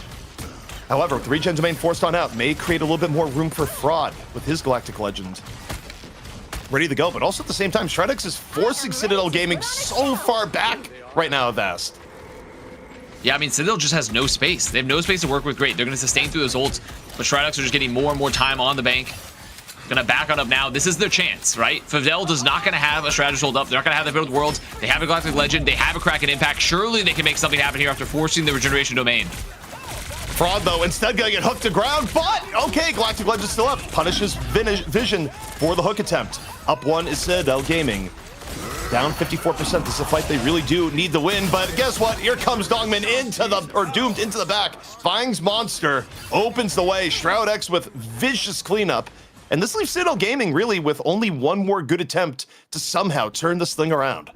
And this is the problem, right? Where again, Doomed is just getting value over and over and over again. And that time, Citadel Gaming, I mean, they had a double duelist ult. There was no ults on the strategist side for Shroud X at all, but they were just able to completely kite back, pop one regeneration domain for Nuck, completely just nullifies the entirety of it. Dominant takes some early damage, but they have to be worried about the Strangling Prison Kraken Impact combo, right? Because sure, they're gonna have a God of Mischief for Velocity, but there's not a lot to mitigate this combo here for Shroud X, especially if they just pop the Fatal with Worlds with the damage boost too. Vision hanging back here, Kraken Impact still ready to go. Going up and over. Gonna hold on till last moment. Shroud X and do Fate of Both Worlds, and they do it first, so Valentina a little bit later. Meanwhile, Pulse Cannon over, finds impunity. Crucial early pick here from Citadel Gaming. Now, can they get a little bit more? They're in overtime. They cannot back down. However, they lose a Vanguard of their own. Vision, able to pay dirt. Off the Kraken Impact and a little bit fall through thereafter. Nuck, though, strategist about to be fading. Fraud, Omega Hurricane went into the back. Now looking to force Shroud X off the point. Picks off one in Vision. And the point nearly flipped in favor of Citadel, but even if they get this now, Vast, it's going to be a long way to go. I mean, they're pretty much back in a similar situation they were on the first point earlier here for Super Soldier Factory, where there's no bank. They have to just perfectly hold this, have a perfect ult economy. Luckily, Mace's death there is almost a blessing because they didn't get to use Meteorium. It's sort of like a forced investment, a forced savings account there, where you just hold on to the Meteorium. But Shroud X get to enter this point here again with the Hela swap too, which I really like into the Iron Man. So Usher's gonna have a little bit more trouble there in Division now with the Hela. I have Agamotto and the Last Stand available here for Shroud X. As Doomed on the long flank again. You know, in America, there is forced investment. It's called Social Security, is actually what that would be. But now... That's very true, but I don't think its Meteorium's growing at market value. No, probably not. Well, neither is their Social Security, to be fair. But Doomed, in the back, right now, has Last Stand. Looking and waiting. Taking his time, going for the abduction. Not quite going to connect. Still has the Last Stand ready to go as we hit our follower goal at 10,000. Thank you, everyone, for hitting the button. As we hit the button, so does Doomed. Up and over, finds Mace. Gives his life for it, though. Trade out. Citadel, where again, they cannot lose this fight or the map is over. And right now, trading out kind of evenly. Fraud getting decent value as the Storm up in the skybox. Dongmin, though, going in. Agamotto, only its velocity, but that may be enough. The fall through is instantly there, and Shroud X nearly has this one in the bag. I think off of that, Dongmin has maybe sealed the deal here for the map. Mace going over the Doctor Strange to get this portal up to go for this last contest. It's just going to be Mace, though. No ult just available, but there are going to be some ults coming out for Citadel. So there's a chance here because Fidel needs to have a really good Fatal with Worlds to the counter the Mega Hurricane. And then Usher going to be looking for this Pulse Cannon afterwards. Well, he gets one pick on the Fidel. Really good start here for Citadel as they look to hang on to here. Shroud X starting to fall by the wayside. If you're Shroud X, you still have time. You can go for the reset, and you are forced, in fact, to do so. I mean, what a play there from Fraud, because Mace gets to contest great. I have Agamotto going to be available. I mean, double Vanguard ult plus a strategist, plus still holding on to the Pulse Cannon. Fraud getting so much value there from the Omega Hurricane, forcing all those cooldowns and the strategist ult early. And just the Goddess boost, that damage there from the Aura of Thunder, from that Thunder Aura, is incredibly strong for Citadel Gaming. So really the Storm impact being felt here for Citadel Gaming. Portal coming on in, 91% to 99. Citadel looking to force around 3. Shroud X looking to put away. Doomed, eating a lot of poke damage here at the beginning, nearly going down. Nuck, can be dropped down. I have Agamotto. Meanwhile, used by Mace. Got Fidel in the back, and the fall through's gonna be there. Fraud following up. What is set up by the front line. 2 now down, make it 3. Usher with the Pulse Cannon. Citadel Gaming finding their footing. Gonna bring this one to a 3rd round after a very rocky start. And all off that back of that incredible recontest from Mace and Fraud. Just makes it back in time, gets so much value on the Storm. And we've talked about a lot about how Storm has seen so much play, and you just essentially she is a flyer, but she's also just gives so much team value compared to mini flyers where you're using those auras. You have the Omega Hurricane to get just so much AoE pressure as well. comparatively to many other flyers. I mean, the next closest would probably be like Human Torch in terms of just the AoE overall damage you're pumping out. But even compared to the Human Torch, she brings those auras of thunder, the aura of the tornado, where you can just get speed boost and damage boost for the whole squad. And you see it reflected here a bit, just looking at the overall damage dealt, right, which is to be expected. I mean, and also even look at the final hits, 13 final hits for Fraud. Yeah, and I mean, the swap over to the Storm instead of the Star-Lord really was the definitive moment where Citadel Gaming finally got some measure of control over the game. And I do wonder if the swap up from Shroud X was exactly what they needed, because realistically speaking, think about Shroud X, they can play a really good Hela game, and it's one of the other duelists you may consider picking off when you are just having immense problems with Storm in this sort of situation. That said, this area is a little bit less room to work with, so the Storm may not be as effective here at Vast. For sure, a little bit, but I think that's also where Storm, you may have less room, but it's also to a degree almost better because you get even more room from the aura, almost, right? So you have that option is already, even with the leap, they're going to use the Mega Hurricane to try to take some pressure off, but a little too late. Yeah, they lost velocity really early. Regen Domain's going to come out. The Mega Hurricane going to be forced on back. Shroud X working at a big advantage right now in this first fight. Fraud, though, going to try and work this one back. Shroud X moving forward all the way. Doomed able to get some isolation on the Mace. And Vision with the fall through on the Fraud means that this will be first control to Shroud X. And there's going to be a lot of pressure here onto the Citadel game. I mean, really onto Mace to not only deny Doom's value, but also to ensure that this fight can run long enough to where Fraud and Usher can get picks. Because this is currently just a racing game of like, okay, can we outrace Doomed for the leaps, for the isolations, setting up impunity as well to get strengthened prisons? Like, they just need to be outracing the Citadel Gaming duelists. Doomed camping the high ground. It said it's going to be the low ground approach from Citadel Gaming. Doom, though, taking a walk over to the right. A huge pick up and over. However, it's not actually fall through on. Still alive. Was the leap target. Meanwhile, we got Usher coming on over, dropping Pulse Cannon. No kills resulting from it. Shroud X weathering the storm from Citadel Gaming here so far. Last ult up here for Citadel. Meteor M. Mace getting super low. Falls in and gets knocked. Quick low slam dunk from Citadel Gaming, keeping them alive. However, Doomed was able to go over. Takes down the Emma. And still a tough engage from Citadel Gaming as they're starting to fall bit by bit. And Dogman just keeping that pressure on the entire time. Despite what was a great Sonic Seduction. Just wait a minute. Here it comes. The stagger onto Valentina Eve. Oh no, it's going to be, I mean, that's an extra like probably 10% off the board there, unfortunately. So pretty rough stagger. Well played there from the Shroud X, just Vanguard line. Again, just keeping the pressure on, making sure there's no room for Citadel to just get space for their flyers here. Now, they do have to worry about the Mega Hurricane, but Doomed. He's hiding. He's waiting. Gotta find it. Nope, not quite. Oh, I actually don't know how I didn't get that one. That looked like it was completely locked in. Just a little bit off was Doomed. Here comes Fraud. A Mega Hurricane into that. Gonna be forcing out Fate of both worlds in turn. Usher, though, in the chaos, picks off Impunity. A massive early pick right now for Citadel Gaming with their backs against the wall and the map hanging in the balance. Shroud X, though, they just decided to we're going to back up a little bit here. Wait for a full 6. Doomed gets enough time to go to the back line. Plenty of room, but kind of misuses the dash here, in real danger. And now, getting super low. Under fire from all ends and ends up falling. Not the engage Doomed was looking for, and the rest of Citadel just roll into the back of Shroud X. But still, having that Wolverine there for fights like that where you can just delay the point even long because of that passive, the regenerative healing factor just gives you a lot of sustain. So 99 here on the bank for Shroud again. But they kind of got reverse swept in the previous round. Has to be kind of really careful, I would say, especially with Citadel doing so much work with this double flyer composition, holding the choke really aggressively, just pumping the damage into them. I mean, the ult bank for Citadel going to be gigantic as they enter. The ult bank that Citadel has gives them a whole lot of options, and they're going to kick things off here with the Omega Hurricane. Fraud into the back. Going to be getting the regen domains out. And you want to lead with the Omega Hurricane here, get the resources out, because Usher is who you want to really put them to bed. Fate of both worlds going to be dropped here. Agamotto denied. Interrupted the pulse. It's ridiculous. Yeah, and you're right. It interrupted the pulse cannon on top of it. Absolutely ridiculous. But Mace with the fall through. Meteor M takes down 2. Citadel still able to stay alive despite the ridiculous Agamotto from Dogman.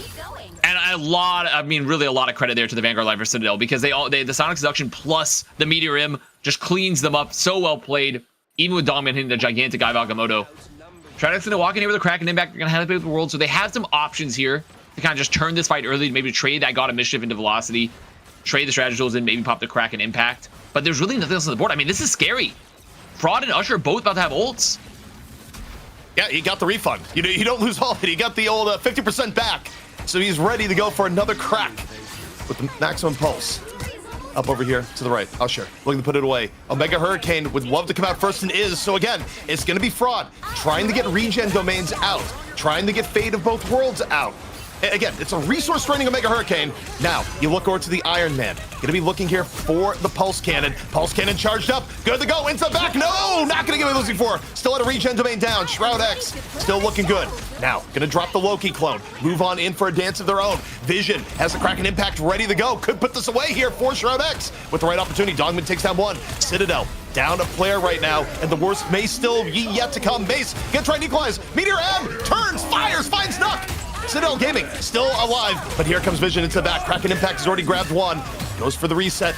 May not get another. Instead, getting choke slammed off in the corner. A little bit of control coming in here from Monster, who puts Vision in the ground. Citadel Gaming fighting on back with the Psyox Seduction, looking for a little bit more. Shroud X may be done. I mean, I think Doom can get the last second touch there. Is going to have, oh, doesn't have the passive up just yet. And that's going to be the map. And so well played from Citadel Gaming, in particular, the Vanguard line. I mean, Mace and Monster doing such a good job of denying the value later in those fights, just making sure to also get constant meter in value too. Multiple key moments for Mace. Really well played from Citadel Gaming. Denied Shroud X kind of just that usage at Wolverine, which is something that we've seen a lot from them too. And they really just completely shut it down. Yeah, it's so strange to me that they picked an anti-tank hero and it looked really good early on, and then somehow the Vanguards still played well against the anti-tank hero that they picked. Also, on top of that, I think to the prelude we did when I was talking about Shroud X when we were looking at the roster screen, and I don't think the narrative has really changed. Shroud X still has ridiculous mechanical play and looks good at times, but putting together a complete map is a challenge for them, because you stop and think about it, both rounds that they ended up losing here, they were ahead drastically, and Citadel Gaming had to come back from being 99% in the hole on both rounds. Surely you would think that a team at the highest level would be able to finish out one of those two rounds. I mean, I'll just put it out here this way. Would VP lose two rounds like that in a row? I feel like the answer is no. Sure, it's an interesting question. It's actually something I had brought up when we were talking about the EU squads too. Like, is the composition versus the execution, something that we need to talk about a little bit? Like, obviously the best teams have both of them. Shroud X clearly has the execution, but it's not the composition. So is there a draft problem, Connor? I mean, I think if anything there, that's just kind of an issue of maybe not making the swaps fast enough. I think they were really hard stuck on the Wolverine comp because they were making it work, but the Flyer has started to eat them up a bit, right? I think Mace and Monster did a really good job, especially because the picks were good into the Wolverine. But as you watched it go on, you didn't see Wolverine get very many picks, didn't get a lot of value as those rounds went further. And a large part of that, I think, is just because the double Flyer composition was putting so much pressure onto Shroud X, and they just couldn't close out, like ZP said. And I think it's one of those things where maybe if you have a little bit more flexibility, you make a swap a bit further when you realize that you're being outgunned a bit. Sure. As we walk back through the highlights, I like how this highlight was Mace messing up the portal. It was Mace just not denying the portal fast enough. Well, look, the highlights can be many things, not just a good play, but also the lowlights can be highlights of themselves. That's all I know. Yeah, well, we have the losing team does get to pick the next map. Is there a map specifically that you think would favor this squad to bring it back to a 1v1 ZP? Truthfully, I think for Shroud X, they have looked better over time on convoy maps, because I think any sort of map where you have a little bit of a buffer for some team fights that are a little bit inconsistent is probably a good thing. I think Domination, oddly enough, is kind of those things where teams can make bigger comebacks against Shroud X than, say, Convoy, where, again, they have more room and more fights to correct mistakes going against them. So, yeah, I would like to see them go to a Convoy map. Doesn't really matter which one, just not Domination is what I would say. Just any sort of convoy map. Fair enough. Yeah, the Citadel squad, somewhat, I guess not new to the scene. They've been under another name somewhat. Yeah. We'll see how they do. I was really impressed with Escher, actually. As we're looking through some of the Escher highlights. MC Escher? Is this a... Yeah, well, yeah, of course, MC Escher. Is this a player that I should know? Is this a player you guys know? Is that one of the better DPS players? Honestly, I'm not particularly aware with them. I mean, this has been, like we talked about, this was the former Boom Crew squad. They made a lot of changes. There hasn't been a ton of tournaments, right? It's pretty much just like us and then the Marvel Rivals, like Championship, Marvel Rivals Invitational coming into the Ignite. So I personally haven't seen them. I mean, I'm sure there's someone that's more in the weed. I bet if we have coaches in chat, they're like, actually, he's been on my scouting doc for 3 to 4 weeks. And, you know, I've been tracking their games, stuff like that. Like, I bet if one coach is there, they could probably put that. But for me personally, I haven't seen them. So this is kind of like a new look entirely, like ZP was saying earlier, for this revamped former Boom Crew squad into Citadel Gaming and kind of seeing what can they do now, I think. And just kind of like a, for me, kind of a slate wipe, perhaps, because I really haven't seen this roster a lot. I mean, it's always good to learn. We're going to head to another map, which is Baron Tinchala. Does this mean anything to either of you as far as what these rosters can run, what these teams are good at? Well, domination. Yeah, it's domination, which is one thing I didn't want Shroud X actually to go over and into here. I mean, on the same note, you can kind of make the devil's advocate argument the other way, is that they won the first round very convincingly, and the next 2 rounds they got to 99 before any cap was able to be had by Citadel Gaming. So from that perspective, you could kind of make the argument of, well, if you were to run the last map 10 times, maybe Shroud X is going to win like 8 of them by that logic, because how often are you going to fumble that hard on the 2 maps being up 99? So I can kind of see the logic of them going over the domination, but I do think is one game type that is a little bit more variable, and the more variable of a mode you are in, I think the worse it is for a team whose #1 struggle historically is their ability to be consistent. Yeah, King of the Hill is always more variable. You know, whatever the game starts to call it, it's always King of the Hill, right? There's been like 5 different games. They all call it something different. It's King of the Hill. Yeah, so Avast, let me ask you this, is who is going to be the player who wins MVP in this map? Well, I mean, that's I know you're thrilled with that. That's like a very loaded. It's like the most. Okay, so I want you to consult the tarot deck and then tell me the future. Also, I actually have not a tarot decks. Oh well, you know, you should start doing some draw. I mean, that wouldn't be. You know, I'm sure for all the people that care about like the spiritual aspects, that wouldn't be disrespectful if we start. I care about your opinion that more than either of those. So that's so true. I mean, I think actually I'll have to talk to some of my astrology friends. See, more importantly, see maybe what the stars say. Am I also, not one of your unrelated to astrology this. friends? No, you're not one of my astrology friends. I will say that they're saying that apparently it's not Escher, it's Usher. Usher. Okay. That is what the people have been yelling at us in chat. It's Usher, apparently. So be aware of that. So Usher told us that name.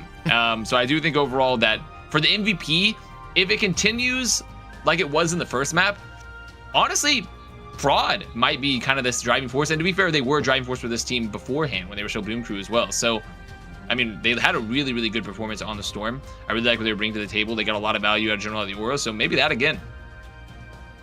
Yeah, it's so odd because Storm has been so you're the best or also you're the worst hero in the server. It's been kind of a weird thing to play. ZP, as we go into T'Challa, any thoughts or insights? Look, for me, I'm just kind of following the Shroud X story as much as I am the Citadel Gaming story of the 2 teams. Also, beyond that, I'm not sure the name pronunciation thing. We will take chat at their word, but we may be going down a dark path here where we may be being misled. It's a couple of things where it's like that word is pronounced. By the way, as someone who knows how words are pronounced, that is not how that word is pronounced.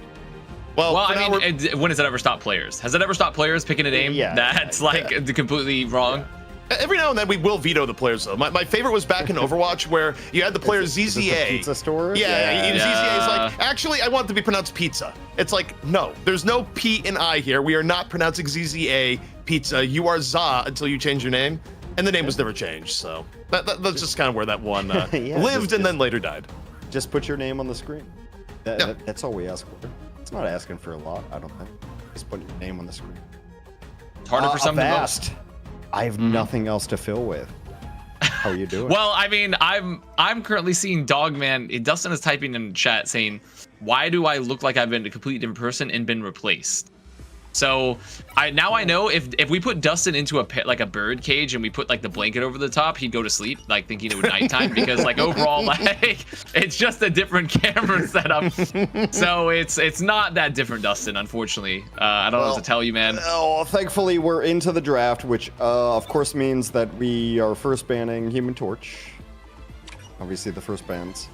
Yeah, no one wants to play against Human Torch. They do be hating the Human Torch like overall. We just don't see him like played realistically very much at all. And Shroud X looking like they still want to try to force just them getting Groot. They're like, no, we keep Groot, no Groot for you, potentially. Yeah, I like the Groot Protect a lot. I feel like North America is very Groot heavy. We'll see if that happens. ZP, what are you thinking about the draft so far? Well, I definitely think they're going to come in with a ban of the... Well, okay, maybe not. I was going to say protect the group, ban the group, but in this case decide... They still have time. Well, you know what it is? I think they got tired of losing fights to Meteor M from Mace. I think it was like one too many Meteor M's that saved what was probably going to be a winning game, and they decided they were done with it. No more Magneto. Get him out of here. Tired of getting hit with that. We'll see what the last couple end up being. Well, with the Psylocke gone too, then okay, they've denied that matchup, and also Fraud been a pretty good Psylocke in the past, so this could be a group protect, but I wouldn't be necessarily shocked if they would just want to say like, okay, like we're fine to not run Groot on Baron, like we just played like the Doctor Strange or something like that. Like yeah, instead they're gonna protect their Wolverine. So unless we're swapped, this is a pretty interesting pick for Citadel. I don't think we're swapped again. I think the fact that we had the early protect Groot, to me, makes it more likely that Shroud X is on the right-hand side. But the fact that Citadel's protecting Wolverine probably does mean they want to do a little bit of Wolv on their own. Late Luna ban going to be coming out here from Shroud X. And, I mean, it's kind of interesting where the ban protects have ended up here. I think the fact that they're getting away with being able to ban the Luna late in the draft, the same has not really been done to them. And they're protecting the Wolverine. I figure Citadel, you're very incentivized to ban Luna here as your final ban. Yeah, I'd agree with that. I mean, I think for them, like, if they can just remove the Luna off the field here, because also it removes the ability for Shroud X to like pull out stuff like really strong flyers, and potentially like, yeah, you still have the Invisible Woman with the Guardian Shield, but Snowflake, the Idol Aura, is still one of the consistently best abilities in terms of like giving value to your flankers and to your flyers in general. So definitely you don't want to have to like run against that in general. For them, especially because Iron Fist is so strong, and as of right now, still, you know, they haven't removed that team up yet. I think it's in 2.5, so they still had that Luna Snow Iron Fist team up, which can kind of run havoc for wrong teams. We'll see. Both teams kind of think they might run Wolvie. I enjoy it. Wolvie, you know him like that? Yeah. No, me and Logan are friends. If you called him Wolvie, you would no longer be friends. You would be in like 3 different pieces, just to be clear. You know, come on, bub. I'll see you guys after the map. ZP, Avast, take it away. Man thinks he can call Wolverine Wolvie. It's unbelievable, Avast. Really. I know. Well, maybe Hex, he could be a mutant. He could go to Professor Xavier's school of mutant children, perhaps. Like, I don't know what exactly his mutant power would be, but it would he could be there. Can you weaponize cynicism? That's possible. It's certainly possible. Maybe he could be like, I know every movie, like that's my mutant power. And then they're like, oh, but do you like work in like Hollywood? It's like, no, I'm just like really like annoying online about it. Like I don't know anything about, I can't do anything like that, but I know a lot of movie trivia and things like that. But instead, Citadel, I mean ZP, you look at this and they have the Groot. So we have our Groot mirror. It's happening. Groot versus Groot. Wolverine on one side, no Wolverine on the other. So we'll see if Doom is able to do his work again. Doom looking really good for a lot of the last round, but right now, getting pummeled at the beginning, nearly burst on down. Citadel Gaming doing a great job early on, but Monster getting hit in by the Bucky hook. Super low, and Impunity gonna punish. And with the Groot advantage, Shroud X up 1, able to get better positioning here on the point. Looking to fully secure it here. Citadel Gaming running out of options to keep this delayed. If Doom and this is a really hard comp, ZP, by the way, because you look at this. Also, I'm a Fish 213. Thank you so much for the Prime. Glad you made it out of the bowl. Hit us with the Prime there. But more importantly, you look at Citadel's comp and you look at Shroud's comp, Shroud X Gaming comp. The vision being on Winter Soldier when there's no Magneto on the field here, this is a really dangerous comp, right? Because if he's hitting those bionic hooks, there's no bubbles. You have no ability to save, right? Like unless Mace is able to hit like a really crazy like Mind Aegis, which is really not the same. I mean, the bionic hooks could go crazy here for Shroud X because there's no Magneto on the field.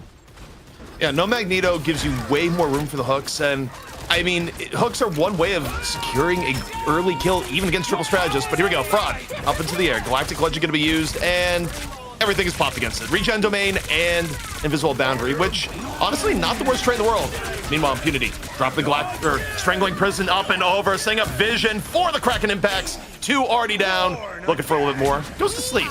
Now, a little bit tired after all of that, and Karmic Rebirth comes on in, but the fall through may instantly be there. Dogman dropping the Eye of Agavano.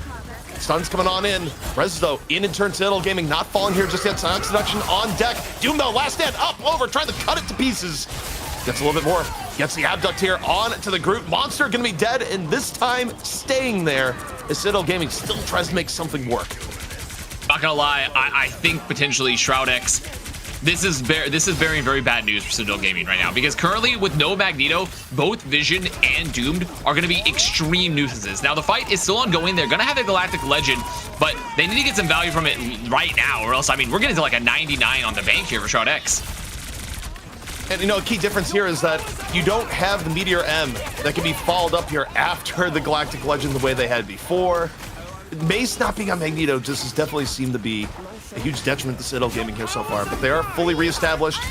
You're gonna get the Clone Soul Resurgence. Not the most common Loki clone target, but it is one you're gonna be seeing here. Now Shroud X dropping the Visible Boundary in turn, and not really feeling too afraid of it here, Vash. Just chilling out in the boundary. Doom, meanwhile, off, looking for targets. Vision. Kraken Impact good to go as soon as Impunity can drop the prison. Here's the prison. There's the impact. As Falter going to be there, looking for it. Gets reset number 1. Here comes number 2. And Shroud X should be easy clip for here as the Kraken Impacts keep on a-coming. And the Galactic Legend, I mean, not finding much. Karmic Revival going to be available for Usher there, bringing everyone up. But once again, we're in this situation where, okay, great, we have a Karmic Revival. Awesome. We're going to have some ults, but we got to touch the point. We have to win this fight from a disadvantage. Yeah, I mean, you get the revival, but is it going to do anything for you in the fight right now? It's letting you delay, but you need pickoffs. Meanwhile, Doomed just lifts them off the point for the forcible C9. Which just means it wasn't really a C9, but you get the You know what? I mean, you know, it's a Citadel Gaming 9, the CG9. Perhaps it's a new one, but I mean, overall, it was well played. I mean, I think Citadel Gaming, they put up a good showing, but I do think, for me, if I'm going to start, you know, building a narrative early, if I'm gonna start like just enforcing my will upon this game in terms of like just putting my own beliefs here, I do think, especially when you see the amount of final hits in general that Vision is getting, I think not having that Magneto is gonna be tough for Citadel Gaming. For them, it's maybe a question of like, can we get back to the flyer composition? Can we maybe move to like something like a dive style? Something that can keep some more pressure here onto Vision and Doomed in particular, because there's just really not much of an option right now when you're playing, especially when you're playing the triple strategist. I just don't think they're pretty much just hoping like, oh, we're just gonna keep respawning after they keep getting a limbs on us. Like, we'll just keep coming back endlessly. They're gonna get tired. Yeah, I mean, Karmic Rebirth, I think, may be one of the hardest ultimates to get value of in the game, in the sense of actually having it turn a team fight. In a way, you almost need a fight where both teams are down players, and the Karmic Rebirth gives you advantage. Karmic Rebirth just bringing you back up to a 6v6 doesn't feel great most of the time. So right now, Citadel Gaming just playing this point really aggressively with the Storm. They've gone back to the flyer composition with Usher also going to the Iron Man. So they kind of heard my pleas, and they're going to be playing this double flyer comp. Rod, Omega Hurricane tries to wait till the last possible second before dropping it. Invisible Boundary, though, still going to be negating a lot of it. Okay, Fraud goes in, and the Tornado is immediately quelled. Impunity, having none of it. So you're down to Storm early on, not the start Citadel Gaming was looking for. And now Doomed going, hey, Emma, what's up? Come on over here, meet my friends. And Emma just getting sliced to bits. However, Invisible Boundary is going to come on down. Citadel Gaming able to heal on up. Pulse Cannon in from Usher. Does not get anything. Shroud X still very healthy here on the point. A point which no one has capped yet, I may add. But first pickoff, going to go the way of the Mace. Able to find Vision. A little bit of life now for Citadel Gaming as Mace coming alive here on the Emma. Okay, and Citadel Gaming going to get the first flip. And they made sure to get a lot more I really do like this swap to the Invisible Woman. Invisible Woman pretty good at dealing with the Wolverine, at least better. You also have the Guardian Shields, of course, to give power to your flyers. Invisible Boundary probably, I would argue, might be the best strategist ult potentially behind Fate of the World. So it's really, really strong in general. And Monster onto the Captain America means there's just a lot more pressure here, right? A lot more pressure onto Shroud X in general. Onto as already they're making the swap. They've gone triple res here, CP. They've said, okay, we know they swapped. We see these swaps. We're gonna have a little bit of an anti-dive setup here. Yeah, I mean, interesting to see Shroud X with the Oh swap no! Oh no! The miss on the Strangling Prison. Maybe off a boop. Maybe off just a misclick. Either way, no one went to jail. Citadel was playing Monopoly earlier. Everyone got their get out of jail free cards. Shroud X gonna have to look to win this fight a different way. We're looking at Dogman. Eye of Agamotto ready to go. Citadel though super stacked in their ult bank, so they need something sooner rather than later. Meso with the Sonic Seduction and the Pulse Cannon on top. Gonna take down 2. Vision though gonna res themselves. No Karmic Revival though. Ready to go. A losing fight this feels like right now for Shroud X. At this point, you feel like you gotta go for a bit of a reset. Now, they did get a decent amount of ults out of Citadel Gaming there. I mean, they have to worry about the Omega Hurricane and the Invisible Boundary again, but they'll have some options. The problem here is that, okay, you go into this fight, it's like, okay, great. We have a Galactic Legend. Awesome. Pretty decent to the Flyers, but pretty easy to mitigate, especially when you have the Guardian Shields. And you can just play around that and you're close to Invisible Boundary. Then Eye of Agamotto maybe can keep them in place, but you're just going to be worried about Fraud popping the Omega Hurricane when there's just no mitigation at all, right? There's not a strategy tool. Then Shroud X instead, they've actually made swaps. They're going to get the Rocket Raccoon. They're going to put Fidel onto the Invisible Woman. So there's like, we're not even going to worry about the Karmic Revival. This is a ridiculous amount of swaps coming from Shroud X, but first things first, Galactic Legend in from Doomed. Off to the backhand side, looking for anything here, or at least get some resources down. You mean Dogman goes over and in, hits 2 with the Eye of Agamotto, but the fall through is not there. Dogman immediately dies right on after. BRB, bring him back in the fray. Shroud X though, struggling on this initiation here. Citadel looking really good. The punish from Fraud onto Impunity, and Shroud X is looking lost on the second round. Vision able to find 1. See if Shroud X can turn it around, but it's looking tough here, Vast. Vision needs more. Vision needs more pressure. Doomed keeping the pressure there on the Velocity. What a good find as well. And right now, the duelist players for Shroud X, Doom doing a really good job also of just navigating around the point, keeping the pressure away from the rest of his front line and the rest of his back line. And I think Doomed and Vision, they might have turned it. They might have done this enough. Domin goes for that kind of that hero Eye of Agamotto. I think it was a little bit mistimed, but it at least gave Doom the pressure, the presence to get to the back line. All right. We've turned the tables here at Vast. Instead of Citadel being the ones that need to come back from 99-0, it's Shroud X that need to come back from 99-0. Can they replicate what Citadel was able to do to them just 1 map ago, or will Citadel come in with ease? Gotta watch Usher here, Avast, because I feel like 1 good pulse cannon is all they need to turn this one around. It's Doomed still once again trying to keep some pressure onto the back line. Invisible Boundary gonna be used. Right now, Citadel looking to find a pick, trying to find anyone. There is going to be the Amplifier, the CYA up for Shroud X, and they still have double dual assaults here. Citadel, they popped a lot early. Meanwhile, Doomed still has the Galactic Legend ready to go, waiting for the opportunity. May have just found it, immediately guns down Usher, and now looking for extra. 2 down here, aided by Impunity and Shroud X, and they need it most. Able to hold back Citadel Gaming. Still not enough to win the round, but does get them ever closer. About 1 fight away, in fact. Yeah, I mean, Citadel Gaming putting up some great stuff there. Leg Day Gaming on the other side on Twitch Prime. Thank you, Leg Day Gaming, as well, our other gaming partner. Gonna be dropping a Prime there. At Shroud X, they're gonna be looking to hold aggressively on this high ground, let Vision get some early poke. They do hold the Eye of Agamotto. But with Valentina, they have the Invisible Boundary, Valentina Eve, and they're also gonna have a late Omega Hurricane. So this is a little scary for Shroud X. Oh, Shroud X, I think all eyes got to be on Dongmin here if they want to take this round, even up the series 1-1. Dongmin, what you got? Vision under all sorts of pressure, just barely saved by the Invisible Wind Shield. Dongmin staying here on the point. Invisible Boundary dropped by Citadel Gaming. Everything being put on in. Dogman super low, 200 HP. Needs a little bit of reprieve. No, the Omega Hurricane comes in from the back. No healing in from Dogman. No Eye of Agamotto to be used. And Citadel Gaming just about there. Vision though, 2 picks later in the fight. Shroud X gonna have a portal, I believe, in just a moment here to maybe keep this one going. Doom doing a great job of delaying here in the point. Overtime ticking on down. Is there gonna be a portal? Portal opens and it's not in time. Yeah, just not quite fast enough. And I'm really Usher there being so important there, making the swap to Hela gets a lot of the early pressure on Division, forcing them off the angle, and additionally getting a lot of very, very big picks. And Dogman has to rotate, just waiting for the boundary to end, and it's just going to take out their Mega Hurricane for Fraud. So the duelists there for Citadel Gaming making a really good show for themselves. pretty equivalent across the board. Yeah, Vision has more limbs, but you know, they had a very dominant first round in general. And I think right now this is just kind of neck and neck. On the bright side, going into what will be the final round of our second map, Shroud X, you look at Dongmin, who usually has been on point with the Eye of Agamotto's. The upside of getting crunched by the Omega Hurricane is that you can open with a sneakier Eye of Agamotto to kick things off, get first control, which of course in domination, about as important can be. So I'm looking at this, I'm thinking all eyes on Dongmin for Shroud X as they try and set the tone in this all-important first fight. Citadel Gaming keeping a pretty similar composition, keeping Yusha here onto the Hela, and this is a very long sightline map, so not surprised to see Helas on both these squads.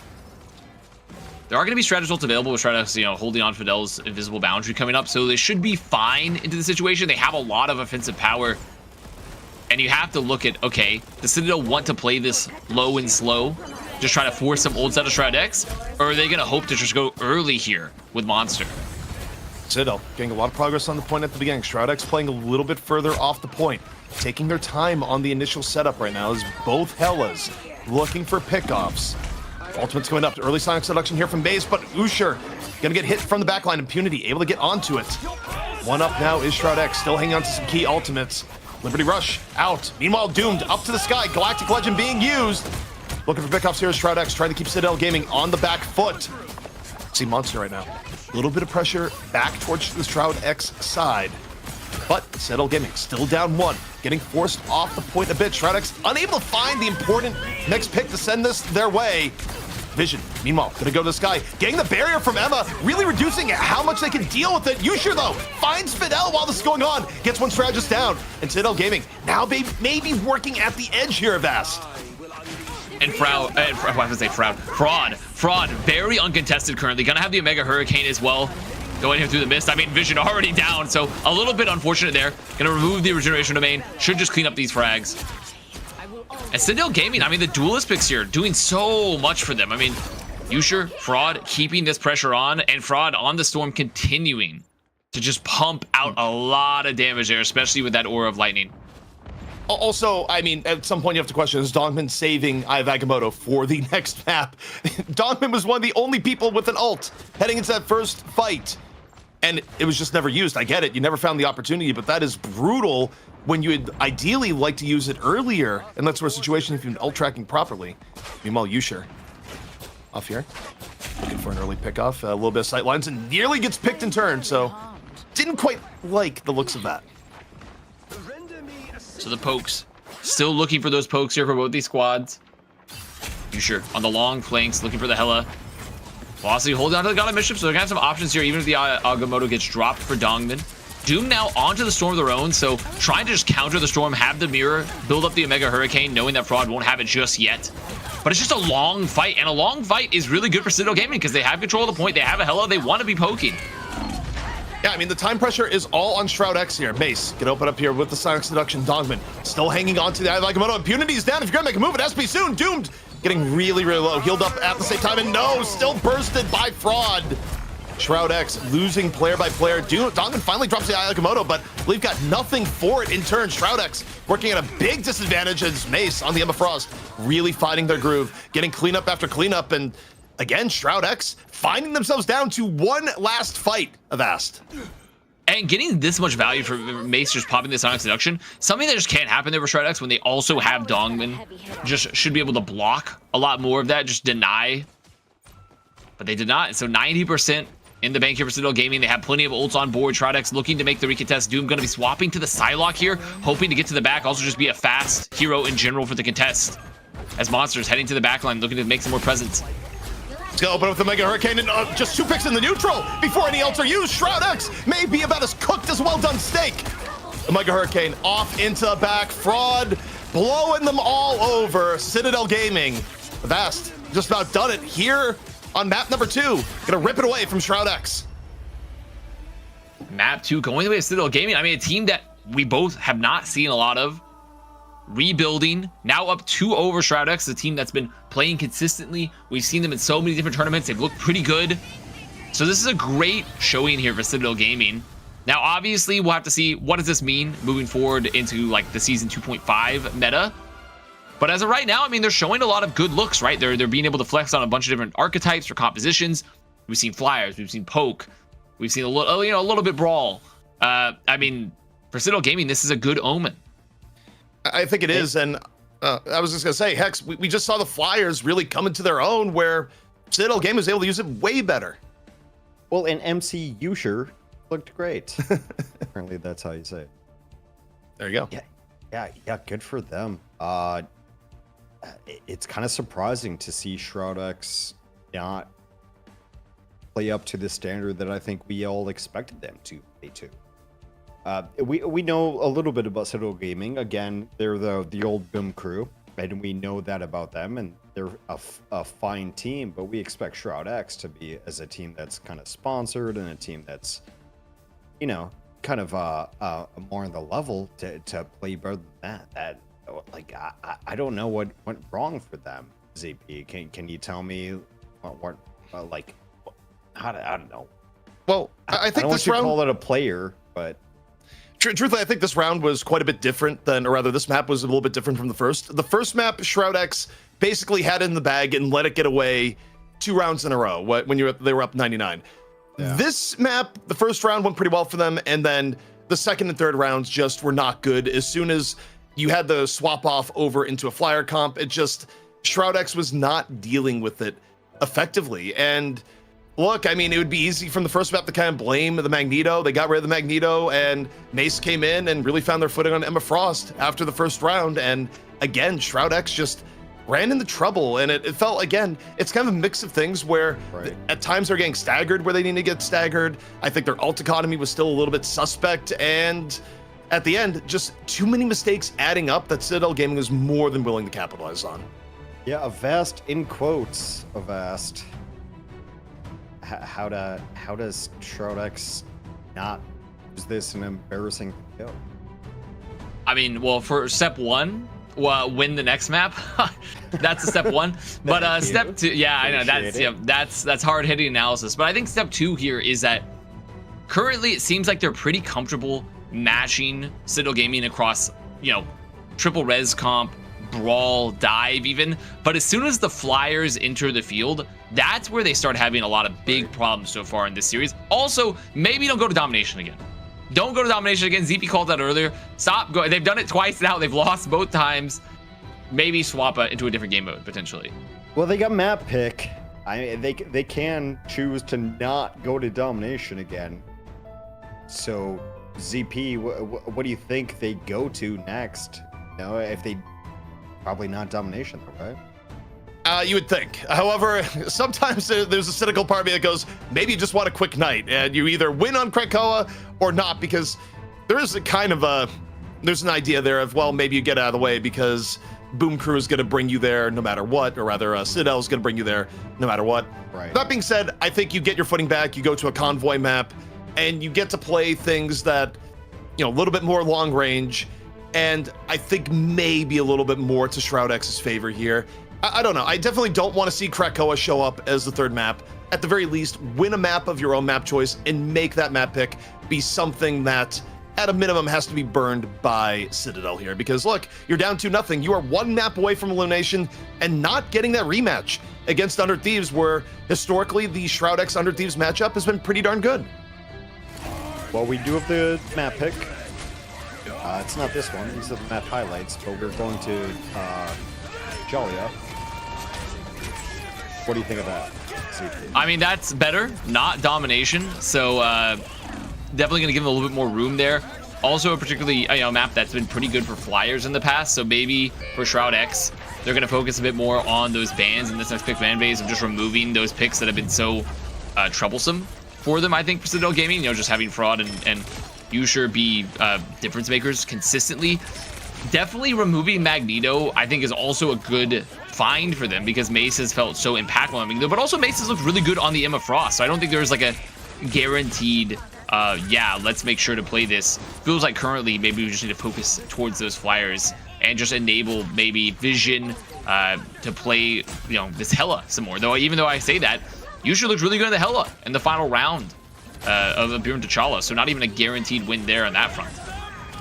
Yeah, it almost feels like play towards what you're best at rather than playing against what your opponents are best at. Like, they don't want to ban them. Let's just make sure that we get our best stuff. Do you think that's probably the play, ZP? Look, I mean, I think the play right now is at least change up where you have been at here, and ideally run a composition that's going to be a little bit better against the Flyers, or if nothing else, I'd have to go back and look. I'm not sure Storm has actually been being protected. I do think there's a world where, look, if you're having this much issue with Storm in particular as a Flyer, you can get rid of it. The way the drafts have been going, and yes, you will give up something that you've been getting rid of in turn, but I do think the one common denominator between map 1 and map 2 has been fraud comes in on the Storm and things get quite bad for Shroud X. Their anti-flyer game has not been good here at all. And well, you take a look at what they've been banning, you know, maybe let the Magneto through and get rid of the Storm, because I think of the two, that's actually been more where your problem has been in the series. Well, we'll see. We can talk about bans once we get to like 2 and 3, because the first ban sounds always the exact same thing. Magneto out for Shroud X is their protect. Okay, they might want to try to get removed then for Citadel potentially. Like, they might just be like, okay, we have Magneto, remove it from them. But instead, Citadel choosing this time. Well, I mean, I guess you could still ban protect, to be fair. That's still, you can still ban protect, so they could still just try to lock in this Emma Frost again for them, which they've been pretty happy with.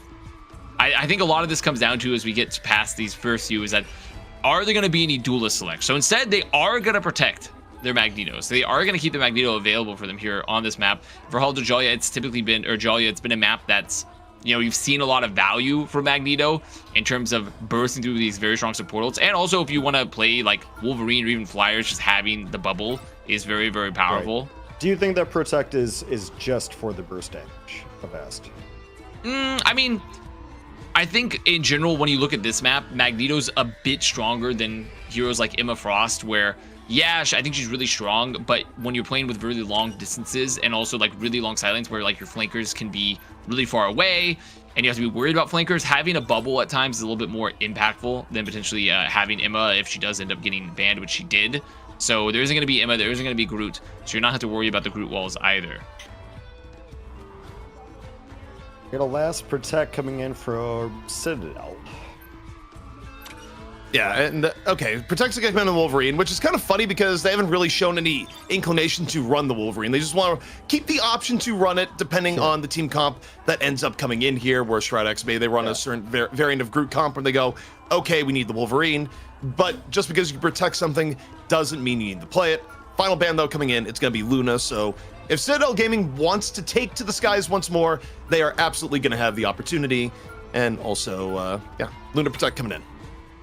Just want to know that they can. Yeah, I think this is an interesting idea too, because Luna, you enable your flankers a bit with the aura, but also gives them a chance that if they want to potentially try to play like a more like, oh, we have someone to chase down the back line and also chase down some of the duelists, you could have play this Emma Frost play as well with the Luna team up, as Loki is the final ban from Citadel, which, I mean, that is something that Shroud has played a ton of Loki. Obviously Citadel, I think, like, they played a lot of Loki here too, so it's just more so, do they want to make sure to deny potential hella value, right? Because you have that team up that occurs where you get value from the limbs, so it could be kind of a target pick to just deny Vision a bit of changes or a bit of value there. I think overall, this would be a surprise to us, guys, that Citadel comes in and beats Shroud X. It'd be kind of a stunning outcome. A little bit. We'll see. We'll see if it actually happens. ZP, take us through the map. Yeah, and I mean, or we could do the NA Classic and do the reverse sweep. NA really does love the reverse sweeps here, Vass, so, you know, could just be one of those days, a 10-mapper. I'm not saying I'm hoping for that. I'm just respecting the reality of how often it seemingly happens as we get to Rivals Fight Night in North America. Well, I mean, I could put a little hope for that, just for our previous production partner, Shroud, you know? And I'm sure he wants the squad to do well. They're a talented group. As right now, though, Shroud X on the offense first. And what do I see if not a triple res composition, but with Fidel on the Luna instead of the Loki? So they're not going to be... And to be fair, I think for triple res compositions, you don't see Loki come in that often anyways. So typically it's going to be like an Invisible Woman or a Luna Snow. You know, I'm not entirely sure how much I love triple res on the attack here on this map. I mean, look, it's their map choice. Clearly they're comfortable with it. Hulk land in the exile.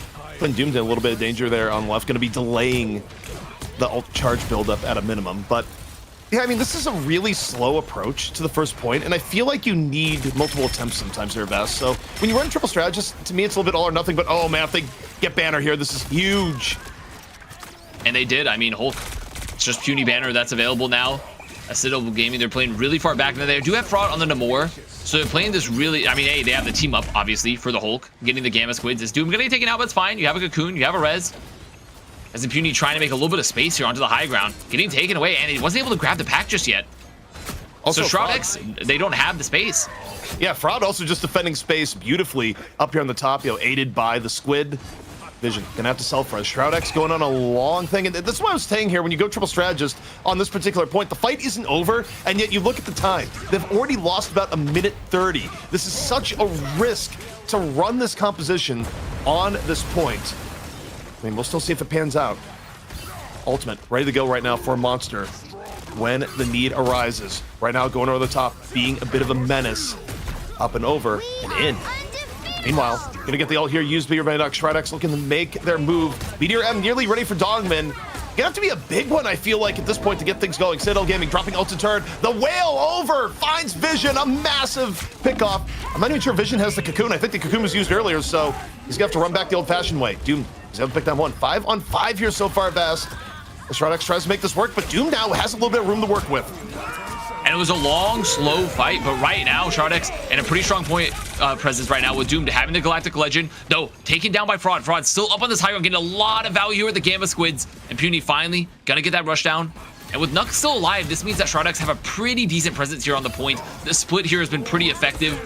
As Citadel Gaming still trying to contest, they are gonna have the Invisible Boundary if they want to commit. Exactly what they're gonna do. They're gonna stay here with this. And Shroud X, they burned through their ults here, ZP, so they're gonna have this Freedom Charge, but after that, it's really just a Karmic Revival. Yeah, and I mean, you're not guaranteed to get good value off it, but Doom still continues to be the one on Shroud X that is making things happen. Gets a pick off on the Monster. Off in the neutral. Nearly capped is the first point, and Citadel Gaming may have to give this one up. It's nearly there. It is. And now the convoy is going to get on moving. And, okay, Shroud X, they take the gamble on the triple strategist comp. They make it work. And now they might be getting some really crucial staggers. But a pretty decent first hold. Definitely have seen worse. I've seen some better, but I've seen worse. Citadel Gaming coming to this next fight. They're going to have another Horn of Proteus. There's no damage boost there for Luna Snow, because obviously that has been banned out. They were not able to get that, so they're not going to have to worry about those Horn of Proteus getting damage boosted by the Fate of the World. Is Doomed just fighting for the flank. And we've seen in the past how sometimes the Moors can set up on these high ground, so Doom trying to keep a lot of presence along with Impunity to make sure that Fraud cannot get up to the high ground. Doom's constantly repositioning right now, really just trying to buy time while building towards Galactic Legend. Up forward now is Shroud X, seizing the opportunity up and in.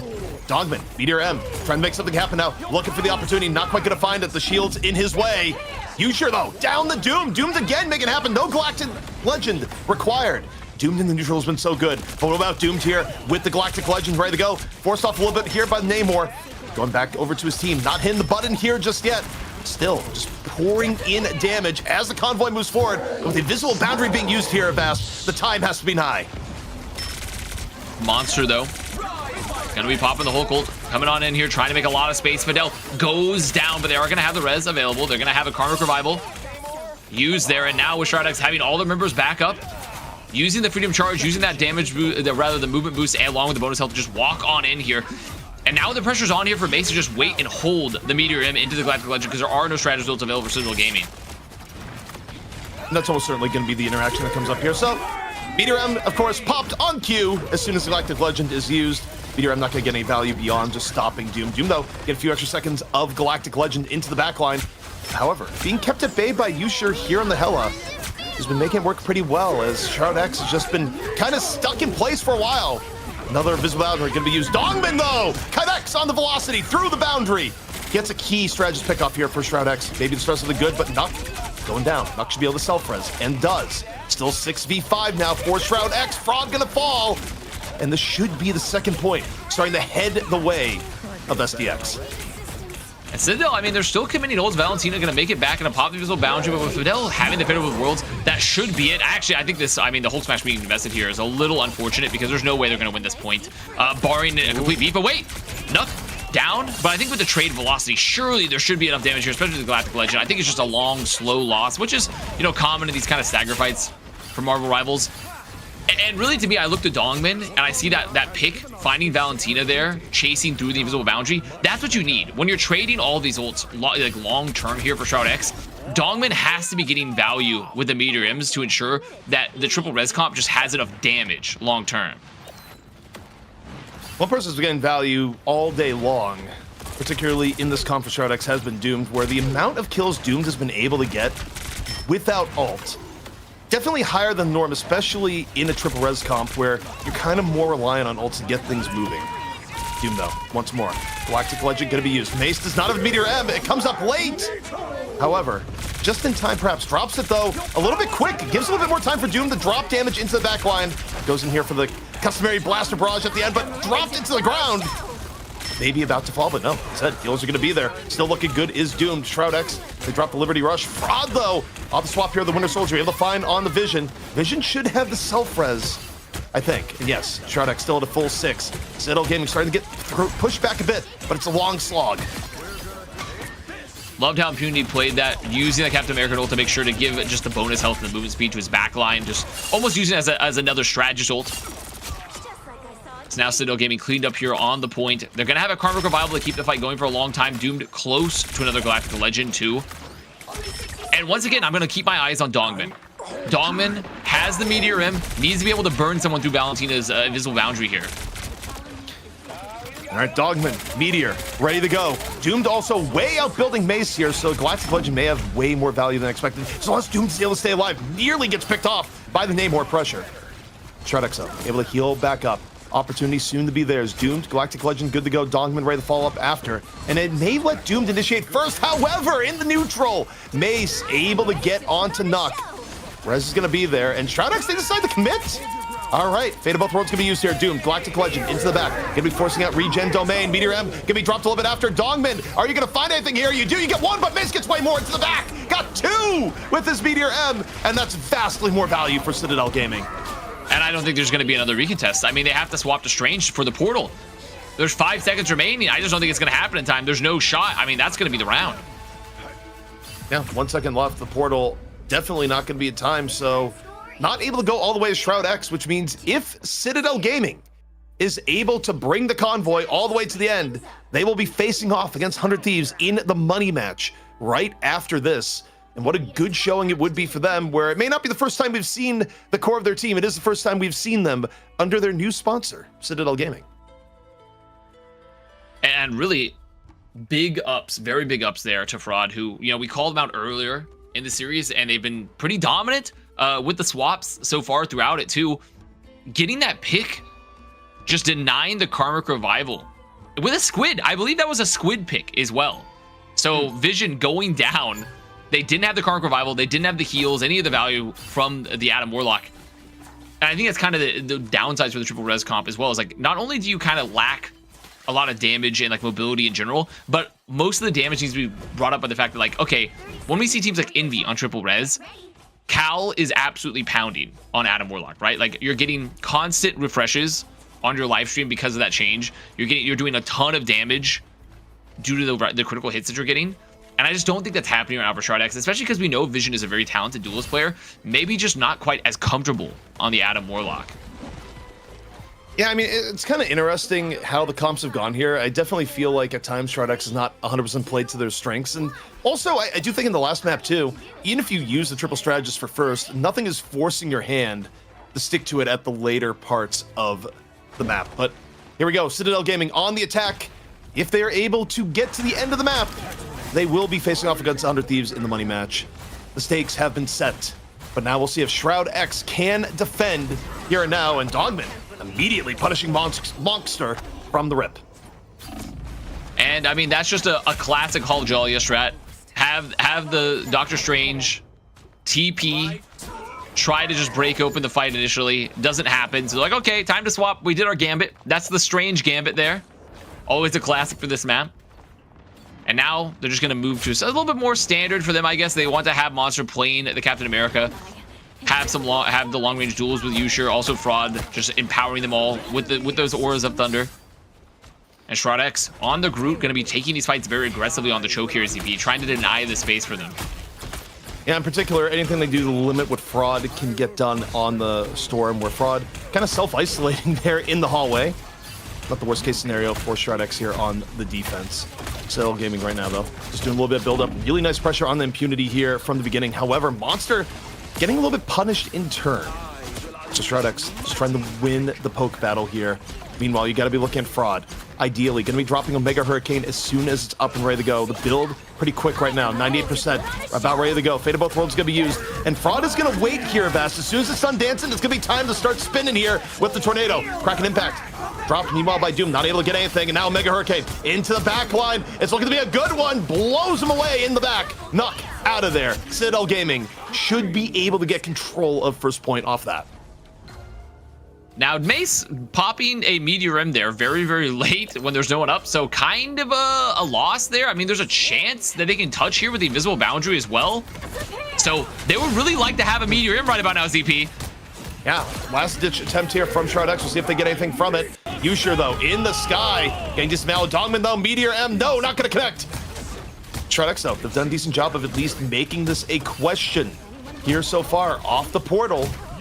Wasn't guaranteed to get here in such a time. Doomed, though, really, really low. Passive gonna be triggered, but while it's triggered, it's still enough to take down Yusher in the back. Shroud X picking, prodding right now at this first point. Citadel Gaming actually in a bit of trouble here, especially with Mace about to fall. And with Mace down, there's no bubbles, a lot of damage off the point here. So Shroud X can walk on forward. Doomed finding some very, very crucial picks, and also Dogman just anchoring the point there. Really well played from Impunity to get the teleport back up. As Monster, gonna need Dawn back. So sure, you're gonna have an Omega Hurricane, you're gonna have an Invisible Boundary here, ZB, but I mean, you look at this, and this is worrisome now for Citadel Gaming because there's gonna be plenty of ults up for Shroud X. They're in a really tough spot, not the least of which could be Doom just getting a quick kidnap here from the beginning. But Omega Hurricane, gonna be the way this one opens, and immediately forces out the dancing from Fidel in turn. But while they're dancing, Doomed tries to go in for a pick, gets punished by Mace. Shroud X down one. They have to turn this one around 5v6 without a Wolverine, which really means so much pressure on Impunity and Vision. Vision, though, able to get one. Deals the Storm. Here comes the Eye Bakamoto. Gets Yusher and nothing else. Fall through. Not immediately there. Vision going to the sky. Goddess of Death used and immediately brought back to ground. Doomed. Running back over to the point now. Quick swap into the Psylocke. Shroud X buying some decent time. They lost Nuck, though. They have to run back over. Doom, though, back in on the point. Here on the Psylocke. They realize the swap is here and nearly dies on entry. Impunity going down and Shroud X really struggling to maintain control. Oh, and the portal from Fraud. Look at that. Fraud in the spawn. It goes Doctor Strange just to ensure they can't recontest. I really think, if anything, though, that point was kind of lost just because Doomed went in during that Omega Hurricane. And so they were split, right? Because Fidel going for the Fate of Both Worlds. There was an immediate pick off there. Some really good peel and I think fine from Mace. So maybe a bit of a desync there from Shroud. I mean, popping the last stand when there's really not much that could have supported them there. And now Citadel Gaming, they keep their hopes alive. Get to move on forward. They are going to have the Goddess of Death. But I mean, I would not say that's necessarily a high impact ult, especially when there's Magnetos on both squads. You've seen a lot of, there's even Groot as well to just block that. So, but it could have been a lot of value. Mace right now walking forward. Meteor M, though, going to be the way this starts out with Dogman. To the back, nearly connects, but nearly is not enough. Meanwhile, Goddess of Death can be used here by Yusher. And it's pretty high value. It gets the dance out of Shroud X. And if you can get dance from hell, you're usually pretty happy with that. Meanwhile, we got Fraud on a Wolverine of his own. Slashing into the Shroud X front line. Last stand, good to go. Drops it and looks to chop down tree. Instead, gets chopped in turn. Fidel on the punish. Shroud X still looking good on the convoy. I mean, Fraud, unfortunately, falling for a classic, just like survival game blunder. Your tools aren't high enough rarity. You don't have the high enough materials to chop down that tree. It's just not going to happen. You can't cross it yet. But now the fight's still ongoing, forcing the regeneration demand. Is Doom popping the Galactic Legend late. They're going to chase down some of these stagger limbs. So Citadel Gaming having to go all the way back. They might get brutally staggered here. The stagger is so good for Shroud X. Only a minute is left remaining. Citadel Gaming, still a long way to go. And again, Avast, It's NA. That's the land of reverse sweeps. It happens all the time, and we could be writing our new chapter here and now. Shroud X, if they want to entertain that story, they need to hold off Citadel Gaming, and if they're able to win just one more fight, they will have taken the map. See if they can do it.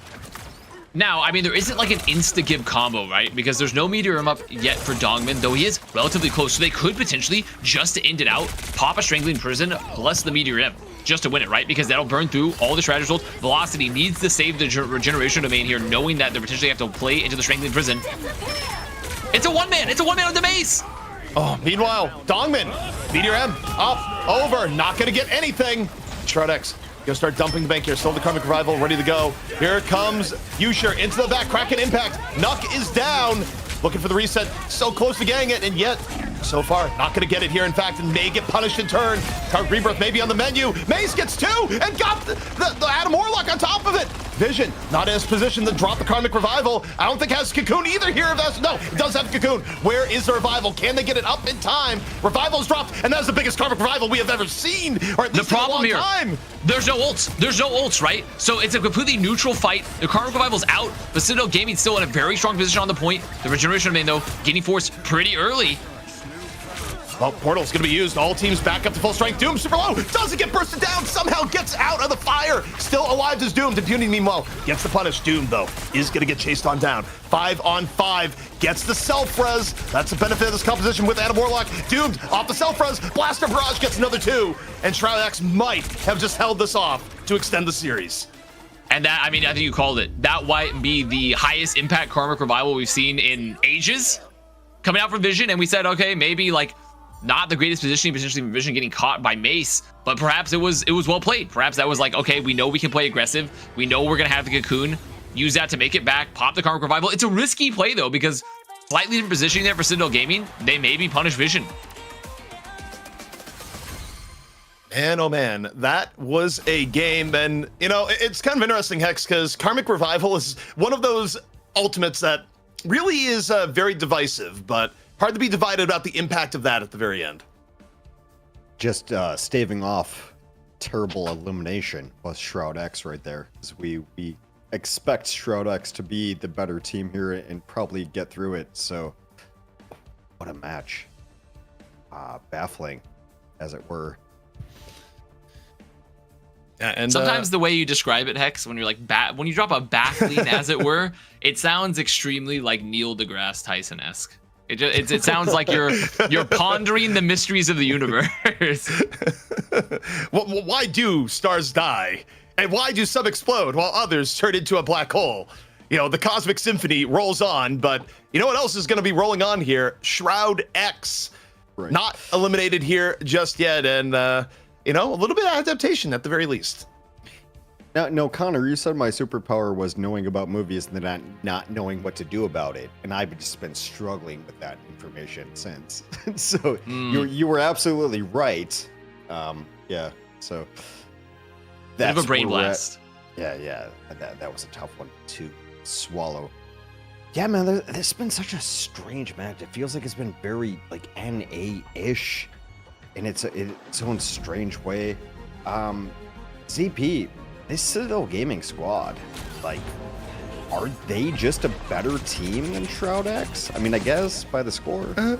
Well, I mean, so far they've definitely had some comps that have worked out really well for them, but I mean, it's hard to say in regards to all of it. I would say neither team right now has necessarily been a fully complete team in the way that some of the other teams that we've seen play are. And, you know, for Shroud X, I think at times have been their own worst enemy here, where it's like, well, why is Shroud X having problems? Well, they've done some things that maybe weren't necessarily the most efficient.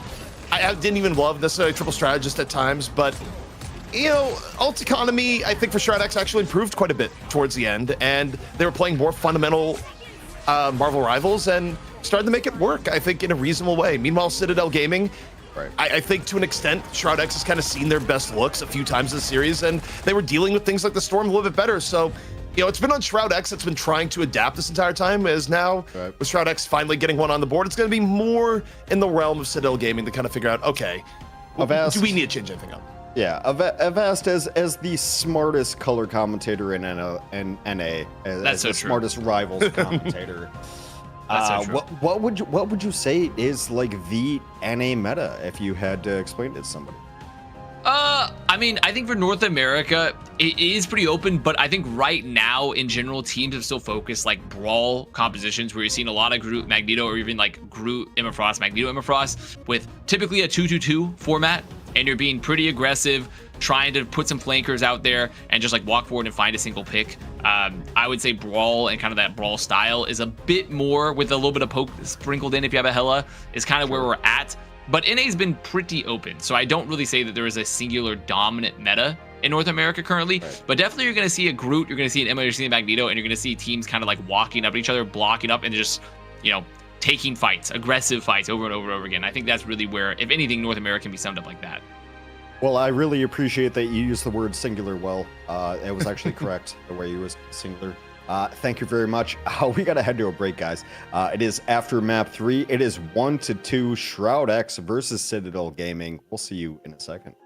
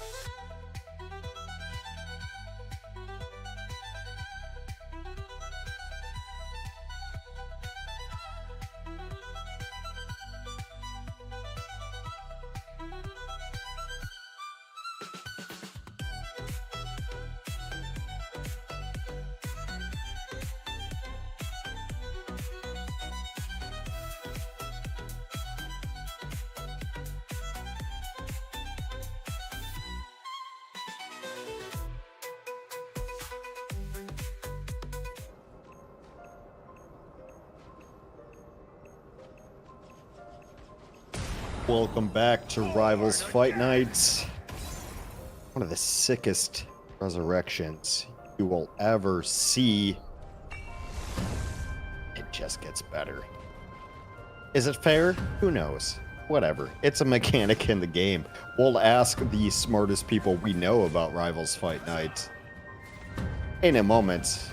Yeah, I guess just right now. ZP have asked. You know, we've seen some old resurrection mechanics. What do you think about that one, Connor? I mean, who doesn't love? Ask you first. Yeah. Who doesn't love a good resurrection mechanic in a video game, right? Especially in a multiplayer shooter. I think overall, I mean, typically we don't see him get a lot of value. That was, I mean, I think we're chiseling into the rock. I mean, into overall, like I think a monument, like that might be the highest value karmic revival we've ever seen so far at the upper echelons of our rivals. Yeah, it's pretty good until it's broken, and then we'll figure that out. You know, when do we get there? Shroud X versus Citadel. This has been a amazing match. It's a little bit surprising. We were already surprised by EU being a very good head-to-head. ZP, as we go into the fourth match, what's gonna happen here? What do you think? Who's up? Who's down? Well, I'll say this much. I said it from the very beginning, from the first map Shroud X lost. I actually think that they play better on anything other than domination. So map choice-wise, I actually think Citadel probably should have brought them to Krakoa in Here and Now. Maybe they're just saving it as the final map that they have in reserve should they lose this one. But bring it to Midtown, I actually do not like this map choice at all for Citadel. Because even though I think maybe on some level they're thinking we could get value off it on the Storm, I also think Shroud X gets a lot of opportunities to right the ship on Midtown, and some of the inconsistency that plagued them on Domination won't necessarily lose them the game on this game mode. So I think if you're looking for the Shroud X reverse sweep, you're actually pretty happy with this map coming up. Okay, Connor, tell ZP why he's wrong, and I want you guys to fight. Let's see how that one goes. Waiting for this. I've been waiting for this moment. Ever since he fall down the stairs. The San Antonio in 2022 have been waiting for this. No, I think overall, I think this is, he's probably on the money. Unfortunately, I can't call him wrong. I think this is unfortunately he's right. Yeah, he's right here. It's just you don't want to see Shroud X, I think, to take it to another domination. Midtown, obviously another pretty good pick with a convergence. So I can technically this is a convoy, to be fair, not a convergence. But I do think this is definitely a better map type for them in general. It's once again kind of keeping eyes on like how do the bans work out, because I feel like Shroud X's bans, it worked out pretty decently for them in terms of just like, okay, we want to make sure that we deny some of the potential really strong comps for like a Wolverine. Yeah, if I was Shroud X, I'd ban Human Torch first. Yeah, so of course we got that one. That one's in the books. Yeah, I mean, you're gonna get the Torch bans here because no one wants to deal with Torch on any side. It's just, in this ban format, if you do anything other than ban Torch first, he's going to get protected and used against you, particularly on Midtown. So yeah, no one wants to deal with that. But the differentiation coming in here, Shroud X deciding, okay, we don't want to deal with your Magneto at all, targeting Mace where they clearly think that as Mace's best hero. And in return, I think Citadel is going a little bit more meta and saying, well, we're gonna take away your ability to play Emma, because you take a look at how Vanguard's been valued, especially over in EU. Teams like VP, very keen on basically always playing Emma no matter what. So it's kind of interesting here where Shroud X is playing the team, Citadel is playing the more general state of the game in the draft. Why are teams not prioritizing the Groot bans? I think it depends on the team. That a lot. Depends on the team. Some teams have felt like, especially because I felt like Groot was like kind of a late adopter in terms of how strong it was somewhat in North America comparatively like Europe, for example. But even though there was a lot of teams that were really good early on, but I think holistically everyone's kind of coalesced around the fact that like Groot is really good. We like to play around Groot. A lot of teams love to play with Groot in their comp. Some teams are like, we're fine to not play with Groot, or even like know that the other team is potentially just better than them, so let's remove it. So I think it's now kind of a map dependent thing. But okay, this is interesting for Citadel because they have banned Iron Man, which is something that they have been using a lot of. So I'm like, that's kind of interesting because they've been kind of prioritizing flyer comps comparatively to Shroud X. And I know we had the teams flipped earlier, but it seems like, yeah, I mean, there's no flyers. They've said both teams like, we do not want to deal with flyers on the squad. I guess technically there is there. You could still have like, I don't even know. I don't think there's any flyers left at all. Actually, not really. Let's get it on the ground. Yeah, it's going to be more ground-based here. And again, it's a little weird to me. I completely agree with your kind of confusion there, Avast, on what is going on, because I don't think Citadel really had any need to ban the Iron Man. Maybe it was a world where, because Storm hasn't been banned this entire time, they figured get rid of Iron Man, clear skies. If we do get Storm, we don't have to worry about that in turn. But even then, Yusha has been playing Iron Man a lot, so it's a little weird to me that they go for that. We'll see. Yeah, does not make a lot of sense. Yeah. We're gonna go face to face on the ground at Midtown. CP, Avast, take it away. Well, Avast, it just feels like the NA destiny right now of long matches. Not that we'd have it any other way, but yeah, I mean, I'm looking at this here right now, and off the draft, I'm not saying we're going there for sure, but you know, if you had channel points at stake, I'd be a little bit keen on Shroud X at the moment. I do think that they could force us to a map 5. Well, I mean, with no Magneto, Doomed on the Wolverine is another very strong pick, right? And we saw Shroud X get a lot of value from this previously. We just have to close out, and that's been the consistent issue with them. It's just closing out when they have those advantages. And I think Wolverine and having that into a no Magneto comp for Citadel, pretty good advantage, pretty decent. Citadel, instead, choosing to play a very spam-heavy comp. This is poke. I mean, you have the Squirrel Girl, you have the Punisher. So this is a very, very poke-heavy composition for them. Just break the hole.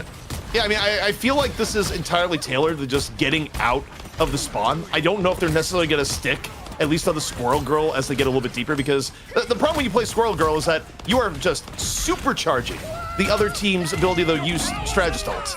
But very quick, Squirrel Stampede going to be built up. And I do wonder, is this a swap? You've gone back in the spawn, you sure?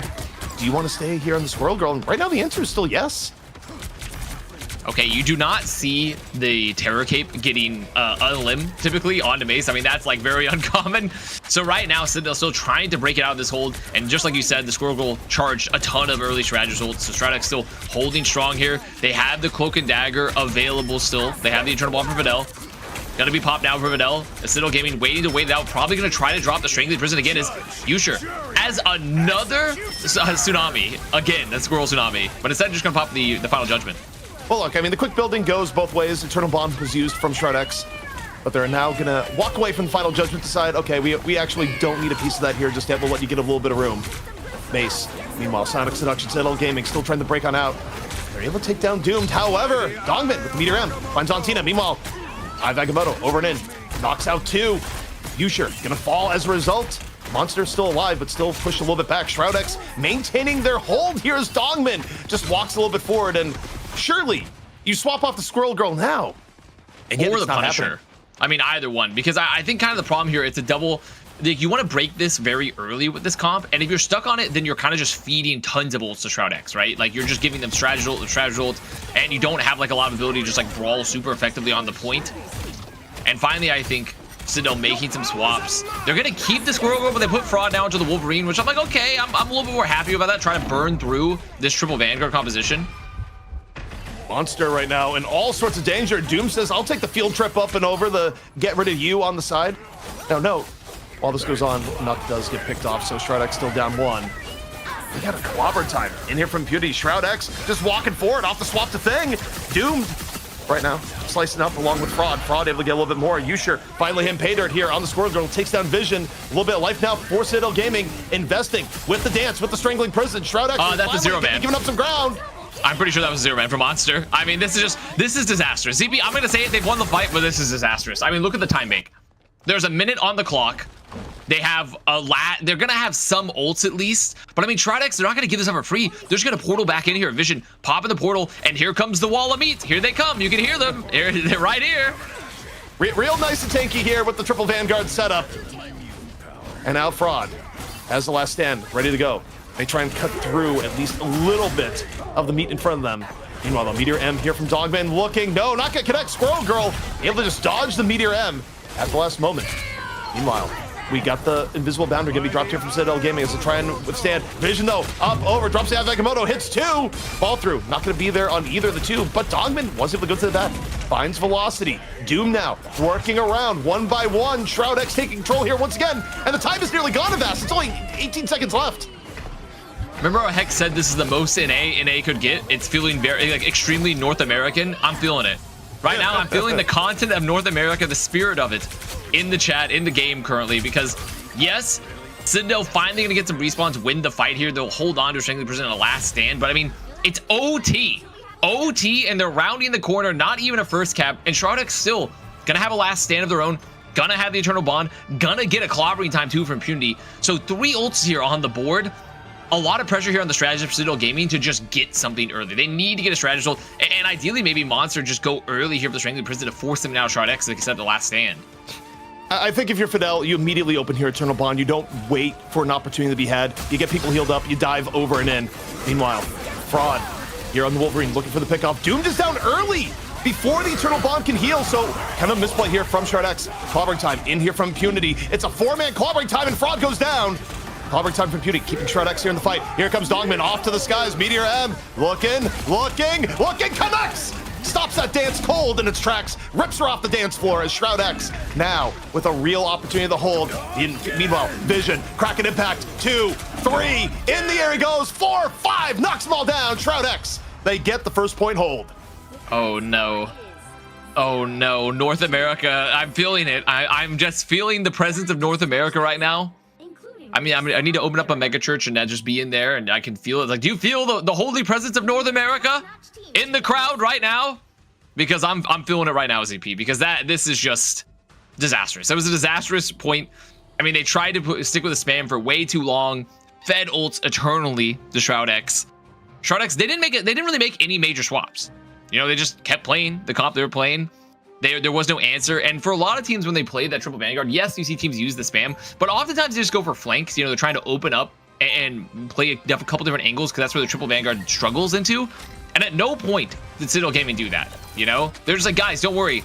If we keep sending more damage, they can't out heal it. Surely, right? Yeah. Well, I do think this kind of one may go into you know, when people yell at people in their pub games, one may go into the Hall of Shame of going, never play Squirrel Girl. Well, at least in this season. You know. Next season, maybe changing things up quite. But the thing is, I think it was fine for like an initial, like, oh, we're gonna surprise you option, but you just can't.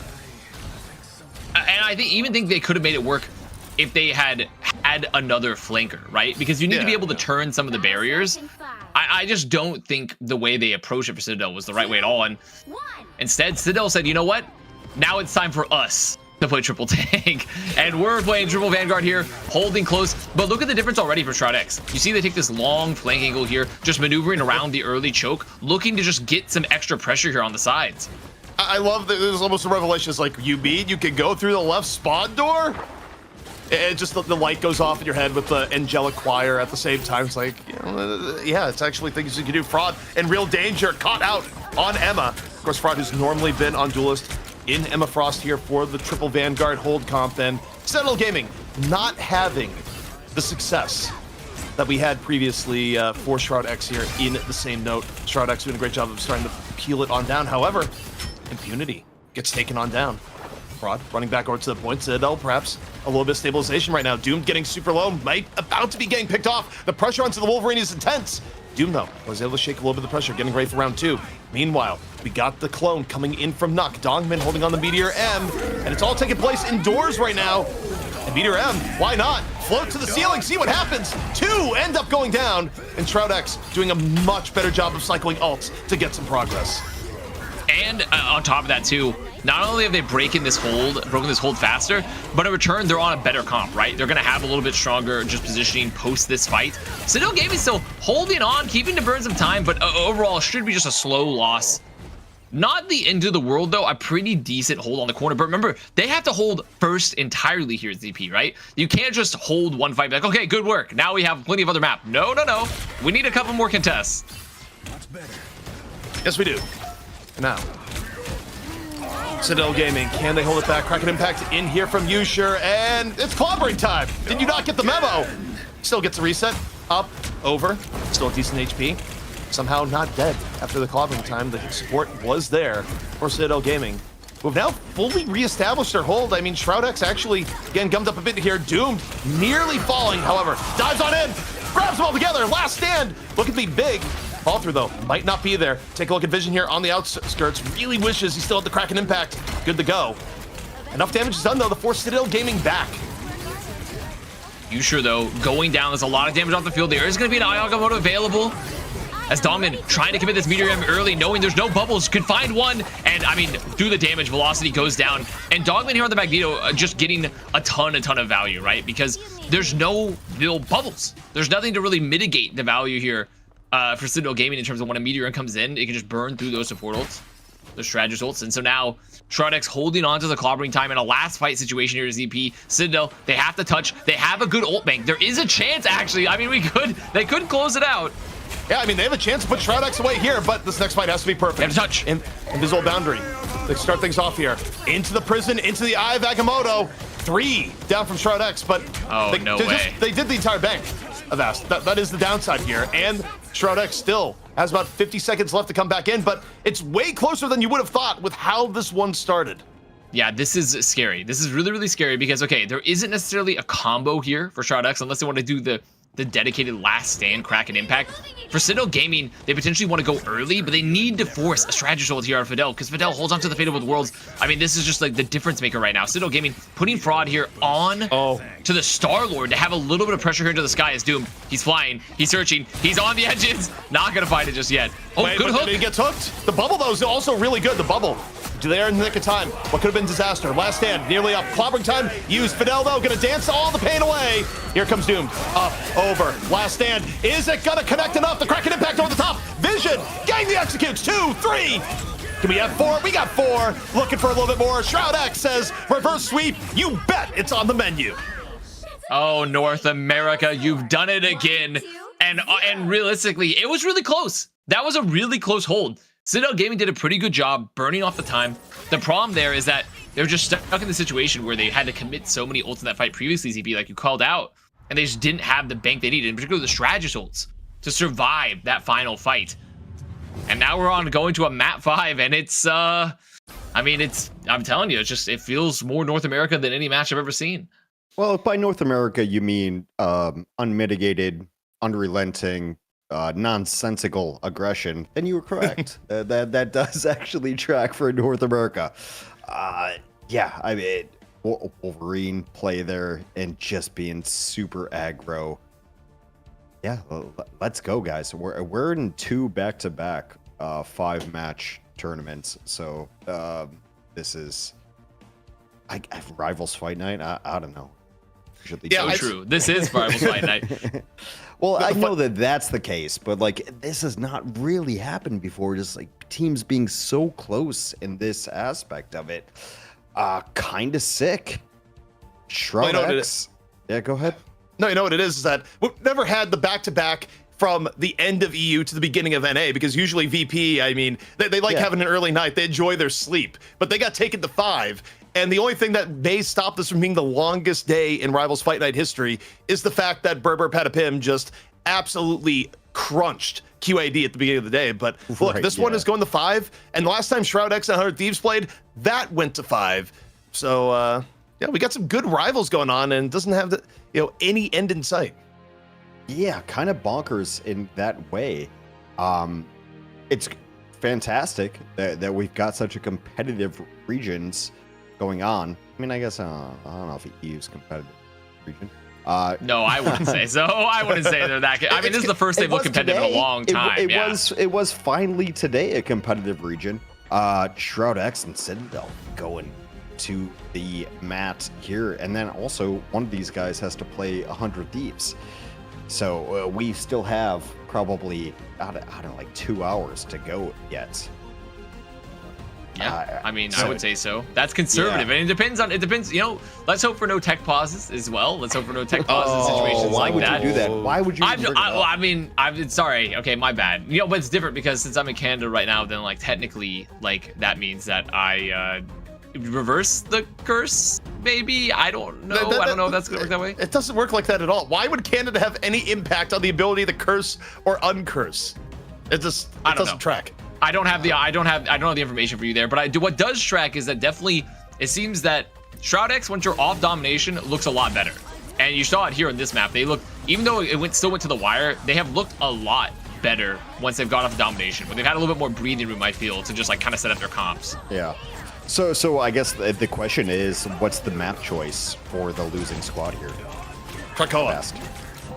You think Yeah, I it's mean ZP he took it from my reach, but yeah, it was Krakoa. He's definitely right. It should be Krakoa. Yeah, look, I was expecting a little bit more elaboration, but look, in the end, No, that's it.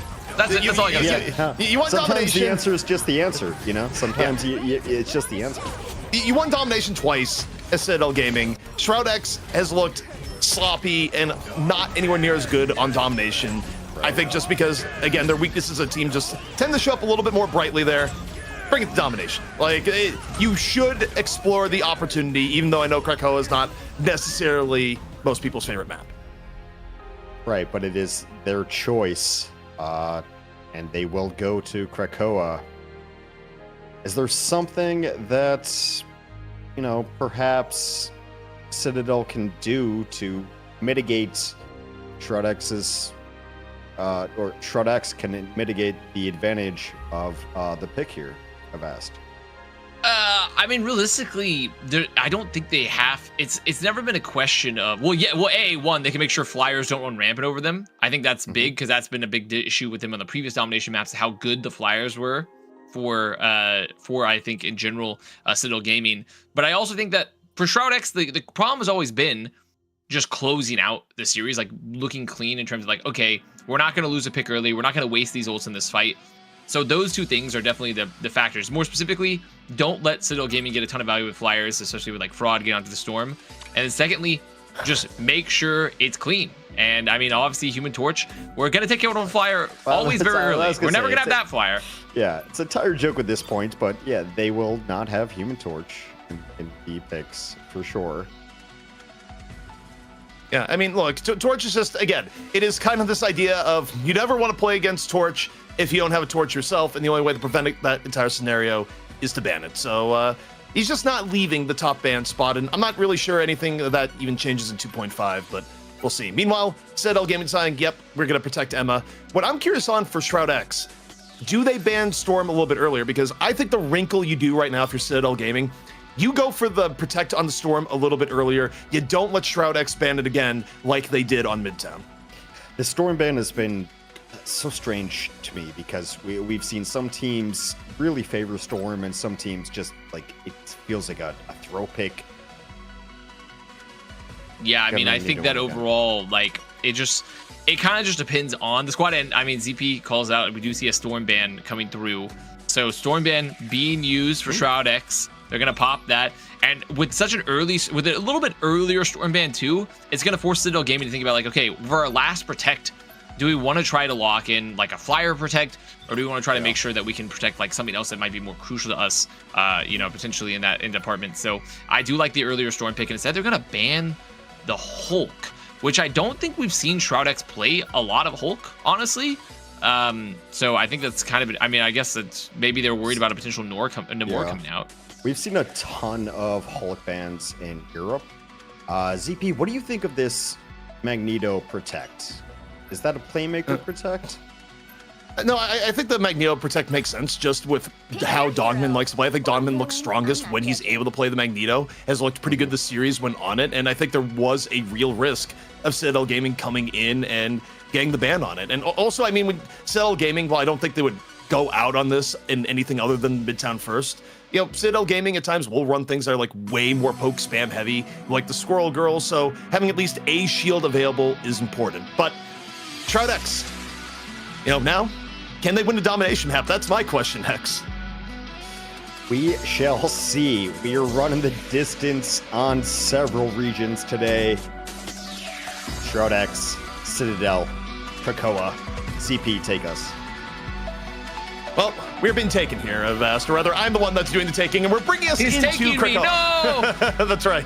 Well, you know, but look, we saw Wolverine abduct people all last map, so it's just, you know, like monkey see, monkey do in this case. But either way, Shroud X v Citadel Gaming.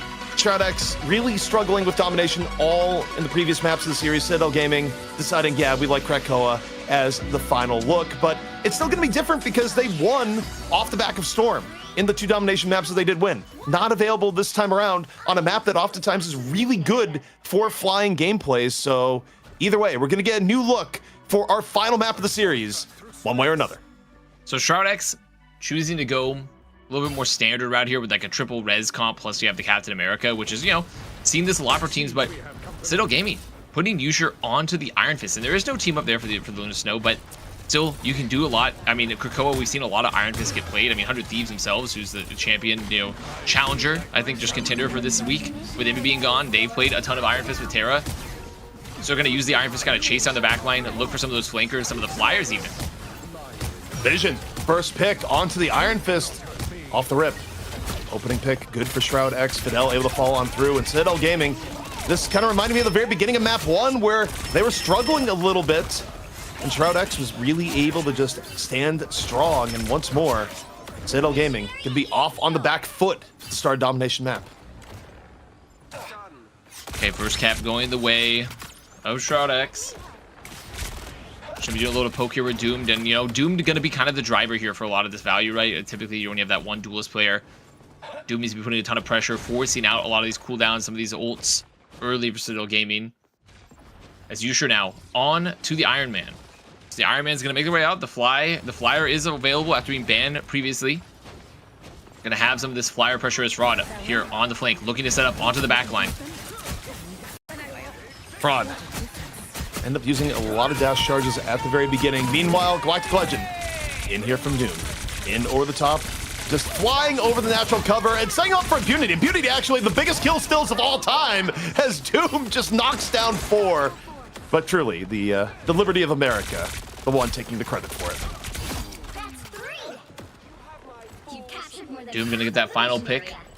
Still a lot of ults building up here for Citadel. About to be a 6 ult fight, maybe outside of Yusher's made the swap over to the Hela. Shroud X continuing to hold this control, making sure Doom just playing these high grounds, just peppering the backline, and Impunity just working as kind of this tandem duo right now, jumping onto both the backline together, trying to force out some of those cooldowns. So now Citadel Gaming approaching, coming to the point. All right, right now Doomed getting damaged a little bit at the beginning. Soul Bomb though, gotta keep him nice and healthy. Impunity being a gigantic pain right now for Citadel Gaming into the back, but here comes Citadel Gaming.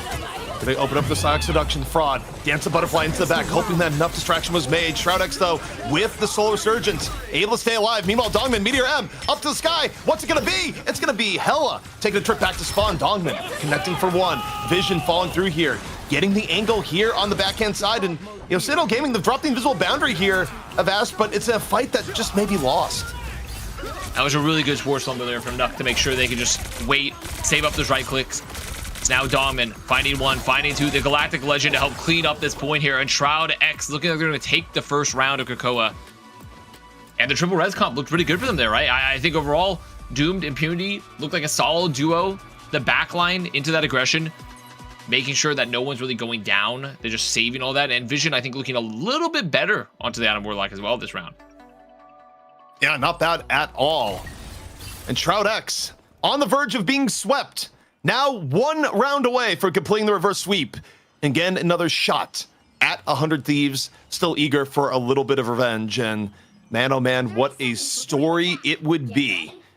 And again, this is North America. The finals could easily go to 5 at the same time, which would be back to back to back 5 mappers. Either way, though, Vast, we're getting into it. 100%. Vision holding on to the Karmic Revival, like you said. And for Shroud X, I mean, they can feel pretty confident up the first round. It was clearly working for them. Citadel Gaming maybe need to hit the table, reformulate a tad. Find a new angle here. And it looks like that angle is going to be Groot. So pulling out the Groot here, which to be fair is a little bit better. Let's bring the point. So the Groot's going to be available. They're going to have also the Winter Soldier. So playing a little bit more standard brawl for them. Looking for hooks, letting Fraud try to get to the back line. One walking 10 seconds. Shroud X using the portal early. Not for a recontest, but just for better positioning. Vision holding back here on the Warlock, laying in the damage. Citadel Gaming looking to get forward with the Groot walls. Both teams right now trying on the neutral. Shroud X a little bit more tools in reserve here with the Karmic Rebirth and the God of Mischief. Doom into the back. Good value off the Blaster Barrage.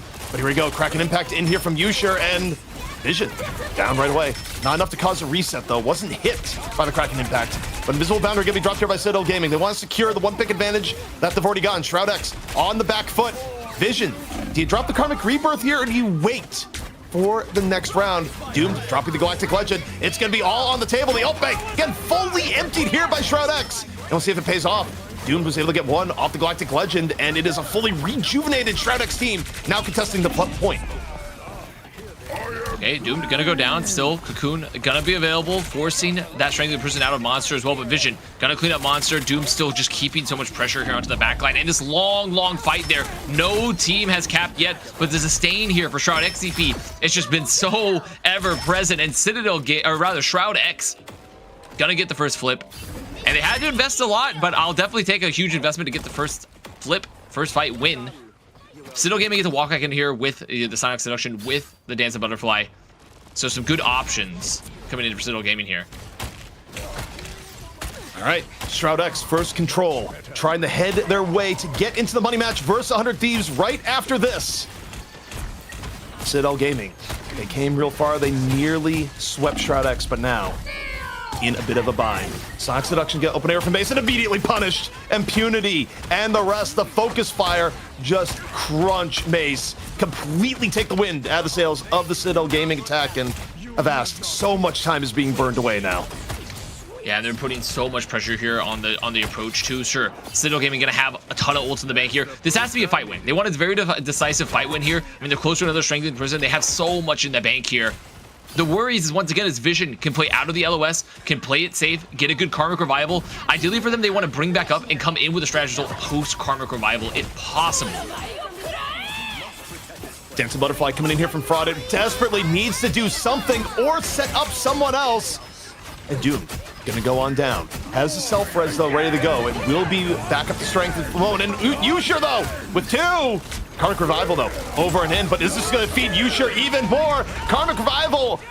Not much against Kraken Impact. However, Dogman off the Meteor M was able to take down Usher. Stops the reset chain. Shroud X still able to contest here on the point.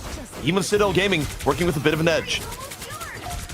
And yeah, with the Regeneration of Go Domain and Impunity down, I mean, there still is a chance for Shroud X to make the recontest happen. They are still going to have players up and available, but Citadel Gaming looking very strong here on the point.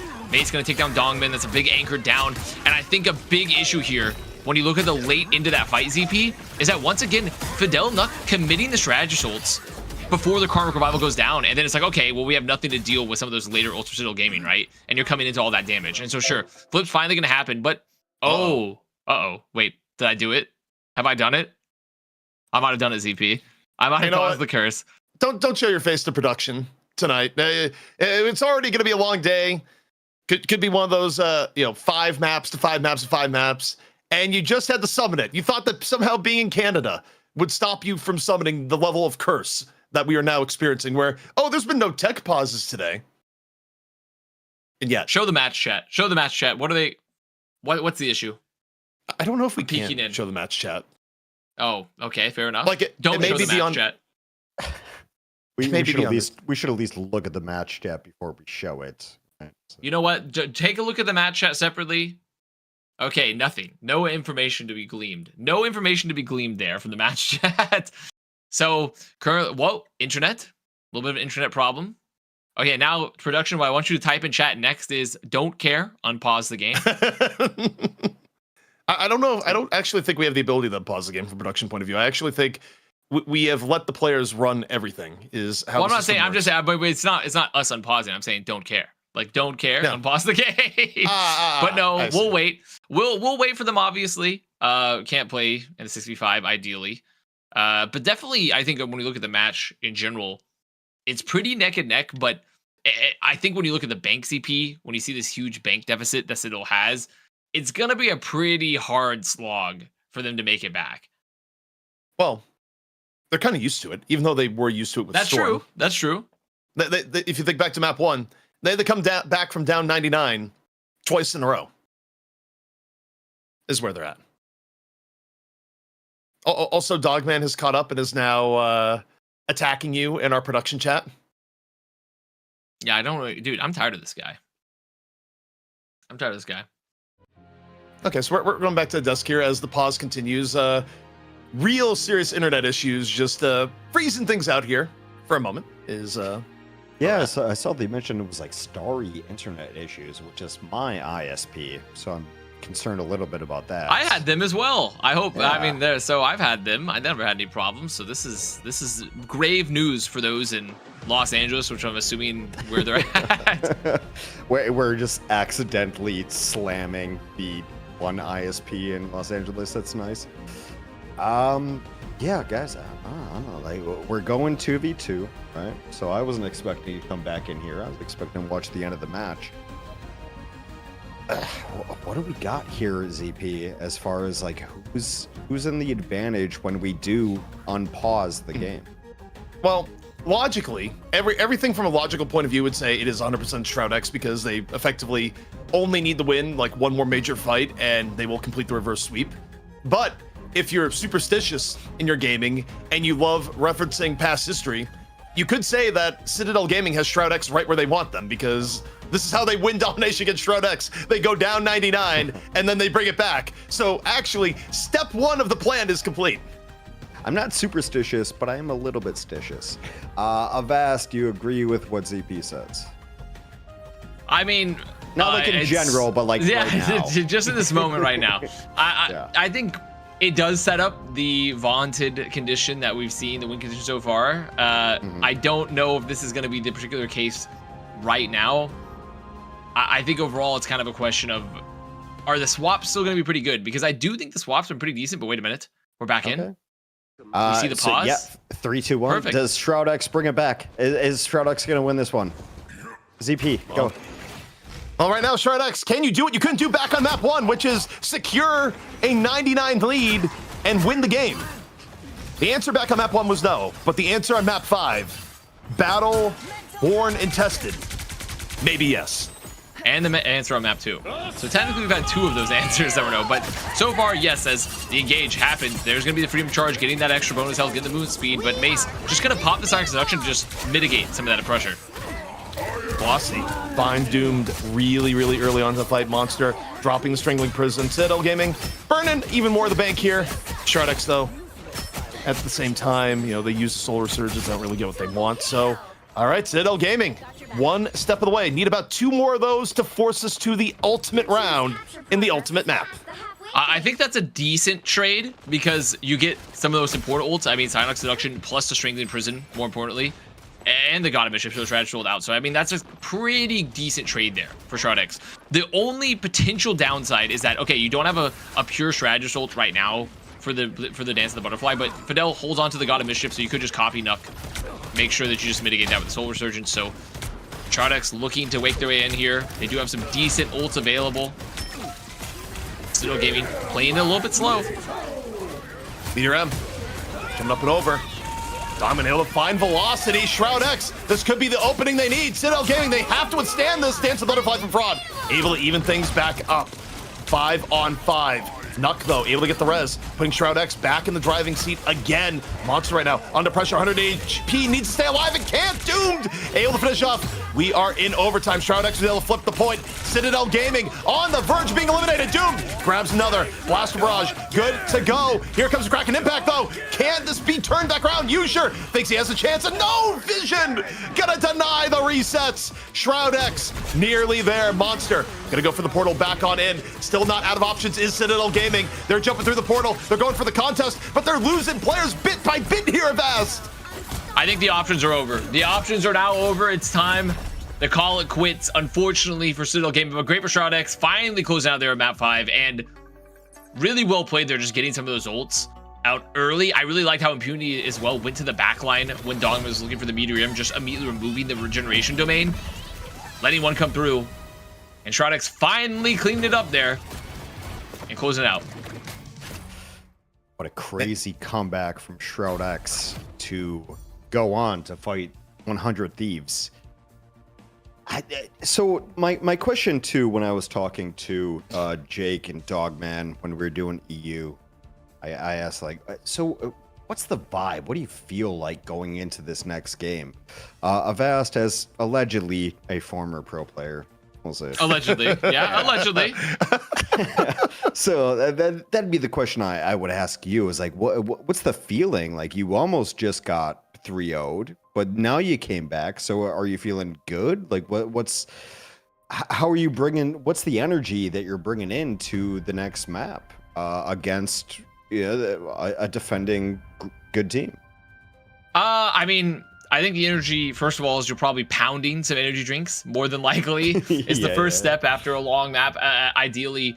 But overall, feeling good because you weren't eliminated, right? You weren't eliminated, so you're like, okay, this is great. Now what's going to happen is stage 2. So if you go into the next series and you do really well, you're going to be like, yeah, this is really good. This is a great tournament. Then if you lose, like, oh man, had to play 2 series back-to-back, terrible tournament. You know, can't believe we had to do it back-to-back. That's really the energy from what I've seen from many professional players. But in Fight Night, everyone's used to the format at this point. And I think for them, they're just going to feel good that they clutched it up in the end. It was a great comeback, and they're going to feel hopefully confident going to 100 Thieves. Hopefully confident going forward. This is kind of a sick one, ZP. Like, we don't really know who's the best in NA right now, right? So it's kind of been back and forth, and you know, it's been so like, it's been like 5 teams who've been winning the last like back and forth in NA. How much do you think this means to like 100 Thieves? Oh, look, I think 100 Thieves, you'd like a little bit of stability. You've kind of been given a gift here because Envy, you know, for a time wasn't able to make it, and we had the lock 100 Thieves back on in. But I mean, look, the champion spot of NA Rivals Fight Night has been cursed. No one can sit there for more than a week without just getting kicked out, as evidenced by the fact that Envy just is not even there to defend this week. So I think that counts on the new week, new champion. Either way, no matter who ends up winning in the next match. So look, being on top of the hill here in NA is hard. Oftentimes the challenger, they get what they need from the challenging match, and look, if you're 100 Thieves, you want to be on your best game to try, and I don't think it counts as breaking the curse because they, you know, came back under special circumstances, but you'd still like to retain the throne that has now been graciously gifted to you. Yeah, I mean, it kind of counts. I'd count it. Envy wouldn't count it, but it would somewhat count. Let's get to it though. Like, we do need to recap the last game that happened. Citadel put up a couple of really good maps. Shroud X put up 3 better maps. Just let's see who the player of the map is. I mean, I think there's one and only Dongmin. Here. I think there was a couple great candidates, but Dongmin throughout the series looked incredibly good. Was getting tons of value there with the meteor rims, and more importantly, also just on the Strange too. Even though these were some of these maps that were lost, I think Dongmin's flexibility has been pretty crucial for Shroud X in general in this series, especially when they were playing like comps like the Triple Vanguard. They needed to rely on Dongmin a lot to just be an anchor for them to just pump out damage. Even acted, I mean, at points, it's like kind of like an anti-air Doctor Strange when they were playing the Flyers, even though they ended up losing to it. So ZP, I don't know if you have anything to add on to that, but Dongmin has been kind of a staple for this squad. I think a lot of the fights that Shroud X need the win were not going to be won without a very timely Meteor M from Dongmin. Just, anytime you look to your Magneto player, you need reliability, and it wasn't just on the Meteor M's, which are going to dominate the highlight reel. Think about all the bubbles that we saw come in onto Doomed right before Doomed otherwise may have died, especially when they're playing Wolverine. The actual defensive end of playing Wolverine really did shine for Shroud X and Dongmin in a lot of these maps, and man, oh man, it was a slugfest, but Shroud X, they adapted over the course of the series and end up winning it in the reverse sweep. Well, I think you made a great point, Connor. To be the best player in a loss is still important, right? And he was still the best player when they were losing maps as well. That's what makes you the most valuable player.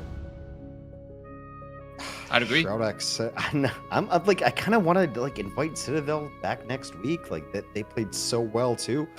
Shroud we have X, a backlog. We can't do it. We do have a soon. There are teams spamming the social media posts, like just be like, please let us in. Oh, yeah? So I don't know. I've seen it. I've been seeing that. So I do think it depends for Citadel in general, but they had a good showing. I mean, honestly, this might be the first series in a while I've seen where I feel like both the Magneto players look like 2 of the best players in the lobby holistically, honestly. Yeah. Well, at the end of the day, only one team can move on, and it is going to be Shroud X facing off against 100 Thieves. That's coming up next. We're going to take like 2 minutes off. See you then.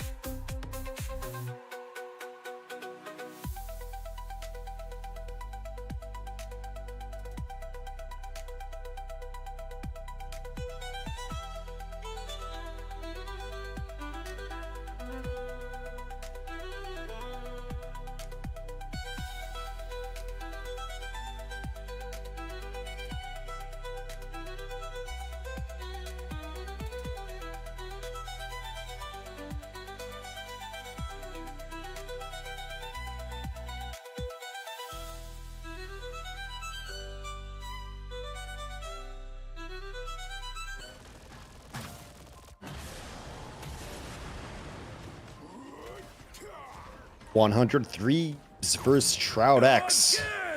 Coming up, the North American champions of Rivals Fight Night. Ladies and gentlemen, it has been an astounding evening. If you have not already subscribed, go look back and check out the YouTubes, because you missed out on a bunch of bangers of a show. I mean, it has been phenomenal. You guys have just been here for North America. EU was also good for a change. So, yes, EU slander. Let's go. Yeah, well, I mean, it's not incorrect. So yeah, Patapim was fantastic. Virtus.pro finally met a little bit of their match. A little bit of blood was drawn from their jaws. And then Shroud X and Citadel has been sick. And now we got 100 Thieves versus Shroud X to see who is the best team in North America. Because I feel very confident in saying that whoever wins Rivals Fight Night is probably the best Rivals team in North America. It's a vast. I mean, like, make a choice. Who's gonna win here right now? I mean, I think historically and based off also, I would even say the performance from the previous match there, the Challengers match, I do think 100 Thieves are a pretty solid favorite. They look good. If Shroud X do well in this series, I think is a really good sign for Shroud X, like moving forward, because it's always been a team that's been like good enough to make it like into these major tournaments, maybe even get a couple rounds in, but they've never been good enough to like be towards the top currently. It just hasn't been their style yet. Like, yeah, they had one, I think they had one really good appearance when they first showed up. Yes. They had one really good appearance, and then since then they've been kind of struggling, you know, like maybe it was like a perfect moment for them, like a honeymoon, just mooning in general. So I do think this was like they've struggled. Not the mooning you're thinking of, but more so of a mooning like a like a coin, you know, a cryptocurrency. Sure. Yeah. Moonshot is what you meant. Doomed Vision, you know, Dongmin, Impunity, Nook, Fidel, Kendrick. They're all very, very good players. ZP. Does Shroud X have like upside potential to beat 100 Thieves? Any given day. I'm now at the point where I'm treating Marvel Rivals in North America effectively as you would if you were watching like a Sunday game in the NFL, where realistically speaking, we have seen from history, any of these teams can beat each other on any specific day. And while I think recent history would kind of lend itself to the idea that I do think 100 Thieves has the edge going in here, who knows? We have seen Shroud X literally beat 100 Thieves in recent memory. It is not impossible. I think that the meta changes up quite a bit. I think also today is a little bit of an interesting day where teams have kind of been torn between prepping for 2.5 and still prepping for the final day of play in the patch, which is, of course, this final Rivals Fight Night. So realistically speaking, anything can happen. I do agree with the idea of any given Sunday. I like Doomed a lot as far as their damage line there. I really like the 100 Thieves damage line though. Like, it's really hard to argue against Delana and Terra. So, you know, we'll see. Also, like Vinny. So the question I've had lately is like Vinny is very much, in my opinion, like kind of a Groot like specialist. He's like probably one of the best Groots. There's like 3 of them. If people keep banning on Groots, like what else is Vinny's second best hero Avast? I mean, I think Vinny's shown some flexibility as well into like, I do agree in general that Vinny has been the group player for NA, but that's kind of changed a bit recently, and also with the change in meta in general, and it's going to keep changing. I think Emma Frost, even some, I mean, we've seen Magneto, right? Actually, I guess to be fair, I think that's mostly been, has it not been TTK potentially? So I do think overall, like Emma Frost though, for Vinny has been pretty good. I think it was Captain America actually. I think it's been Vinny building some cap for them. So he has shown a little bit more flexibility, but in particular on the Emma Frost, who's been kind of a staple of the meta. It is kind of that question, right? For 100 Thieves is like, as we get away from this meta they're so dominant on, they've kind of reverted to a degree of like, oh, we're gonna like port Delina onto like the Hela still. But I think more recently we finally got to see them kind of branch out of this like Hela like Wolverine style gameplay, like, oh, we're getting a bit of Psylocke, and more importantly like Terra onto like the Iron Fist. And like that's like a new look for them that's been really helpful. So I think for 100 Thieves, it's kind of still continuing to show that they can evolve into the next meta and look just as dominant as they did there, ideally, as they were in this previous meta for patch 2.0. Right. So even more worrying at some point was like, can TTK play other tanks? And then he like came out with a very, very strong The Thing. So that was nice. ZP, does their support line have the same kind of versatility when you look at Harvey and SJP? Yeah, I mean, I think 100 Thieves, they are one of the few teams in the game that when they're playing well, they are a complete team. And I think 100 Thieves, it's kind of easy to neglect talking about the strategist line, because the reality is that Vinny and TTK are a really big story for their vanguards. And Terra and Delina both have had their own periods of being, is this player the best duelist in North America? But you don't get the level of separation and the level of plays from those 4 players if your strategist line is not playing out of their minds, because otherwise that play where you lived at 5 HP and it was so good and you took down 3 people, well, if you don't have a good strategist behind you, you are simply falling without killing anyone most of the time. So it's kind of it all goes together. Yeah, it's kind of the thing that you and I wholly agree on. It's like, if you're not saying their name, it's because they're doing their job. Always in the back line. Here are the head-to-heads between 100 Thieves and Shroud X. It's been tight. You know, like 100 Thieves has a little bit better of it, but you know, it's been close between these teams. There's not a lot of zeros on that end. ZP.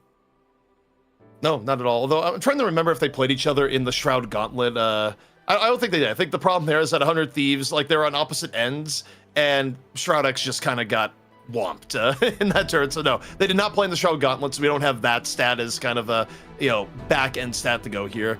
Recently, it's just been all Rivals Fight Night that they've been up against each other. But yeah, I mean, even the 3-1 game was still really, really close from what I remember. So yeah, I mean, when these teams go at each other, they just seem to match up really well in a way that gives us good games. But I do think if there's any situation where 100 Thieves could do a 3-0, it might be here tonight, because deep down, there's like a part of me that feels like there may be a little separation between these teams at the moment that there might not have been in the past. And maybe it's just me being a little bit bullish on where 100 Thieves is at the moment. Well, I mean, that's fair enough, because they are 3-0 against Shroud X. It's 3-1, 3-2 essentially, but they have won every single match that they played against them going into this evening. Is there, like, kind of any sort of compositional difference, any sort of drafting that we should be looking forward to Avast? I know some people have very specific styles. Well, actually, let me ask you this. Who's the more NA team? Who's the more North American team? Yeah. I would say on average it's been 100 Thieves in terms of, like, because they've been very dead set on, like, this is kind of like the composition we've been building around comparatively. But if we take North America as like an esports concept, then maybe I would say like Shroud X. But then, then we have to start talking. We have to take this to the campus, start getting the professors involved and seeing where it fits on the metaphysical scale to a degree. But I think overall, I do think that, like, for me, 100 Thieves feels more quintessentially North American than Shroud X right now. And Shroud X, I think they haven't really chiseled themselves onto like the Marvel Rivals Mount Rushmore yet, comparatively, I'd say. Even though it's a very early, it's still under construction type of monument. Yeah, I would say 100 Thieves with Terra is way for NA. You want to get those angry, aggressive dive players. Well, how do you guys like these first bans? Are they surprising? I mean, it's just, are we ever gonna ever see Human Torch not be first round banned, like, ever? It's also Krakoa, so I mean, Human Torch pretty good here too, but I mean, realistically, it doesn't even matter. They're always gonna ban Human Torch. And then they come in and protect. Groot pick's nice. Yeah, I mean, the protecting Groot makes sense for 100 Thieves because, look, I mean, you could argue it's a weakness, but I'd say it's more about the strength that they have when Vinny's able to play Groot. And the reality is that they don't like really playing the non-Groot comps. And now, because you are basically held ransom in this meta of you will take down Johnny Storm, you will not allow the Human Torch to be played, which means you actually cannot ban out Groot if a team really wants to play it, lest you face Fiery Wrath. So actually a pretty... Yeah, it's a good situation. Here. And also they protect, well, because I mean, his name's Vinny. For me, it sounds like New Yorker. Like, I'm Grootin' here. I do like that. That's good. That's some good, that's what we finally need. We finally started busting out some references like that. When he picks Groot and he Groots all over them. Like, that's finally what we need. So 100 Thieves, I mean, is that Immerfrost? I mean, this is kind of mirror bands minus the Magneto so far, though 100 Thieves could just be saving it. But they also really like to put TTK on Mag. When possible, because when we talk about like which team, okay, no, it is going to be potentially Mags, I think, saved across the board for these squads, unless Shroud X is saving that last ban. You'd think. I mean, TTK's got like 2 tanks that he's really, really good at, and then, like I said, he's maybe got a 3rd or 4th. Oh, a Loki ban. Harvey's been a pretty a very hardcore Loki player for 100 Thieves as well. So I think if they're targeting the Loki ban, like, that's pretty interesting, because I mean, they're like, okay, we're just gonna target Nuck for that one. But I feel like Shroud X has shown a lot of flexibility in the strategy picks in the past. So instead, they're just gonna try to prioritize this Wolverine pick, even though Magneto has already been saved. Do they ban Iron Fist? Is kind of what I'm curious here, just because of how often 100 Thieves has played in. No, okay, they just decide you also will not play Loki. Yeah. Okay. Pick your hero or villain. I'm not judging. Interesting. Very interesting. So no Lokis. Yeah, wild. Groot's on both squads. I mean, I look at this and the comp screams to me. It screams to me just Groot, Mag, Brawl, potentially some Wolverines. Oddly enough, it screams an EU comp. Yeah, it does. It is still a little European. Yeah. We're gonna go sustain. We're gonna go brawl heavy, and we'll punch you in the face. We'll see, guys. I don't know. You know, CPFast, walk me through it. Let's watch some group play. All right. So, to me, this is kind of the question here I've asked of where is 100 Thieves currently at? Because I do think post-Shroud Gauntlet, while they ran into a brick wall in Envy, to me, I left that tournament and the subsequent fight night thinking that Envy and 100 Thieves were basically kind of a cut above the rest of NA. And if that assumption is true, 100 Thieves may come in here and this could just be a firm 3-0. I don't know. On the other hand, it goes against the idea that North America has just been so volatile over the weeks. And I don't know which is stronger, but you know what is the strongest The internet. of all? The internet connection. I think the internet connection is perhaps one of the strongest things available. Is already we've hopped into the match with a pause, so a little bit of extra spice over the top just to begin it. And I mean, we can't even make the call yet on what the comps are going to be because we're still stuck on the Jeff part of the phase. You know, like Jeff's here just putting bubbles out, so we don't even know what the final comps are currently. So I can't even speculate. I can't begin to speculate, ZP, because we simply don't have the information. You know what I think happened here? I think Kaluj might have tweeted at Delina, and Delina just needed a little bit of time to go to Twitter and talk about belts and where they may be landing. Because that basically happens anytime 100 Thieves plays. I mean, usually playing against Envy. But the actual real reason is far more mundane, where, you know what? I'm just going to say it. I'm going to put the player on blast, or not the player specifically, but you can all figure it out because you all have this knowledge. But an unnamed controller player on 100 Thieves has an issue, cannot move I wonder game, who. I wonder and then the game, who. and then the game crashed on top of it. I will not narrow it down any more than that. Good luck, chat, on figuring out who I'm talking about. I mean, with a game crash, we'll just have to see how fast they get in it. It's going to be pretty relatively fast. Ideally, get back into the game here, because if it's just a simple crash, just reboot. We'll be chilling. And, I mean, we'll get the game going back again just from the beginning, because nothing's happened. Honestly, nothing's happened yet. Yeah. I mean, this is actually the worst case scenario for a caster, to have the pause at the very beginning of the match. We don't get anything to talk about. We've already gone through our fill in the middle of the draft and where we were at. So to have your controller fail at the very beginning of the map, frankly, it's a little bit cruel coming in. I mean, we have some very obvious fill, actually, ZP, because it's a controller player that crashed. But I'll talk about our favorite controllers. Okay, I'll go first. GameCube. GameCube might be my first. One of my least favorites, though, also on the Nintendo Spectrum, Nintendo 64. One of my least favorite controller is so tragically flawed. Yes, controller. it's so he's back just for this. It's crazy how much nostalgia that has. Also, one that I think that makes the cut, the Xbox like Pro controller. That one's a pretty good controller. Big fan of it. But it looks like instead we don't have to fill with that anymore. They're back. You know what? Just to spite both of you, I'm quitting commentary and I'm gonna become a pro player using nothing but the Nintendo 64 controller. Hey, which no worries, you're back. We still back. have the pause. Let's talk more about controllers. Okay. I don't have a lot of experience. Oh wait, nope, never mind. We're back. We're here. We're back again. I was about to start talking about the PlayStation controllers, but that's cool. We're here. I mean, PlayStation controllers have always been generally solid. I don't know if there's a ton you could throw at them, but the reality is that you have to look at the Xbox controller. Where if you threw the original one, you could be put in jail for murder. That thing was heavy. But oh, sure, that was a beast. That was very much a big beast. And speaking of beast, I mean, there's a Hulk on the field. So Shroud X playing around this Namor Hulk team up right now, just trying to play a little bit more of an anti-dive. 100 Thieves with a Storm. I don't think we've seen a lot of Storm played for 100 Thieves. This Delina already taking down Dongman. 100 Thieves was doing a little bit of watching of the last match where they go, they don't like playing against Storm, do they? Delina comes on in, opens up with the Storm, which may just be coincidence, but it's all right. We got another pause here for 100 Thieves. Setting a record? Do you think we're going to set a record here tonight? I mean, we might have already set a record, potentially. I don't know what our record for tech pauses is.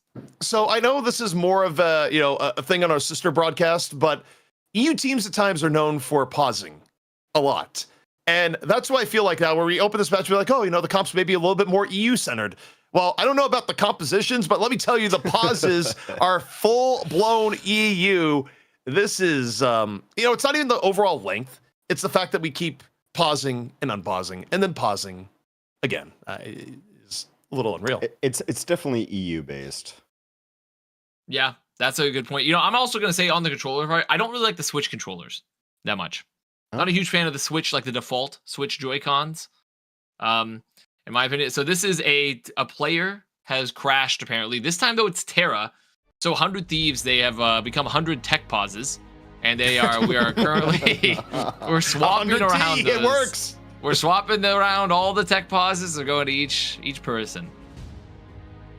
Good times. There was a very specific name for the Xbox controller. It was called like the Duke or the Bishop or something. Like it had a name. You remember like the really like old heavy one? Yeah. No, so, like, I mean I cannot remember that. It's the Duke. The Duke. Yeah. The Duke? Yeah. It was called the Duke? It was called the Duke. Oh, I do not remember that. That's crazy. The old NFL football also had like a very specific name, and it might have been very similar to that. Okay. Did any other controller have a name? I don't think Was it just so. was it just the original Xbox controller? It's just the giant Xbox controller, I think. I'll say this: the GameCube controller gave a whole lot of people carpal tunnel, especially with the way shoulder buttons worked. And if you were playing Smash, I mean, it was over. Like I would argue that the GameCube controller, when used in the context of playing games like Smash Brothers, probably destroyed more hands than StarCraft did back in the day, than Brood War did, where that was also really brutal. But the two most devastating things you could ever do to your hands as a professional gamer, number 1 and number 2. That's fair. Got to put them in like the glass containers, like Zoolander, you know, where they have like the glass thing to protect their hands. What if you combine them together though? Because there was a version of StarCraft that you could play on N64. Oh yeah, they released that for the 64. Yeah. That's good, dude. You can tell we're deep in the film because we have literally nothing to say about the game so far because nothing has happened. Well, because the game's just started. Like, what are we going to talk about? We have nothing. Right? Well, I remember getting the game. Remember the game guys they released back when they did really thick ones? I don't know. And I remember getting that for the Nintendo 64 version of StarCraft, like way back in the day. I don't even remember why I even had that game guide, but it's a very distinct childhood memory for me. Yeah. Okay, we're back. New challenge. Next team to not pause wins the game. I'm not really sure we're gonna do that, but like, well, please. That's not true. No, a moral it's victory. Not. A moral victory. Either way, we're back in 100 Thieves winning the first fight, coming out here with the Storm composition that so far working out pretty well here versus Shroud X. And still, I mean, currently Impunity is Impunity banner right now, so no Hulk right just yet for Shroud X. They're just going to be waiting, try to play it a little bit slower. As 100 Thieves, about to have, 5 ults here on the board as Shroud's looking for the contest. The Hornet Proteus is available for vision. Maybe try to drop it into some of the strategy ults as SJP, popping the Fatal World's kind of early. Selena right now, just walking forward, nearly up to the Mega Hurricane.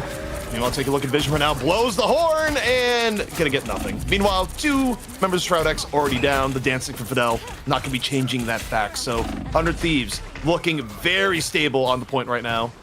And I gotta say, you think about ban systems and things that are good, the fact that Vinny just gets to play Groot effectively every match should they want it, I think is quite good for 100 Thieves. And truthfully here at Vast, as I look at it, I just wonder, okay, Doomed, you're on the Hella. Is it time actually to go over the Wolverine?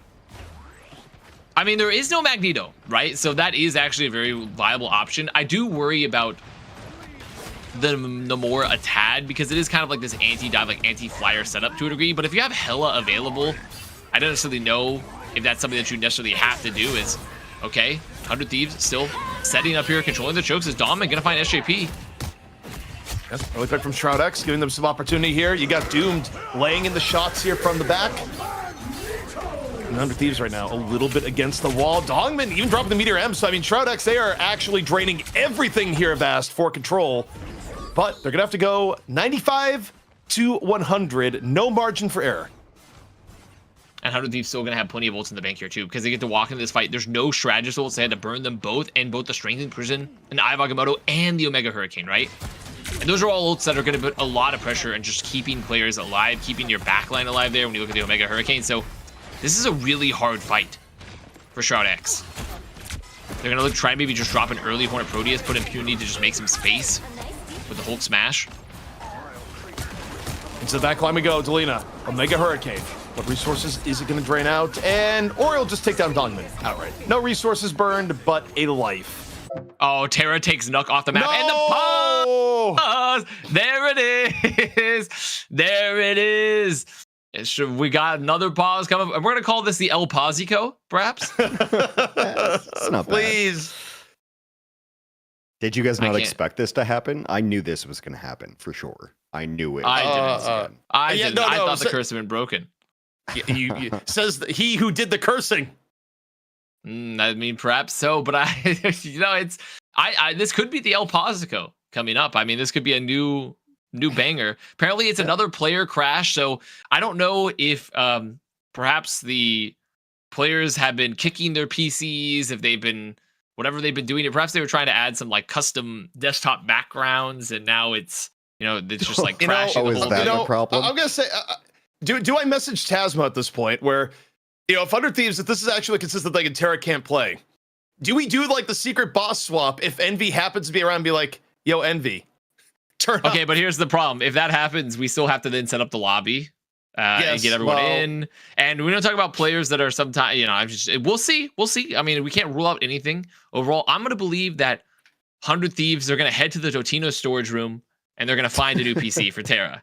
They're going to find a new PC for Terra and they'll bring it on out. And then it'll be fine. And then, they can have Nade Shot like look at the camera for a while and be like, dude, can't believe my team paused this much in the El Pozico Classic. We'll just like have to it. see.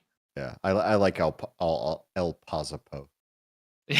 Yeah, we're working on it. So, I mean, We're we'll always workshopping maybe build some branding around it. We'll have to build some branding around it. That could be the next one. We could have we have had the Shroud Gauntlet. Now we could have the Shroud, I don't know, the Pozico, perhaps. Like, Yeah, I mean, well, we also had like El Clasico. I love a good idea for El Clasico. we're seeing a cursor on Okay. the screen being moving around here. Now we can get some extra sensory, like some baby sensory type of vibes going. We can All right, watch so this. I got word from Envy that they're checking with the guys right now. Exact word from the source. And bear in mind, Under Thieves, if they want, would have the ability to play with a sub. But look, this has not gone much on here, and Under Thieves has been winning here so far. So we're still in the realm where like a remake would be acceptable for the quick hot swap of the teams. Because What happens look, when we hit the pause limit? What happens then? I don't know. I mean, I hope we're not on the screen for 22 minutes. Is what I hope. We'll just have to see. We'll see. Dude, yes, they're doing the DVD thing. Yeah, do you think the cursor will hit the corner? There it goes. Wait, the DVD thing. What's You know, the DVD thing? remember when you'd be in class and they pull out like the AV cart with the TV on it, and then like the DVD logo would be bouncing. DVD. I thought you said DBD. No, I understand. Is it like No, Dead I by understand. Daylight, and I was No, very... not Dead by Daylight. No. I understand the match will resume when the match. I know that. I know there's the rule sets. I'm more so saying, what do we do? Like, what if they're not ready to go still, even though the match has technically been forced to resume? I guess we just go for it.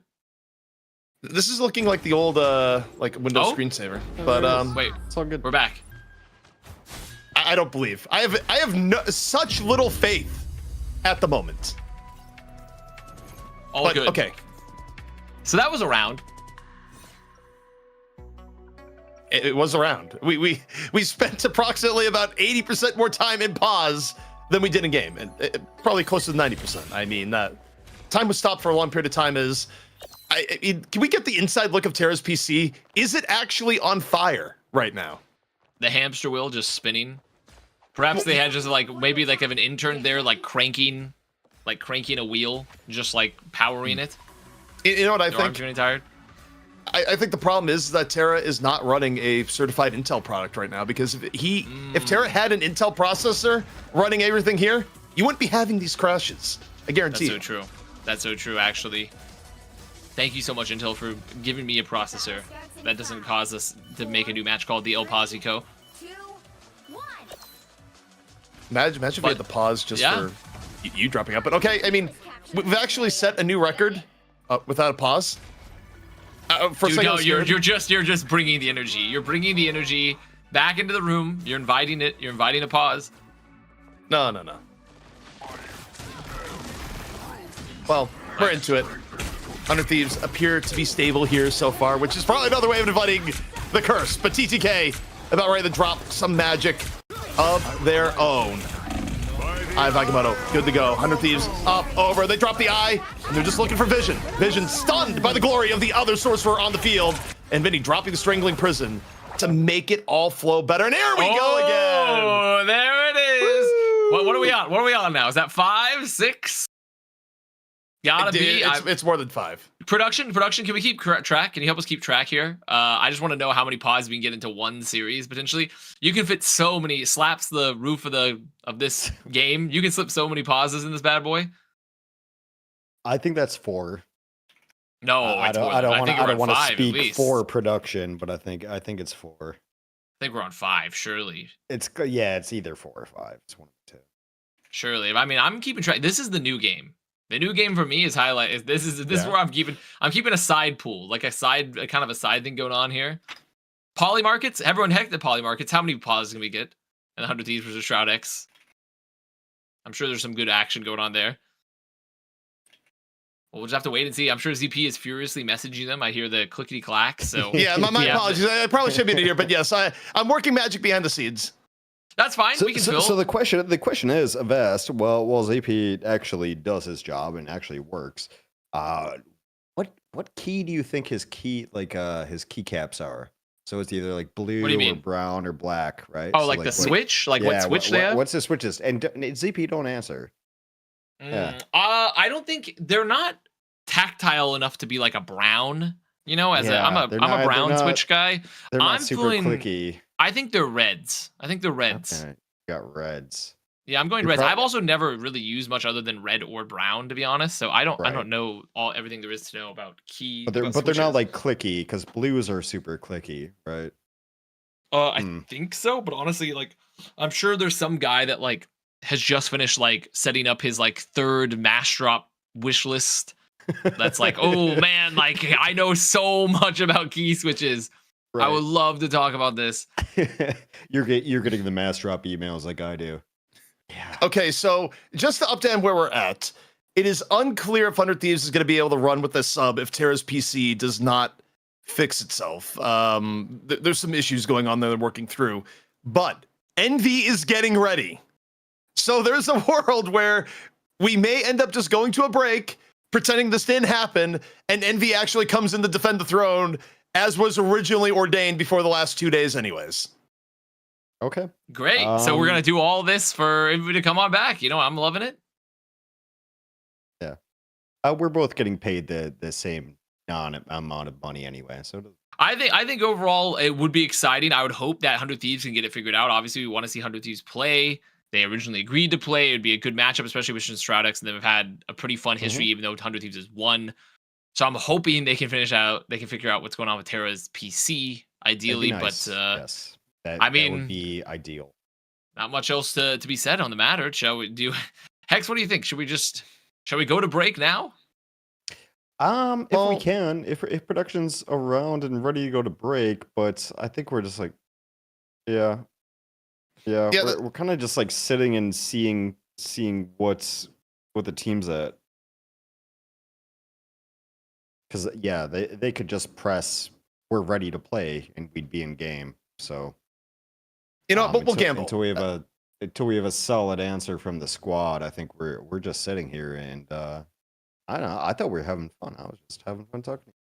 I'm gonna be a bit of a gambling idea here and say, and look, at worst case scenario, it ends the pause early.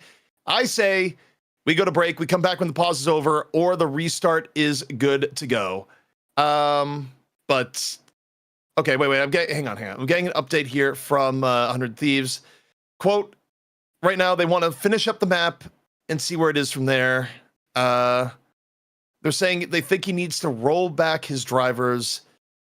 Terra's basically been trying to launch in GPU debug mode, is where we're at. Oh, it sounds like they're ready to finish the map then. So I think overall, I'm for it. If they want to get it started, let's get it popping. But I think overall, 100 Thieves, obviously very important here. When you think about the ult economy, there's also the tech pause economy. And so much like if you don't want to overinvest, in a fight you're not going to win, maybe when you commit to the map and then you just say you're going to pause anyways, could be risky. Obviously, I'm not the coach 100 Thieves, so I can't dictate what their tech pause sort of strategy is going to be. I'm just a guy. Well, no, that's strange. I thought you were the coach of 100. Yeah, I know. Despite what many have said this. I mean that's what your Twitter account says. Yeah, well, you can't let them know that. I mean, you can't let them know that I've been just impersonating the 100 Thieves coach overall. So we'll just wait and see, I guess, what their final response is. I mean, otherwise, we're gonna have to launch into unrelated chatter, 100 Thieves. It's a little bit unprecedented, but we're working through it. Right now, I'm just going to confirm Shroud X. If Shroud X will turn away the map, and then 100 Thieves is like, no, Terra's going to have this happen repeatedly, we'd still have to restart it. It's like, it's sort of to this weird thing. So giving a minute to work through what is the great Terra PC fire of 2025. I think we should break. Yeah. Let's take it off, and if we need to restart, we can restart. So let's not have this screen up anymore. Okay, and yeah, we'll see you guys. Wait, ZB's coming in. Wait, he's coming in with something. Okay, so 100 Thieves wants to finish out the map. They're good to finish out the map, and then we will go from there. So we're gonna try and finish out the map. Okay. Well, let's unpause. Okay, perfect. Well, there we go. Last second. We filled long enough. We filled long enough to make it. And we're in. We're live. We're back. And with that, I mean, the Karmic Revival has just occurred. For those that might have forgotten what had been going on here, but there is a fight ongoing. Rather not the Karmic Revival, but the Cocoons. As Terra gonna invest the last stand. Much like his GPU, the last stand comes on out. We don't know if well, I guess they did say they think it was GPU, so that may be the case. 100 Thieves, though. Losing Vinny here, and in the moment, now we got Delina sitting here, ready to go once more. The Mega Hurricane, but is going to save it for the next round. Bit of a face check there from Delina, just like sitting there in front of everyone, tanking those duels.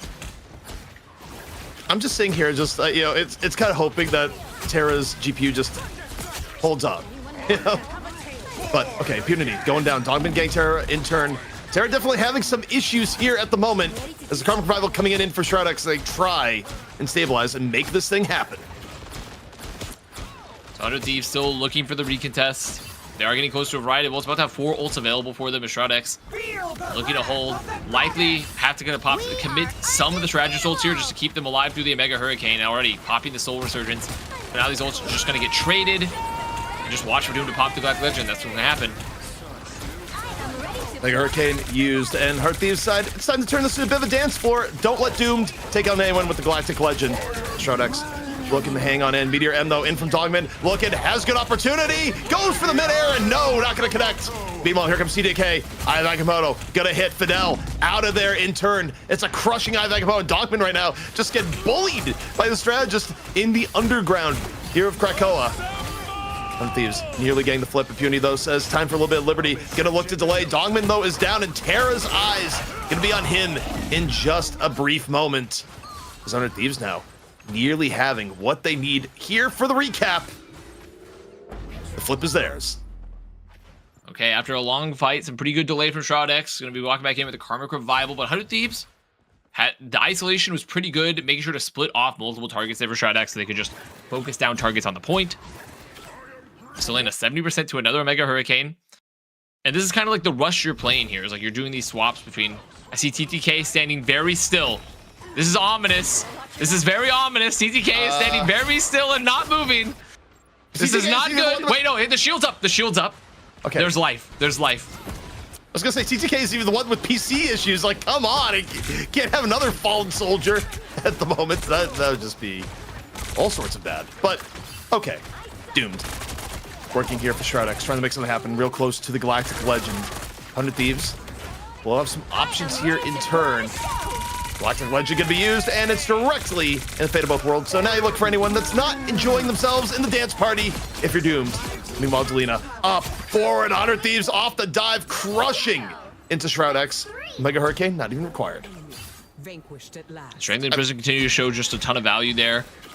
And Shroud X, make sure not to just over-invest. I think for them, they can be pretty happy that they got 2 big ults at 100 Thieves. The problem is just that they're stuck in this cycle, right? Of like, okay, great, we got 2 ults out of them. We traded 2 ults. Okay, one of our ults is a Karmic Revival. It's just one of those situations where, like, yeah, you get some value out of it, but it's hard. So now they need to recontest the point here again, close to the meteor M, potentially to burn through the invisible boundary for Harvey. And for 100 Thieves, they're just going to be looking to put a ton of poke pressure, popping a Mega Hurricane onto the back line. Unity off into the back. Using the portals, one unique features here on Krakoa to get a little bit in and then immediately dash out. Dongman though, the Meteor M ready to go. Dooms has already taken down one, and oh yeah! And there, I mean, it's a dangerous game. It's a SJP initiated the pause, so I mean, Well, once again, you know, you have to think about the tech strategy here for 100 Thieves. I mean, 100 Thieves thinking they commit with Terra's PC, and I do think that's a dangerous tech strategy in general, ZP, because I mean, I look at this and I'm like, okay, you can buy yourself a couple minutes, but unfortunately, I mean, when the hamster falls off the wheel again in Terra's PC, you're just running into that same problem. And so I would look to some teams that maybe had less of those tech issues, potentially as a banger for them. Maybe Sentinels. yeah, and man, oh man, CP, I mean, he's letting out the sigh. Lets out the sigh here as he sends out some messages in the background. yeah, no, I am trying to like send messages to figure this out. So like, X, you can entertain Mr. Prince on here. Where Right. my only regret is that you're not Achilleos, because no one ever makes a joke that it's Seth Achilleos King with a vast Connor Prince. It is the the aristocracy of Rivals casting when it occurs. And then if TTK had an Xbox controller, it could be the Duke as well. We could have the Duke be in there. Another piece of royalty. No, ZP was, I think, leaving space for me to like come in, which is totally correct. What you should do as a caster. But then part of me just wanted to hear the silence. So I thought it was too funny. I have a terrible sense of humor. We're paused again. We're And now we're back unpaused again. We're back. We're back, baby. You know what? ZP, we'll take care of this one. We'll take care of this one. Just let Hex and I take care of this. I'm back here. Like, I'm committed while they are in game is truly where we're at. Well, they made the flip happen. Honestly, I'm going to be completely real with you. I've kind of lost track myself. I don't know the bosses, but it's a last contest situation. Why is Terra there? Probably because the log back is like, where am I? What is life? Well, there's a portal coming out for TTK. I think they should be able to touch. Yes, they do get it. They get it. They got in. Terra's going to be taking that portal with the last stand. Good to go. Both teams actually absolutely stocked on ults. Terra, use the last stand immediately. Take a look at Delina. Omega Hurricane in reserve. Waiting for the opportunity to use it. Ivagamo going to be dropped, and so is Shroud X in turn. TTK. Right place, right time. Meteor M not enough to equalize. Liberty Rush going to come on out here.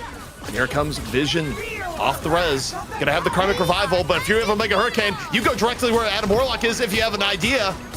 And now, Selena just going to drop the Hurricane on top point. A little bit more cleanup coming over and in. Doomed with the Galactic Legend. Is it going to be big or is it going to be small? Looking kind of on the tiny side here. Ripped out of the air by Delina.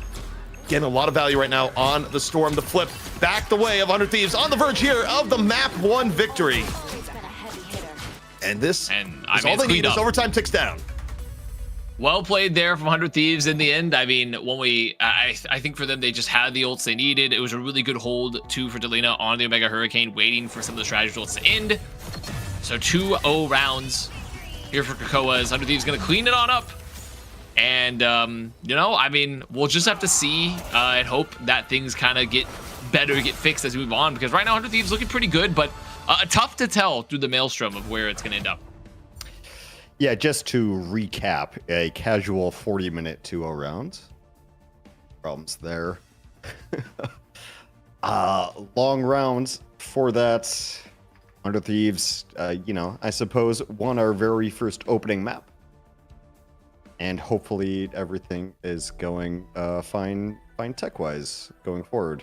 We'll see. Yeah, we'll definitely see. No, I see ZP's. He's going. I think we should do that. X, the break call has been called, so get us out here while we figure out what is going on with the teams and how we proceed here in our NA Money match. We'll see you guys. It's 1-0, 100 Thieves, Shroud X. We'll see you in a second.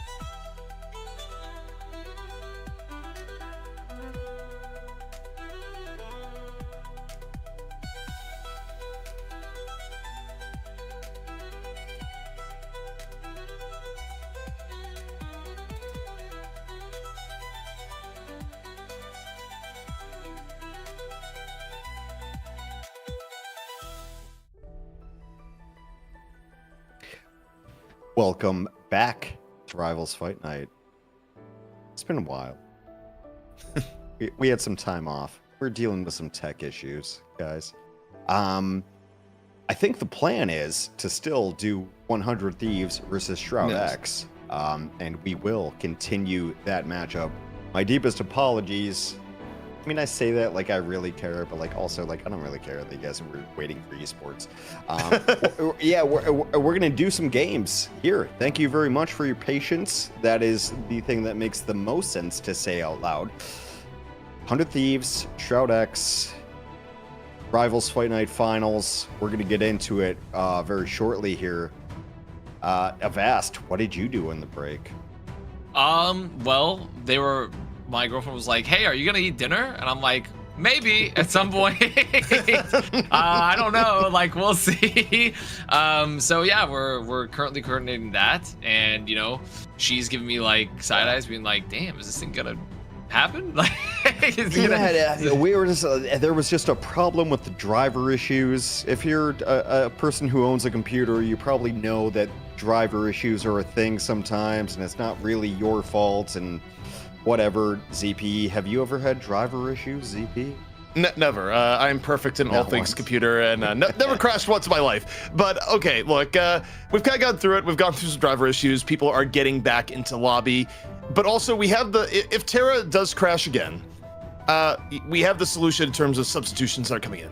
So the issue that we had is that 100 Thieves, they may have a substitute that they're not ready to announce.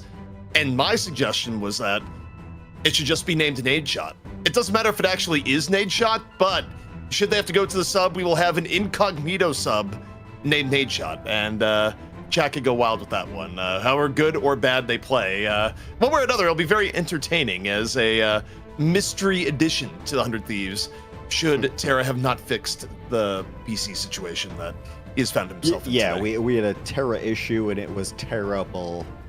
It's funny because also that's literally his alias, by the way. That literally is his alias in game. You got is it. terrible. Yeah, you got it. I'm glad that you were able to put that together. I'm glad we done it. We done it, guys. We nailed it. Yeah, Hull of Jollia will be our second map, which is going to be the Shroud X map choice. And as I always ask you guys, like, you know, what's the win here that Shroud X goes for? You know, it's their map choice. Is there something that they're really trying to play? Is there a composition that they can work with better than, you know, obviously the loss in Krakoa have asked? Yeah, I mean, for them, this is kind of a question of, like, we've seen them pull out a lot of different comps. I think realistically, considering that 100 Thieves just pulled out a flyer on them and kind of stunted on them, even with them currently Ship of DC scene, like Terra's PC. Yeah, they're kind of doing like a constant replacement there. So I don't know, it's tough. I think 100 Thieves, obviously, like I said, they're a favorite for this matchup by, in my eyes at least, a pretty significant margin currentany. So they made the smart choice of banning Human Torch. Human Torch, yeah, that's a great ban. That's a great ban for most squads. Great ban for most squads. ZP, do you think they're gonna ban out like the other couple flyers? Like Storm has been oddly a ban. Like we've seen Iron Man banned. I think Shroud X, given what Delina brought to them in the last map, yes, I 100% think you should come in here and you should get rid of Storm, ideally with your next ban, if you are Shroud X. 100 Thieves, on the other hand, I feel like they're a little bit more free in what to do. I think really they could just duplicate what they did on the last draft. Although they are changing up no, actually it is still overall completely the same. So yeah, they won. They don't need to change anything. It's on Shroud X to adapt. A couple Groots banned out as well. Well, actually protected. So are we gonna see Groot be Groot? Is NA now EU Avast? At this point, Groot has been kind of cemented into the meta for a bit, to be honest. So I do think that, especially for teams like 100 Thieves, where they really like to play the Groot, particularly there's several squads that like, I mean, if Shikigami was here, like they like to play the Groot. So if anything, the more interesting part is that, okay, so now Shroud X has ensured that there's not going to be a Wolverine played. They don't want to deal with the Wolverine at all. And 100 Thieves are like, okay, we still want to potentially remove your Loki, we want to remove your Emma Frost, which is something that, you know, they have liked to play in the past, obviously both those heroes. So sure. Kind of just depends on what the final ban of Protect is. Yeah, they do love them some Groot. Last picked is the Loki. What do you think about this, CP? I mean, the Loki, that is fine to protect here, but what I think was even better was that chat just kind of burned you to a crisp and said, I think Hexagram's camera is connected to Terra's PC. Oh yeah, no. I'm at 40p, man. Like, I got no pixels. You guys don't deserve more pixels from me. I'm not gonna give you my HD. Well, 40p also stands for 40 parts, which is how many Terra's gone through as well to get this PC working. So there's been a lot of 40p moments. And 40 pauses, just about at this point. point. And 40 pauses. Yeah, 40p kind of the name of the game right now. Fair enough. We're headed to the hall. Go ahead, ZP. Take it away. Yeah, we're going into. I am watching chat lose its mind, where you don't feed them a constant drip of good Marvel Rivals action. They just actually lose their way. We have to shepherd them into sanity here at Vast. It is our duty as we go into Hall of Jalia. Finally, I love being a figurehead where I can lead vulnerable and impressionable people to my own truth, perhaps. I'm scared. I look at this here and I'm just like... I thought that you I'm scared is a reference to what I just said. So I thought that's you coming back and be like, I'm scared. Yeah, what you say horrifies me. And but no, I'm just more so saying here is like, Terra, please have a good, clean Winter Soldier game here with a minimal amount of pausing. Although, if I see a tech pause, I mean, like we got to see what the biggest crash out in chat is. We gotta keep an eye on that. I mean, nade shot's coming in, regardless of whether or not it's the actual nade shot. You know, it's desperate times. Very true. And you see, once again, 100 Thieves playing this Storm comp. So they want to kind of just take a page out of Shroud X's book, who was playing a lot of Storm earlier. So gonna have the Storm coming on out. I guess to be fair, it's actually not really Shroud's book, or the Shroud X book. It's actually, if anything, it would have been the book that came out from Citadel Gaming. As now this very long rotate with the portal here is something we've seen a lot in Hall of Jalia, but the Punisher's out for Shroud X. We're doomed on the Punisher, just playing the kind of this poke style along with the Iron Man. Yeah, and I mean, Punisher, even if you don't get any kills with the turret, it still forces resources. It buys you time. Oh, 100 Thieves have dealt with the turret. Now here on the point, gonna be up to Shroud X to move in, touch, and have some contest. Impunity, drop the group walls, a little bit of extra cover, while they try and fight 100 Thieves back. And you look at Delina right now. Delina about to go into the air. Just going over, here comes the pulse cannon. Over in from Vision, it's big, takes down 2. And that's a great fight there for Shroud X. I mean, they played a very long fight, had to give up a little bit of cap percentage, but it's perfectly fine. Remove the ults for 100 Thieves too, just getting one that got a mischief. And now they're getting some late staggers as well. Like, these are just going to be humongous staggers here for Shroud X. So Shroud X, hold on to the fight, or the point rather. Going to have 5 ults. And now 100 Thieves have to recontest, and they've already used their kind of like portal gambit. You know, the classic Hall of Jalia portal gambit. It's done. It's dusted. So 100 Thieves going to make some swap, putting Delina here onto the Hela instead. Get the team up with the Loki. And, I mean, right now for Shroud X, looking pretty good. Yeah, not bad at all. About as much as you'd want to be here. 2 minutes left. A full ult bank. However, when you look at 100 Thieves, you got to be looking at top-tier kid. TTK, or look at Doom just taken out by Delina at the neutral. Never mind, that's what you're going to look at here. The BRB is going to bring it back up, but it deals with the turret threat. Impunity, holding on the strangling person, going to drop it. Hits 3, fall through, isn't going to be there. It is! The support ult, not quite in time, as you see 100 Thieves just being pushed all the way back. The damage was there in the fall through. Cursing Final Judgment, and just like that, 100 Thieves down to their last minute 40 here in Hall of Jalia. And Terra now making the swap over to the Iron Fist. So going to get the team up. Also going to have just a little bit more pressure potentially onto this backline, because when you're playing like yes, Rocket is relatively survivable, but you don't have like a lot of extra like peel necessarily. So especially if you don't have utility that you might get from like, you know, force physics from Invisible Woman, etc. So having the Iron Fist here to just kind of hunt down the Punisher, even the Iron Man, you know, find the Rocket Raccoon. This is an interesting idea for 100 Thieves. They get to walk forward, you know, look to set up the Strangling Prison, force out the Fate of the World, then maybe you can pop like a Goddess of Death or something. So they have some options here with both the Vanguard ones. Strangled Prison in from 100 Thieves as they try and bring this one over the top. Meanwhile, Shroud X gonna drop the Fate of both worlds. Nice and healthy here so far. Pulse cannon in from Vision, not gonna hit its mark. 100 Thieves still looking pretty healthy. Gotta look one more time here. The TTK, I have Agamotto ready to go. 100 Thieves waiting for the opportunity. Delina going to the sky. They lose SJP. If there's time to move, it's gotta be now if you're 100 Thieves. You're down in sustain. You're going to be running out of time. Terra, though, in the Iron Fist, off into the backline. Be an absolute menace. Takes down Doomed here on the Punisher. Looking for more. Going back over to the point, 100 Thieves. One tick away from getting this convoy moving. And Terra just not letting it get any space, getting the bonus health. And you see, there's the team up, Groot Rocket team up. In my competitive Marvel Rivals game, Groot Rocket, they're riding on each other's back. Holy, I'm pogging. More accurate team up. Up and in, but Vision plucked out of the sky by Delina, finding Harvey right on after. Delina, Hella, it's old school fun right now for 100 Thieves as they're so close to getting this point over the edge. 96.67% right now in overtime. Shroud X would love to end this here. Vision is going to be coming back in with the pulse cannon. Is it going to connect? Does not connect. Impunity, meanwhile, down. Both teams down. Wait, Vision is trapped on the other side of the portal. The portal ended. He has to fly back. Oh, that is tragic. Meanwhile, Terra and TTK cleaning house in the point, getting the convoy moving in extra time. Back the way of 100 Thieves. And the first cap, though rather torturous, has worked out there for 100 Thieves. So 100 Thieves finally getting it as Vinny takes a snowball to the face. Fidel just here on the point. Gonna go down. It's another late stagger. And no swaps yet for Shroud X as 100 Thieves hold on to the Living Chi close to both the Vanguards again, the Strangely Prison, the Eye of Agamotto. So this is a pretty good situation to be in for 100 Thieves. I mean, they're in a very good spot, ult economy-wise. They have a good amount of cap here to get around some of this initial fight here on the ramp, but obviously most teams love to just play here on the stairs, especially when you have a Groot to funnel them in. So Shroud X now looking to equalize, hopefully build up their bank a bit. Vinny right now can lead the way here at the Strangling Prison. TTK, good the Eye of Agamotto right on after. Watching Vinny right now, looking for the opportunity. Terra leading the way, and while you're looking at Terra, oh my word, the Strangling Prison turns into a barrage of fists as Terra cleans up what Vinny sets up. And there's going to be the late staggers too. Did use the CYA for Nux, so Shroud X not going to have that ult on the board. I wonder if they're going to continue to play with it. I mean, with the Rocket Raccoon in general here, just because a very poke-style composition into a what I would say is this Iron Fist, where I feel like the Iron Fist, Luna Snow, and a Hela is gonna kind of eat this alive, typically, ZP. Obviously, there's a chance you do have a lot of extra damage here with the Rocket Raccoon, but gonna be kind of hard to make sure that Doom Division have the space they need.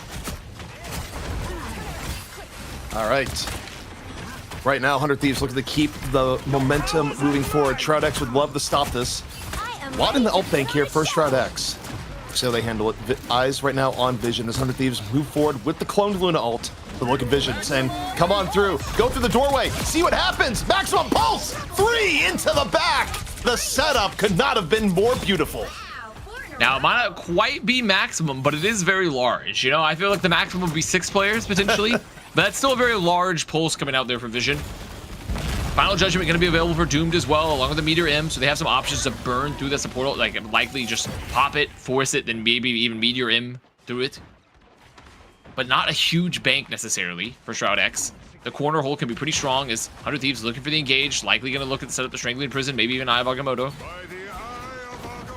Well, speaking of Eye of Agamotto, going to hit 2, Vision Impunity, in a little bit of danger. However, you're going to get the support ult out in turn. Strategist ults keeping Shroud X alive for now with the CYA. Doomed, meanwhile, Final Judgment. Now, of course, the 100 Thieves will live it back. 100 Thieves, though, now decide, can we turn it back the other way? Vinny with the Strangling Prison, looking for the fall through. They're going to get it. 2 immediately down.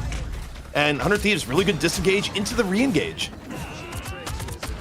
Yeah, the disengage was so important there so they could get out of the Final Judgment, keep everyone up, and more importantly, make sure that they could just LOS the Meteor in from Dongman there a little bit. And now they hold on to the Goddess of Death. They still going to have the Living Chi as well to just kind of like... for 100 Thieves, the goal is, can you fight these chokes really aggressively and try to force Fidel's ult early, right? And make sure you... And also, just as importantly, not go down to the combo, because Impunity going to have the Strangling Prison soon. Vision still holding on to the Pulse Cannon, so some very big problems coming up for 100 Thieves here. All right. 100 Thieves, we'll see how they handle it. Fidel getting ready to dance, has to do it to avoid the death. Impunity. Meanwhile, Strangling Prison, good to go. Looking for the opportunity into the backline. Vision still looking and waiting on the Pulse Cannon. Fidel, though, moving on in. Fate of Both Worlds is going to be dropped. There's the Strangling Prison. Here comes the cannon. Up and over, but there's walls everywhere. Still able to find enough to take down TTK. One up is Shroud X. Into the air goes to Lena. Dropping death from above. Finding one. Shroud X in a little bit of danger here. 100 Thieves still fighting. Vinny has the prison. Good to go. Ready to put the rest of Shroud X over into jail. And this is going to be enough. 100 Thieves just slowly picking apart Shroud X here in overtime on Hall of Jalia. And I think that was exactly what 100 Thieves needed to do there, where they kept a lot of pressure and put the Living Chi into the back line, and they forced the Fate of Both Worlds early from Videl, which means, okay, you don't have that to worry about the Strangler Prison like later in the fight. You have some options there to just set up for the Goddess of Death, because you can just play up on top of that high skybox and force everyone to the chokes. So 100 Thieves letting the aggression work for them, letting the pressure work for them. And, you know, just a really good map in general, I think, for everyone on 100T, but obviously Vinny, Delena up in this final hits. And that's exactly what you want to see when you see these players on kind of their signature heroes, I would say. What we've seen from them a lot, and they're kind of the dominance era for them is Vinny's been on Groot, and you've seen Delena on the Hela. Yeah, you know what you're not going to see, by the way, after today? If you're enjoying Terra on the Iron Fist, word on the street is you will not be seeing Iron Fist again at 2.5. So kind of swan song going on right now for Terra on the Iron Fist, because people think of the changes not going to be too good for everyone's favorite master of the martial arts. Get ready. You see Shroud X getting the setup here for their attack. Not necessarily an amazingly fast time for 100 Thieves, but if you can finish all Julia, that's a victory. Definitely a convergence map that's somewhat tough to cap. It's pretty notorious for that. And 100 Thieves, I mean, they're playing, I think, a style composition here, which has been a little bit more of a staple for them in the more recent tournaments, is having Terra now play this Iron Fist, and they're still rolling it here for the defense too. And we'll see if there's going to be some portal shenanigans. Look like there is Dongman here on the Strange setting up this portal. And you're probably just going to go directly to the high ground here. There they go. They're making it through. Yep, immediately in and immediately frozen is Impunity, but swarms right on up. So 100 Thieves, not really too surprised about this opening. Terra, meanwhile, getting his hands dirty. Already looking for a little bit of fisticuffs into the back. Vision, meanwhile, already a really quick build here on the Iron Man. 50% towards the Pulse Cannon. And for now, your Shroud X are actually okay with this level of ult building right now. 100 Thieves, though, holding back for now, maintain control of the point. Slower approach for Shroud X so far, but they get the quick CYA out. And now if you're 100 Thieves, you do have to respect this a little bit of Vast. They do. I mean, but they built a God of Mischief in return there. So some of the delay, they've burned the CYA, make it back, have the counter strike result. So still pretty good position here for 100 Thieves. And Doom gonna go down. Terra finds his mark. Gonna find 2. Gonna find 3. Well, technically, the final limbs don't go his way, but well, Terra did most of it and still got the final 2 on top of it. So the Iron Fist still getting work done. And again, if you enjoy Iron Fist gameplay, take in the sights right now, Vast, because it's probably going away. 100 Thieves setting up here again for another defense. About to have 5 volts on board. And it is just a Hall Jaya moment where it's tough to make these, like, you play the Strange Gambit, hoping you can make a really good just rotation around some of these sight lines. And now they put Vision here on. I mean, Vision got triple res. They've got triple res comp here with Nux swapping to the Mantis, Fidel on the Luna, and Vision onto the Adam Warlock. So now a little bit more of this, like, Russian style. Don't be afraid to trade some picks, trade your life, because you are going to have the cocoons. Doomed. Going on over. Meanwhile, Impunity gonna drop the Strangling Prison. It's across the board for both sides. Who is bigger? Who knows? But it's 100 Thieves with the far better fall through. Eye of Agamotto being invested towards the very end. A clean sweep. And Shroud X here have asked a minute 50 away from potentially being full held on their own map choice. And that's a really rough fight to lose too, because you commit the Strangling Prison, which is one of your better combos with the Meteor M, and you didn't even catch the lane. I mean, they were in Astral Flock during that time, so didn't find anyone that you needed. You lose the fight, so Harvey will have the God of Mischief for the Galactic Legend. And a lot of the pressure now gonna be on, like, Nuck and Dongman to get value out of their respective ults, and also just to find picks host the ult for Harvey. Now you're looking at Shroud X right now. You gotta have eyes on Doomed. How is this Galactic Legend gonna set the tide of battle? Meanwhile, Terra, a little bit of wall running right now, waiting for the opportunity. Now going in for the Iron Fist ult. Ready to head to the back, look for some strategies, though, getting frozen at the same time. Meanwhile, Doomed, Galactic Legend, looking for anything to wound the Thieves, not finding anything here so far. Harvey with the immediate strategist ult counter. SJP, though, gonna fall down. Doomed resing back up. 100 Thieves actually a little bit scattered right now on this push, but Terra is being the great equalizer. Takes down 1, looking for more. No one is dealing with Terra at the moment. I mean, Terra, he's punching. Vision, luckily, gonna have the Soul Bond to just spread some of that damage around as Delena in the Goddess of Death. Gonna get forced out. 100 Thieves, though, they're gonna lose Delena. They still have a pretty strong frontline presence here. If they can look for the Agamotto, there's a Strength Lead Prison. This might be able to turn it. Yeah, it is gonna turn it. Terra just farming ZP. Terra's just sitting here and wearing a cloak of invisibility. No one able to do anything to Terra. Terra able to do everything to the rest. The martial arts, too overwhelming, and that's breaking planks and then some as Groot falls. Great freeze there from Videl, but Terra unlikely to get taken out. And this, I mean, really just the Iron Fist from Terra has just been absolutely brutal to deal with. Just constant oppression there, just dancing around, and because of that damage buff to the Vanguards, able to take down the Vanguards. Delena gonna take down Doomed early. Good cool sleep here for Iron Fist. It makes sense. He's a little bit tuckered out, but now he's rested, he's rejuvenated, he's ready to go for one more ride. And again, just gonna punch impunity right on out of there. It's a triple for Terra, and he's not stopping. Second map going the way of 100 Thieves. No pauses, no breaks, just Iron Fist and punches coming through. And we talked about 40p, we talked about parts, we talked about 40 pixels, we haven't talked about 40 punches, but probably more than 40 punches. All gas, no brakes on that train right away. And oddly enough, it is the terrible guy who comes in as the MVP to be, exceptionally terrible yet again. Guys, this 100 Thieves team looks pretty solid. What's going on with Shroud X? How are they not beating 100 Thieves? I think ZP might be he might be sending by. I think Z40P what Z40P would say. Yeah, you're my second preference, but I'll ask you anyway. That's fine. I'm okay to be second fiddle, and I think overall this is just a like I said earlier. Personally, I think 100 Thieves have consistently looked like just the better team right now where we're at in the meta. They've looked really strong across the board. This Iron Fist comp has kind of unlocked the ability for them to change up their bands a bit because they're not as worried about trying to force the Wolverine. They have two great pocket pick duelists. And Shroud X just fumbling a bit, especially when you get into these triple res compositions, which is one of the better potential options into a Wolverine, because you have you have a soul bond to kind of mitigate the damage and mitigate the picks. You have reses if you get found, and you also typically have a flyer.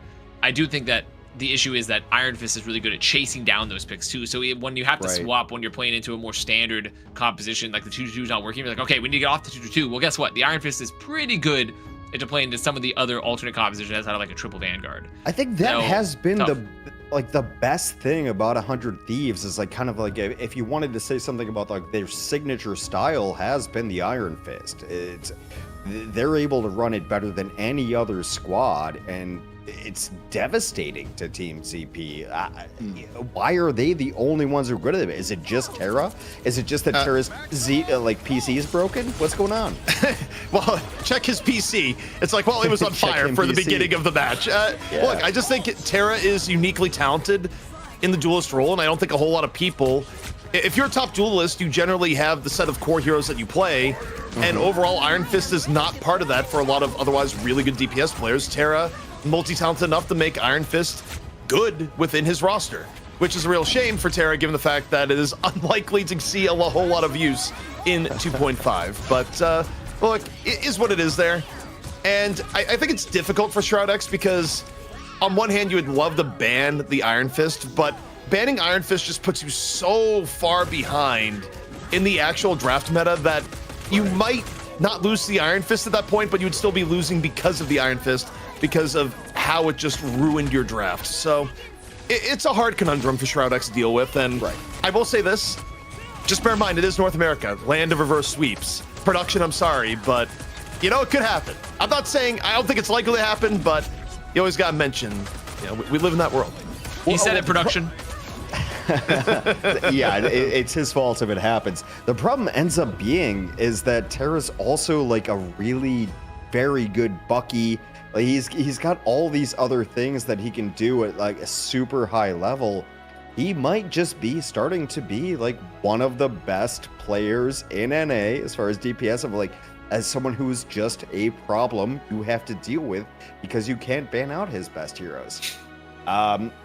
Avast, how do you deal with Terra? I mean, realistically, there isn't because of how strong ZP brought up the ban argument, when you have a Winter Soldier, a Wolverine, and an Iron Fist in your pocket, it's kind of hard to ban every composition where those characters work. Yeah, where they're viable. Yeah, where when the heroes are all pretty strong, they all kind of serve slightly different roles to a degree. So I do think that's kind of the problem with them in general, is that if you play around Terra's bans, also then you're worried about like, okay, well, we're so busy banning around Terra's heroes. What do we do about Vinny? We want to get Vinny off the Groot. Like, we have to take Vinny off the Groot too. Like, also, what do you do about Delana? Like, it's like you still you have problems everywhere that you go with that squad. Yeah, ZP. Next map is Hell's Heaven.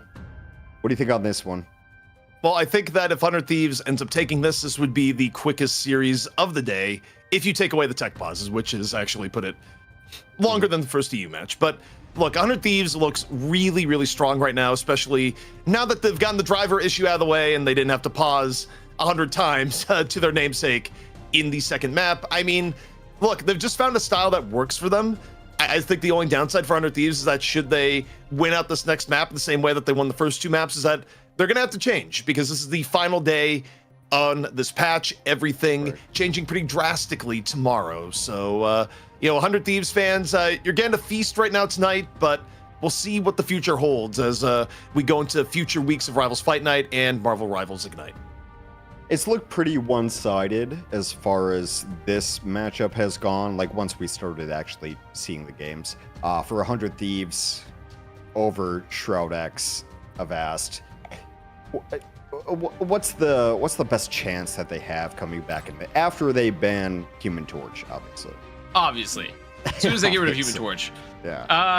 I think, realistically, I think the better option is, instead of trying to play around Terra's heroes, is that you try to put the 100 Thieves frontline onto something they don't want to play necessarily, and you try to force potentially Delina to not have Hela available even. But I think realistically the easiest way to force that is you change up the frontline, right? If you don't have a very strong frontline, it's kind of tough at times to play the Hela depending on the comp.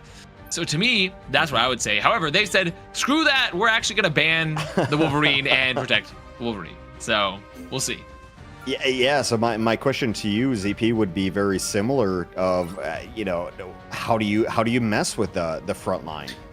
Well, the problem is that you cannot ban Groot to mess with Vinny because of the torch situation. And I think the other problem is that against most teams, banning Magneto would really hurt them. TTK is way too good at Doctor Strange. He's one of the only Vanguard players in the game that will say, oh, play Doctor Strange with no Magneto, no problem, and make it look really good. So I think the real problem of trying the ban against 100 Thieves is the fact that TTK is so versatile, and you can never touch whatever versatility Vinny has, because Vinny is always able to play Groot under this ban system. Right. And being able to play all those things with a controller is silly. It's almost insulting at a certain point. Avast, what do you think the last protects bans should look like for these squads? I mean, well, I was about to say, like, yeah, I think you should ban the Groot, and like that's what they're gonna do. They're gonna make sure there's no Groot mirror match then. And then for the protect for them, I was okay. Well, I didn't even get a chance to say it, but they protected Emma. They have protected Emma, which I kind of like here, because especially on a map like on Hell's Heaven, this is a really aggressive map. You're fighting for chokes a lot, so having the extra shield, having that brawl, the ability to just like interrupt ults even and make it through chokes is really, really strong for 100 Thieves. Pick your hero or villain. I'm not judging. Well, we got through the end of it. ZP, is there an overall idea that you think that someone won this draft? I always ask people. I mostly only ask Dogman. I almost say it, Dustin. Like, hey, who won? Just to make him have an awkward question. And now you have the awkward question. I don't think anyone won or lost here per se, but I will tell you that Shroud X is going to bring it to Vinny. Vinny is target number one here because they're going to come in with the Wolverine and look to chop down the tree. That is their intent, to win it. Can they actually focus down Vinny without just getting mauled by TTK and Terra in turn? Well, we'll have to see. But to me, I look at the draft and this feels like an absolute just, we can't ban Groot, but we're going to pick heroes that will make Groot miserable. And with Doom showing Wolverine, you got to think that's going to be the case. Absolutely. There's a ton of great players on 100 Threes to target, Vinny being one of them. We'll see how it all ends up. ZP, Avast, take it away. You know, Avast, as I look at this here, I just think the production all became 100 Thieves fans. They bought the merch. They're ready to go. They're waiting on the mass drop. They're waiting on the mass drop for the next one. I think, if anything, though, I'm going to say, I'm actually going to make a hardline stance. I kind of think that Shroud X won the ban, if only because they were able to protect a Wolverine and ban out 100 Thieves Wolverine when there's no Magneto on the field for either squad. So I kind of think from a pure ban perspective, being able to play Wolverine when there's no Magneto is a really, really strong boon for any squad. The problem is you still have to make it work, right? Like it's ideally a good matchup, but you still have to get the value out of it that you want, right? Well, to that point, value obtained. No, of course, no Magneto bubble to be found. Quick abduction of Emma on the other side. TK, first to fall. And now Doomed going for the other. Chops down one, chops down the other. This strategy coming in from Shroud X, really glorifying the Wolverine and giving them first control. Yeah, I mean, it's going to be hard. It's so hard because of the fact that you can just, like, sure, there's no walls to kind of isolate any of the 100 Thieves players because there is no Groot available for Shroud X. But all I have to do is just like, okay, put our Vanguards in front of them, put a Mind Aegis from Dongman as well to help block some of the healing, and you just kidnap one person with Doom at a time. If you can just find one kidnap per moment, then you're in a really good spot. And so much of the pressure here to alleviate that pressure is going to be on Delena. Delena needs to make sure to just get into the backline, force them to turn, use some of the clones that come up from Emma Frost, some of that team up, and just get some extra value and some extra just burst damage. Vision here in the back on the Namor. The Shroud X look to hold serve. Delena actually getting caught by Doom, not even a tank that time around. And yeah, I mean, the control that Shroud X has right now between the threat of the Wolverine in the front and the Namor in the back, it's really created problematic engages here for 100 Thieves. So yeah, I mean, I'm going back to your draft analysis, Avast, and I actually think it's quite solid. Thank you, Professor ZP, for validating my analysis. I appreciate that one. Hopefully, I can get my PhD now. Well, no, because I'm gonna be one of those professors that like is actually secretly jealous of your potential and will not write you a letter of recommendation. I don't know why. That's so true. Yeah. That's so true. That's good enough. I understand that. You know, gotta protect your own intellectual property. But now Shroud X still holding the point, about to have 4 ults on the board. 100 Thieves, you notice too, they have to play a little bit scared at times because they're so afraid to overinvest any cooldowns when the Wolverine still has a threat up. You know, still has the leap available. Doom, though, maybe in a little bit of danger here. Nearly getting isolated. Meanwhile, Terra cracking impact. Time to break things open. 1 reset here so far. Is there going to be 2? The dance comes in, and the whale is Vision. Shuts it down. Not going to reset when you're under a 2,000-ton whale. I don't know if the whale is actually that large, but hey, it works. Vision, meanwhile, over here, trying to chase down. In a little bit of danger himself here. And falling as 100 Thieves still getting the flow of battle in their favor. I think this is probably one of the better swaps that 100 Thieves could have made, is that putting Vinny here onto the Hulk, which I don't know if we've seen much Vinny Hulk ever, because the indestructible guard here, one of the only shields available to help protect against the Wolverine, is Terra making it back here on the Spider-Man for the contest, because it is 99. The Spider-Man skin looks nothing like Spider-Man. I was just gonna say, because you go back, it's like, yeah, it's Spider-Man, by the way. If you could tell from all the non-Spider-Man things on the skin. You see here, Terra still hunting, searching, keeping a lot of pressure onto Doom. Oh no! I mean, that's a hard C9. The Hulk smash off the point, and Shroud X gonna take the first round.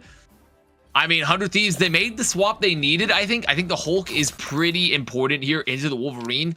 Too little, too late, but maybe they can stick with it here. That's brutal. It wouldn't be a final without at least one Charlie Niner coming on in. But yeah, I mean, Shroud X, they came in with the strategy here, Vast, and thus far, they what happened here? It to perfection. Dongmin was on point. They all chased. Oh, disaster.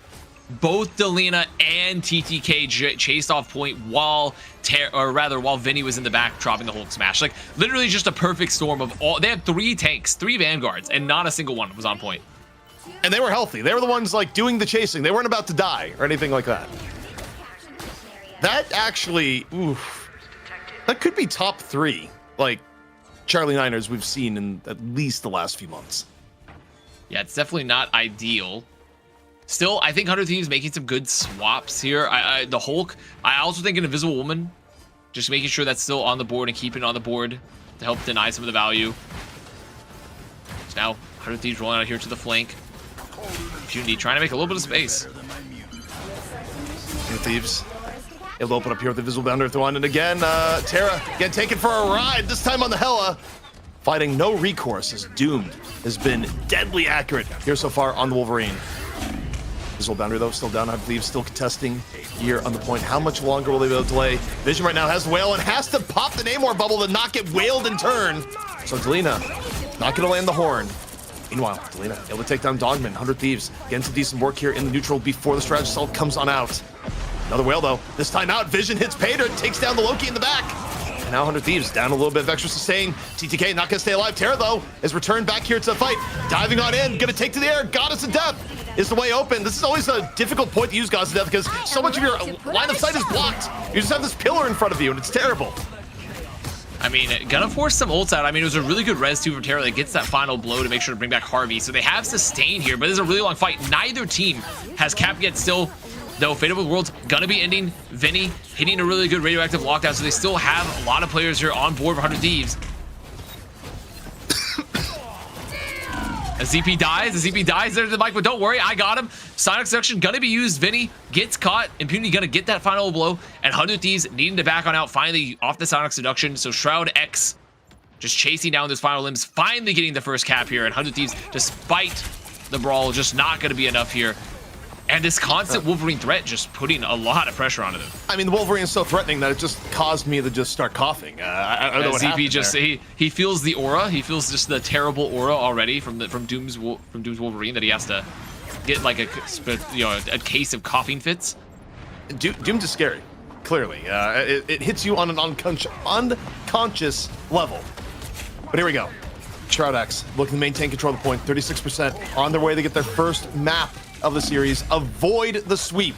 Impunity though, just riding the line between life and death there, getting low, but able to back on out, get healed in, and now going into the back line once more. Namor gets clapped, literally, and now time to go a little bit more my goodness, ultra. the chain of geometry just absolutely rolled Impunity. He couldn't jump through, the choke. That's very, very funny. But 100 Thieves here, I mean, they're stagnating ZP. They can't make it through. They can't get past this choke. But now wait. Speaking of geometry, just making things rough. Doomed running afoul of it. 100 Thieves, one more opportunity to come on over and in. 70% here for Shroud X. 100 Thieves working at a player advantage. Vision in danger. Having to drop the bubble up into the air. Still, the person's going to be there as soon as he drops on in. Is he going to drop the whale here under it? Right now, still silenced here. Sonic Seduction in, and down goes Vision. Doesn't get a chance to drop a whale of his own. As Terra dropping death from above. Gonna get Nuck here with the Clone Luna ult. Shroud X looking to slow things down. Bring this one to 99 at the very least before they give it up. I mean, they've had to commit so much, and Vision still making their way back with the Horde of Proteus. They also got the Sonic Seduction. Could set up what I'm going to call the Siren's Call yet again here, because they use the Sonic Seduction just bring you into the whale. The Horde of Proteus arriving very soon. You see that right now, Delana just trying to watch the flank to make sure Doomed can't get in. Last stand is up. It is available. So Shroud X, they have plenty of ults here for this fight. Here comes Doomed. Last stand. Good to go. Can put away here. First Shroud X into the back. Delina. First one to be hit. And oh, the peel comes on in. Vinny breaks Doom's back. And now, opportunity here for 100 Thieves. Wolverine threat is gone, even as the horn is blown directly onto the Hulk's head. Hulk, he's sturdy enough to deal with a really heavy whale just slam down onto him. Now 100 Thieves looking for the removal of Shroud X here from the point. Doom, though, is about to be back in. The last stand is ready to go. Doomed, can you put this one away here for Shroud X? It's about over it in here. This Sonic Seduction is so big here, Steve, because it's giving them enough time for SGP to potentially build the invisible boundary. Also, they're able to get Vision in the amount. However, you got the Luna ult coming on in here for Shroud X. They don't want to give it up without a fight. Lena already down. Regen domain forced out. Doom, though, in a little bit of danger here. Again, choke slammed. Is he going to live? No! TTK able to finish him off. Great presence of mind from the Emma, containing the Wolverine. And 100 Thieves nearly have reflipped. Well, they did not only reflip, but they've nearly pushed Shroud X back into a reset. The flip has happened. 100 Thieves turning it back there step by step. Gods of Death plus the God of Mischief gonna be up. The double god combo, the Pantheon of sorts. Shroud X gonna look to walk back in here. They are gonna have a God of Bishop of their own. They're not that close to the Horn Proteus combo here with the Sonic Seduction, so probably just gonna look to make some space here with Impunity early. As Terra really gonna be a difference maker here. Is like, can they get a very, oh, I mean, I say that, Doomed already down. Yeah, Doom down right away. Very crucial early pick here for Under Thieves as they look to take a round, force the ultimate round here in the map. Shroud X though, gonna pop the Hulk ult, go into the back line. Terra right now, staying alive, Gods of Death good to go. Needs to like watch positioning here, then not line of sight themselves. Vinny is down, and into the air goes Terra. A little bit more room to work with here in terms of sight lines.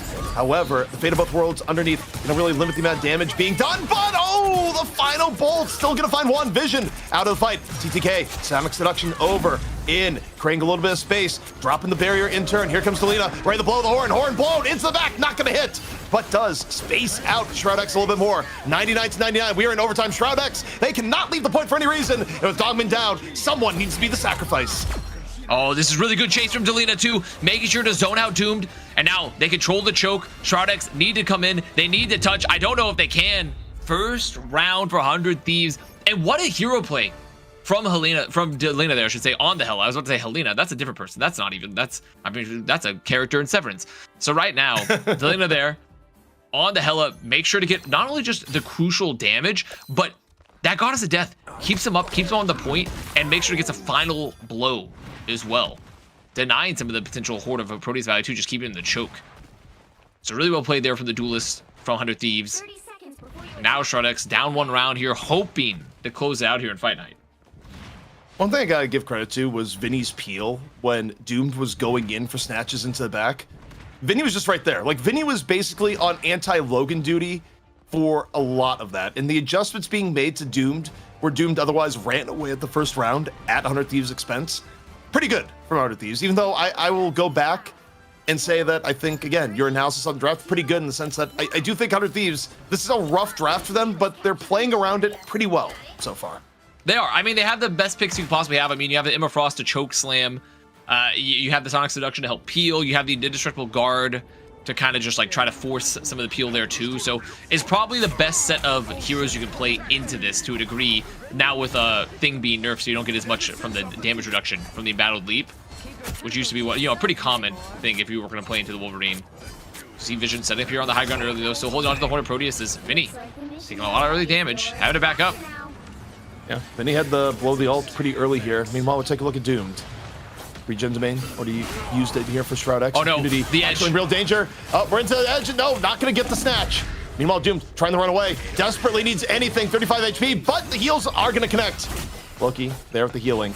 Doomed, good for another attempt. Fidel moving on in with the dance. 100 Thieves though, gonna drop invisible boundary in turn. They don't want to leave the point here either. As we know, this fight can go for a long period of time, but Delina, he's ready. The horn is ready to be blown. Where's it gonna go? Here comes the whale, and no fall through this time around. As we get more dancing coming in from Shroud X, this time the cloned Loki copy. As Vinny looks to be in a little bit of danger. Oh, Vinny just getting constantly sunlocked there. Gonna try to go back to the end, but Terra with the Goddess of Death up. Doesn't matter if you're gonna get Sonic Seduction, because guess what? You're already a goddess. I don't think you can get Seduction there. You're just up in the sky. As Terra doing so much damage there from the Goddess of Death. Just a really well-timed Goddess of Death cracks things open here. Gonna give 100 Thieves first control. And it was looking like Shroud X may have had the beginnings of the reverse sweep. Now 100 Thieves in control, where if they win this round, it is match point, and they will become champions here, where, you know, Envy was the last champion. They weren't defeated. They'll be back next week. But 100 Thieves filling in. But for now, I do like the swap here to the Hela, ZP, because it's kind of hard sometimes to recontest, especially when you're playing it into just like so much this choke control here with like the Hulk, the Namor, and you're also gonna have Terra just constantly searching around these flanks. You kind of need an opposing Hela to fight this, because your Wolverine's just gonna be just kind of searching around, just creeping in, looking for a leap, and you can't just fight the choke effectively. Doomed. Going around the outskirts here. Hela v Hela. Wolverine no longer in play. Shroud X feeling their tournament mortality against them. Impunity dives on in and may not get out, even with the Hulk called to no, just burned down back in the Puny banner. As Impunity is down, the engage just not working out for Shroud X. The focus fire from Earth Thieves, very, very deadly there. Although they lose Delina at the end, which maybe creates an opportunity. That's big, but they still have to make it through the choke yet again. So they need to send someone from the flank to force it. It's gonna be Doom Dude immediately taken down by Terra. I mean, Terra just been a hero continuously. I don't love the late swap. I get why it happened, but going in as a cold Hela versus a warm Hela, always a little bit troublesome. Vision though. I think it just has to happen there, right? Because like once again, like you gotta fight these chokes somehow, and the Wolverine's just so hard. It's just so hard, especially when you don't have the bubble. I do think like there's probably not a lot better options unless you look to swap up your comp entirely. And I think when you're this late of the game, you're like, okay, we just gotta make something work. As Vision looking to fight this high ground with impunity, Shroud X made it through the choke. Vision right now hanging on to the horn. Shroud X needs something and they need it quick. We're in overtime, 99-0. Shroud X cannot leave the point of the tournament. Will be the Thieves. 100 Thieves, meanwhile, need this fight. They win it. They'll be your champions once more, all at stake. Vision blows the horn into the backline. No picks here so far. Both teams still at full. Fidel still dancing here for Shroud X, but Vision gonna fall. The first piece is 100 Thieves look to stay on the throne. Sonic Seduction now in from Dongman, desperately trying to find anything. Another horn out, and this time Delinas is gonna connect.